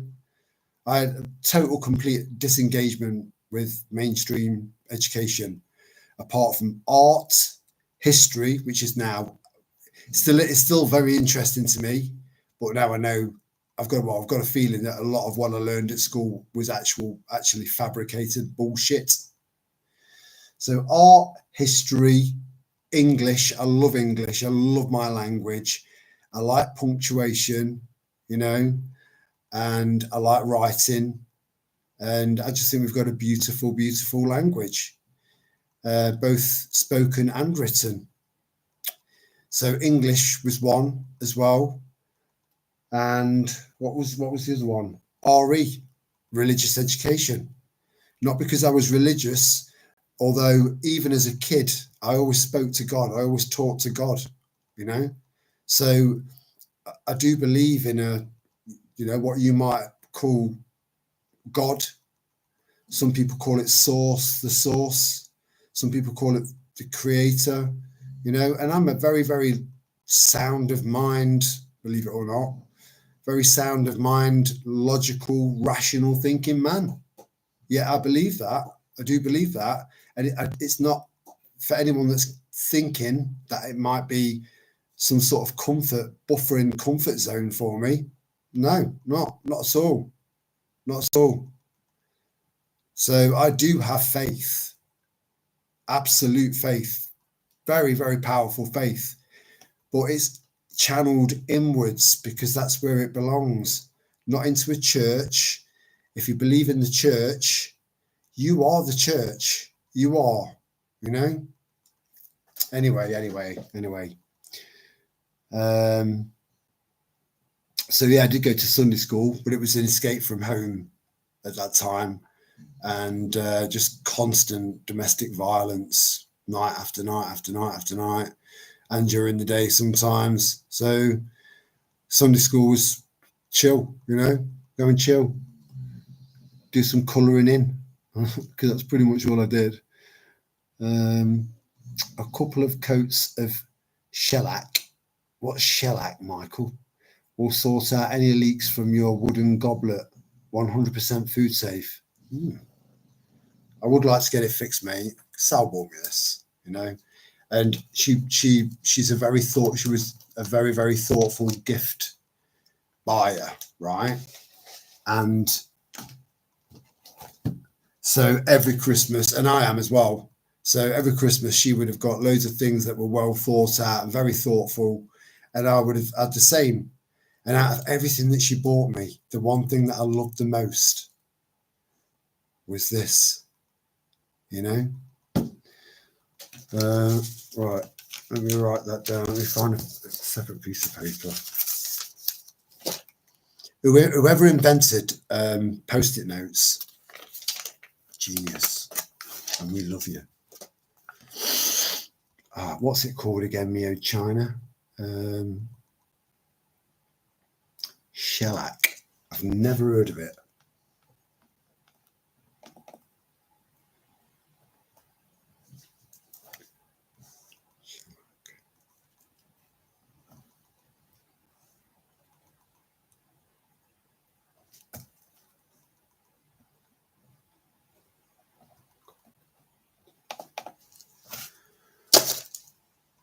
Grazie, Michael.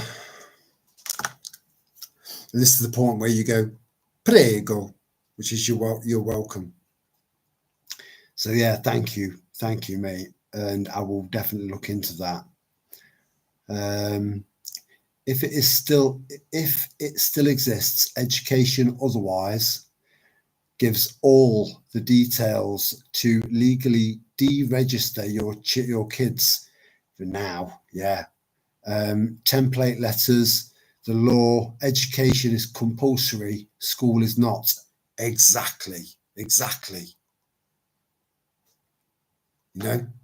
a no-brainer. The longer your kids stay in mainstream indoctrination systems, the more damaged they're going to be, and the more effort you're going to need to put in to repair them. Right, little Johnny? No, my name's Sarah now. I'm Sarah. Right? That's what you've got coming. So do whatever you can to get those kids out of school. Get them out.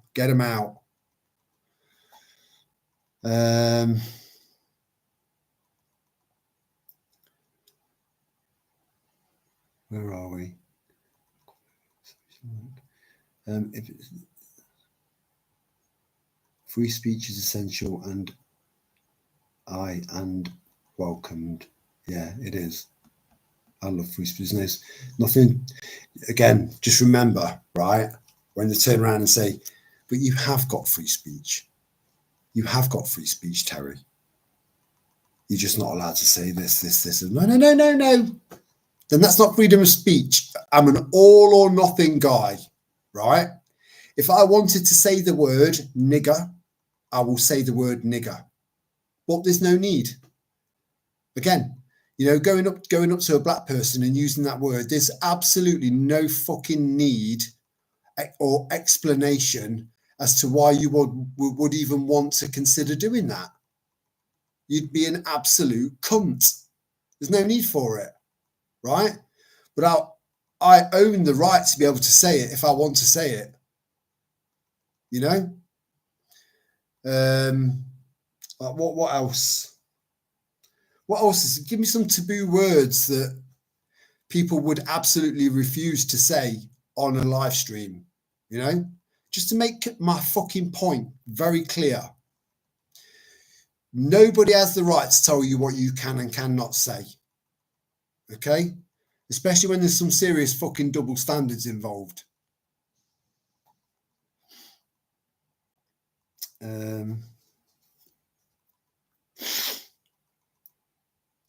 Source, universe, multidimensional being, many names. Yeah, I have been looking into yeah. I like the fact that you're maybe leaning in the same sort of direction, you know. Because the Big Bang Theory, I'm not having that, I'm afraid, because it doesn't hold any water. It holds about as much water as a fucking sieve.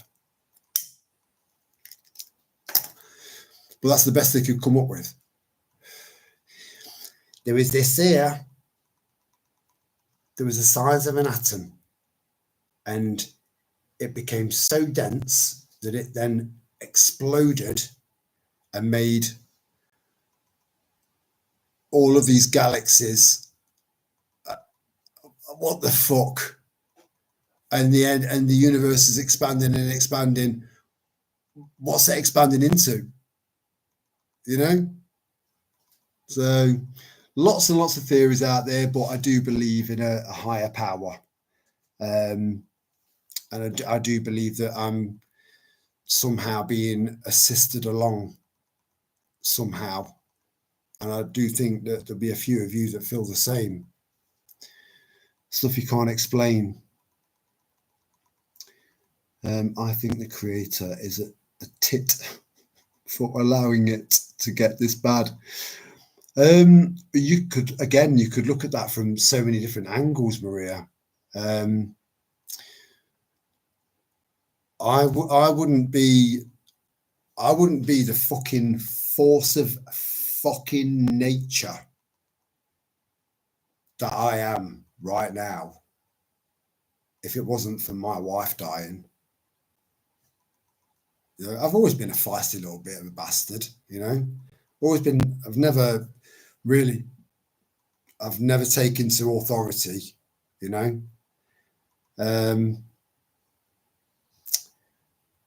But going through that,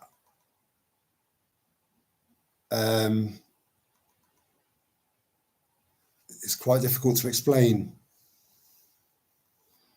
It's made me a lot stronger, a hell of a lot stronger. So back to your comment. I think it has to get this bad in order for a reset to happen. And I don't mean Klaus Schwab's version of a reset, you know. We do need a reset. We do need a reset. Everything's getting out of control. You know, we've got perversions left, right, and center, right? We've got people losing their shit left, right, and center. It is almost, if not biblical, you know, prophetic in some ways. It's mad. We're going from the end of one era and the start of another. And that transition is going to be fucking hard. Shellac is made of beetles Yeah, Michael, I might go for coconut oil, mate, or even lard rather than beetles.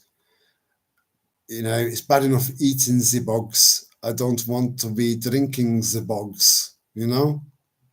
But thank you anyway. And I didn't know that from either of you. So, yeah, the children. You know, good old Whitney. I believe the children are our future. Teach them well and let them lead the way. It's the truth. Makes you wonder why she died.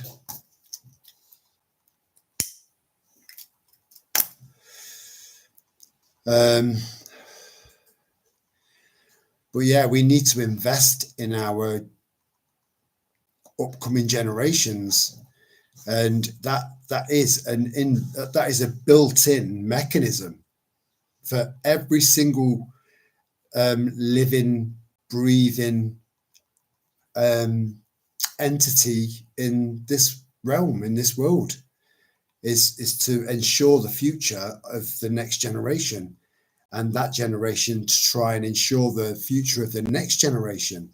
But there's just so many ridiculously poor examples of fucking parenting out there. It's ridiculous. Oh, she's just being Mardy. Wait, give me your phone. Well, she likes that app. There you go. And then the kid's quiet. Like that. I've seen videos of kids being asleep. Fast asleep doing that.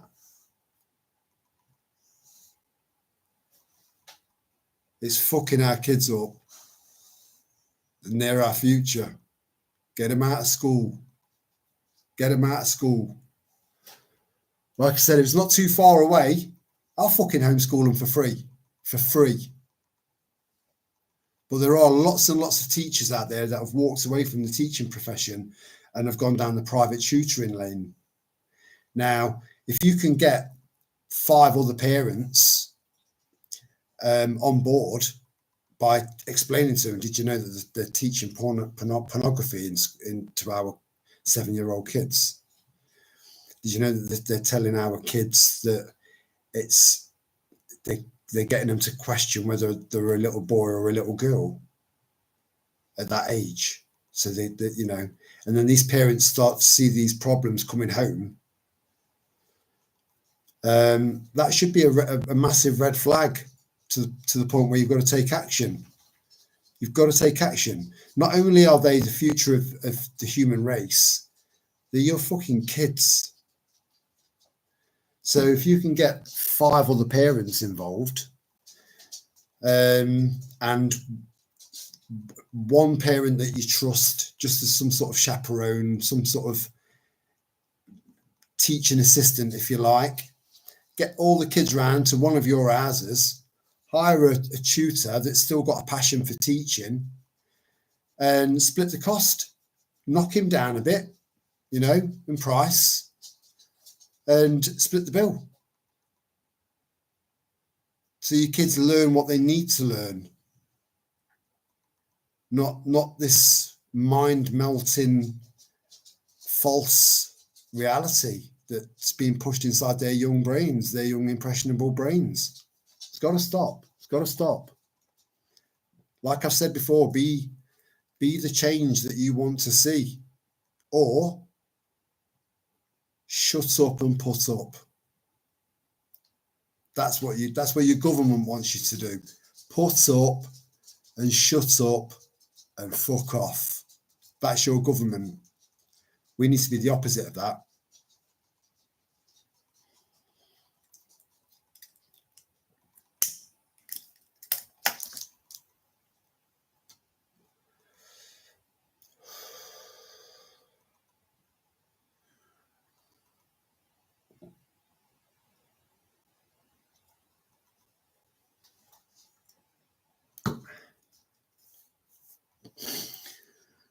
What time are we on? Oh, fuck me, 10 to 2. Yeah, this is what happens, you know.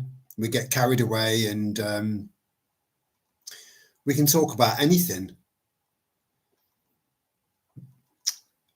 Kel, thanks for your input. And it's nice to see and speak to someone very like-minded. Thanks for joining us. And hey, don't be a stranger. Come in, you know, join us on as many live streams as you can, you know, because we are one, you know. And on that note, sweet dreams, Kel, and sleep well. Sleep well.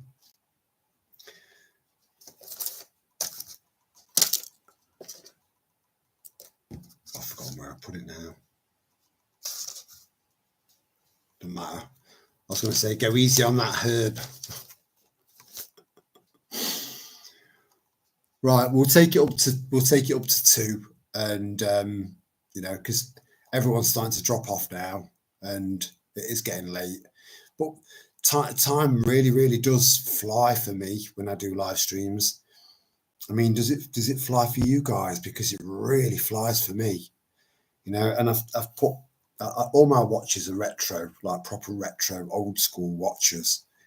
And I've set the hourly chime on this, and there's part of me that's regretting doing that now, because it's made me realize just how fast time goes by, you know.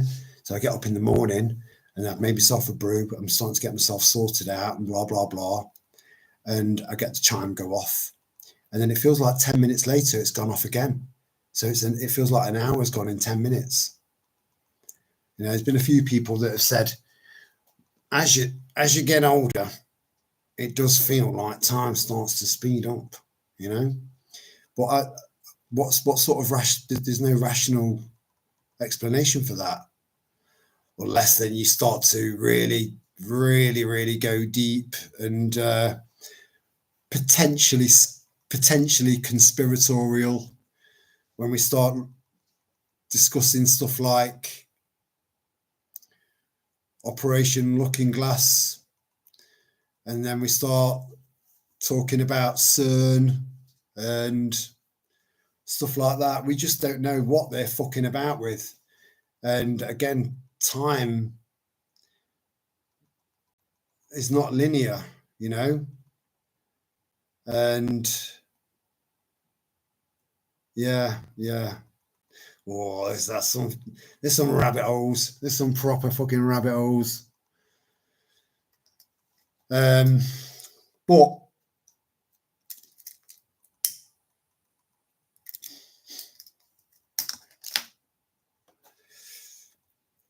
if you've not watched the video that I put in the post section in regards to a live stream video that was done yesterday, I've not written his name down, but Lana mentioned him earlier on. It's in the post section. The last time I looked, it's only got 1 like. Now, I don't ask you to like any of my stuff. I don't ask you to share any of my stuff. I don't ask you to subscribe. None of that, never, right? And I never ask you for money or anything like that, nothing, okay? But every now and then, there'll be something that I've watched and I just thought, right. And I'll type something in like 2 Hour Little Tribe. Please watch this and consider sharing it on, because I felt like it was that important, right? Do everything in your power to try and avoid this digital trap. Everything you could possibly think of.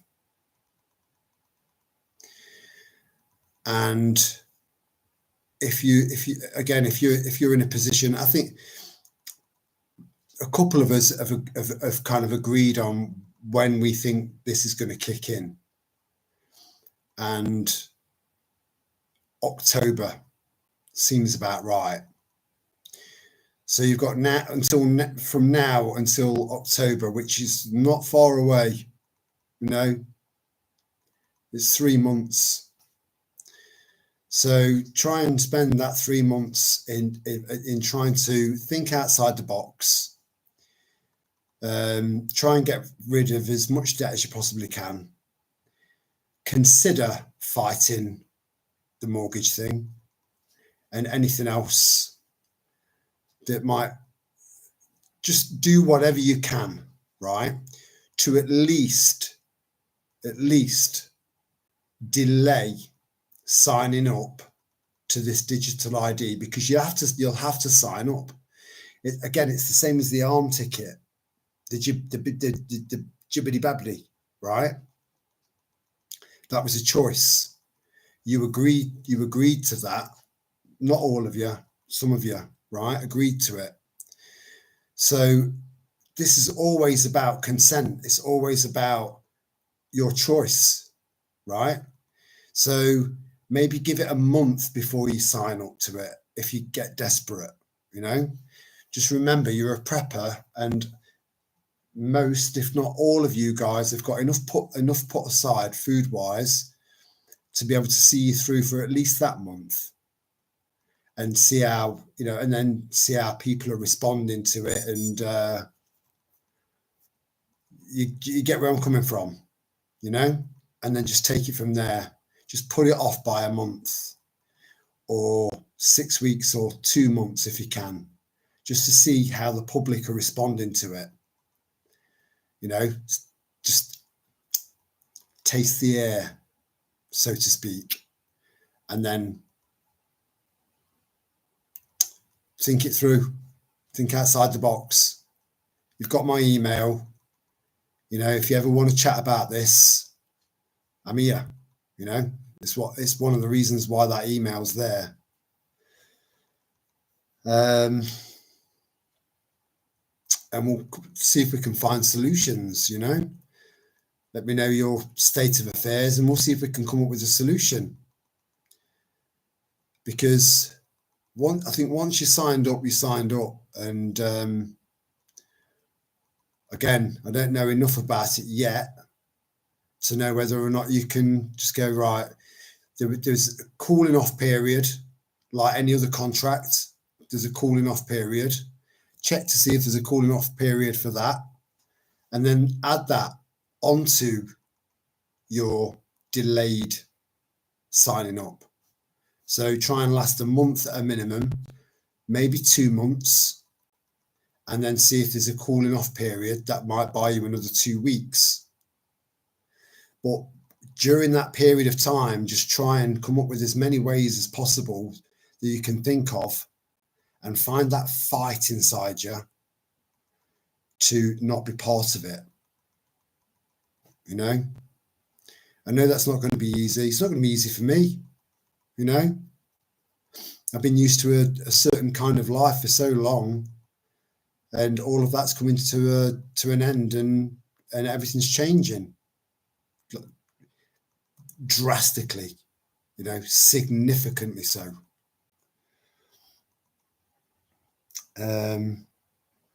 Yeah, so Michael's put my email on there. Cheers, Michael. Thank you. If, again, moving forward, it's also, my email's also listed in the channel, you know, it's in there. My X account is also in there now as well. So you can either jot it down as a result of Michael putting that there, or just search for it on the channel. And if you've got any concerns, or if you want to more stuff over, or just, you know, have some sort of kind of just a solution based to and fro to see if we can come up with a solution for you, I'll help you. I'll do everything I possibly can to try and help you, because we are one, you know, and none of us were born to be slaves. We were all born free, and we need to stay free. In fact, we need to be more free than we've ever been, because as free as we thought we were, we weren't. So time for change, but it's like, I'm ready to take that leap. And I know that a lot of people are concerned, a lot of people are worried, nervous.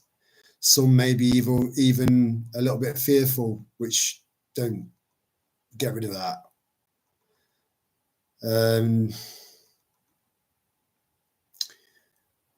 Just have a little bit of faith in yourself and draw up some of that draw up some of those creative juices and formulate a plan.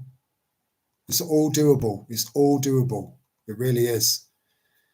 But if you need to buy yourself some time, you're a prepper, you're already kitted out for that, you know, and then just test the waters, see where it's what direction it's going in, you know, because they are going to start to speed all of this shit up and going digital, having a digital ID, an app of everything. They are definitely going to abuse that 100%. So on that note, at 1 minute past 2 o'clock in the morning,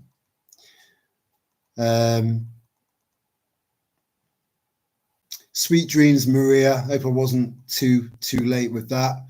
Michael, thank you as always, brother. And to anyone else that's listening, out of the 10 people that are still around, we're going to shut this down now. And as always, I would just like to thank you from the bottom of my heart for you sharing your time with me. It's always appreciated. And I mean that from the bottom of my heart, you know. I always get something from these live streams, and I hope you do too. So until the next video or the next live stream, much love and ciao for now.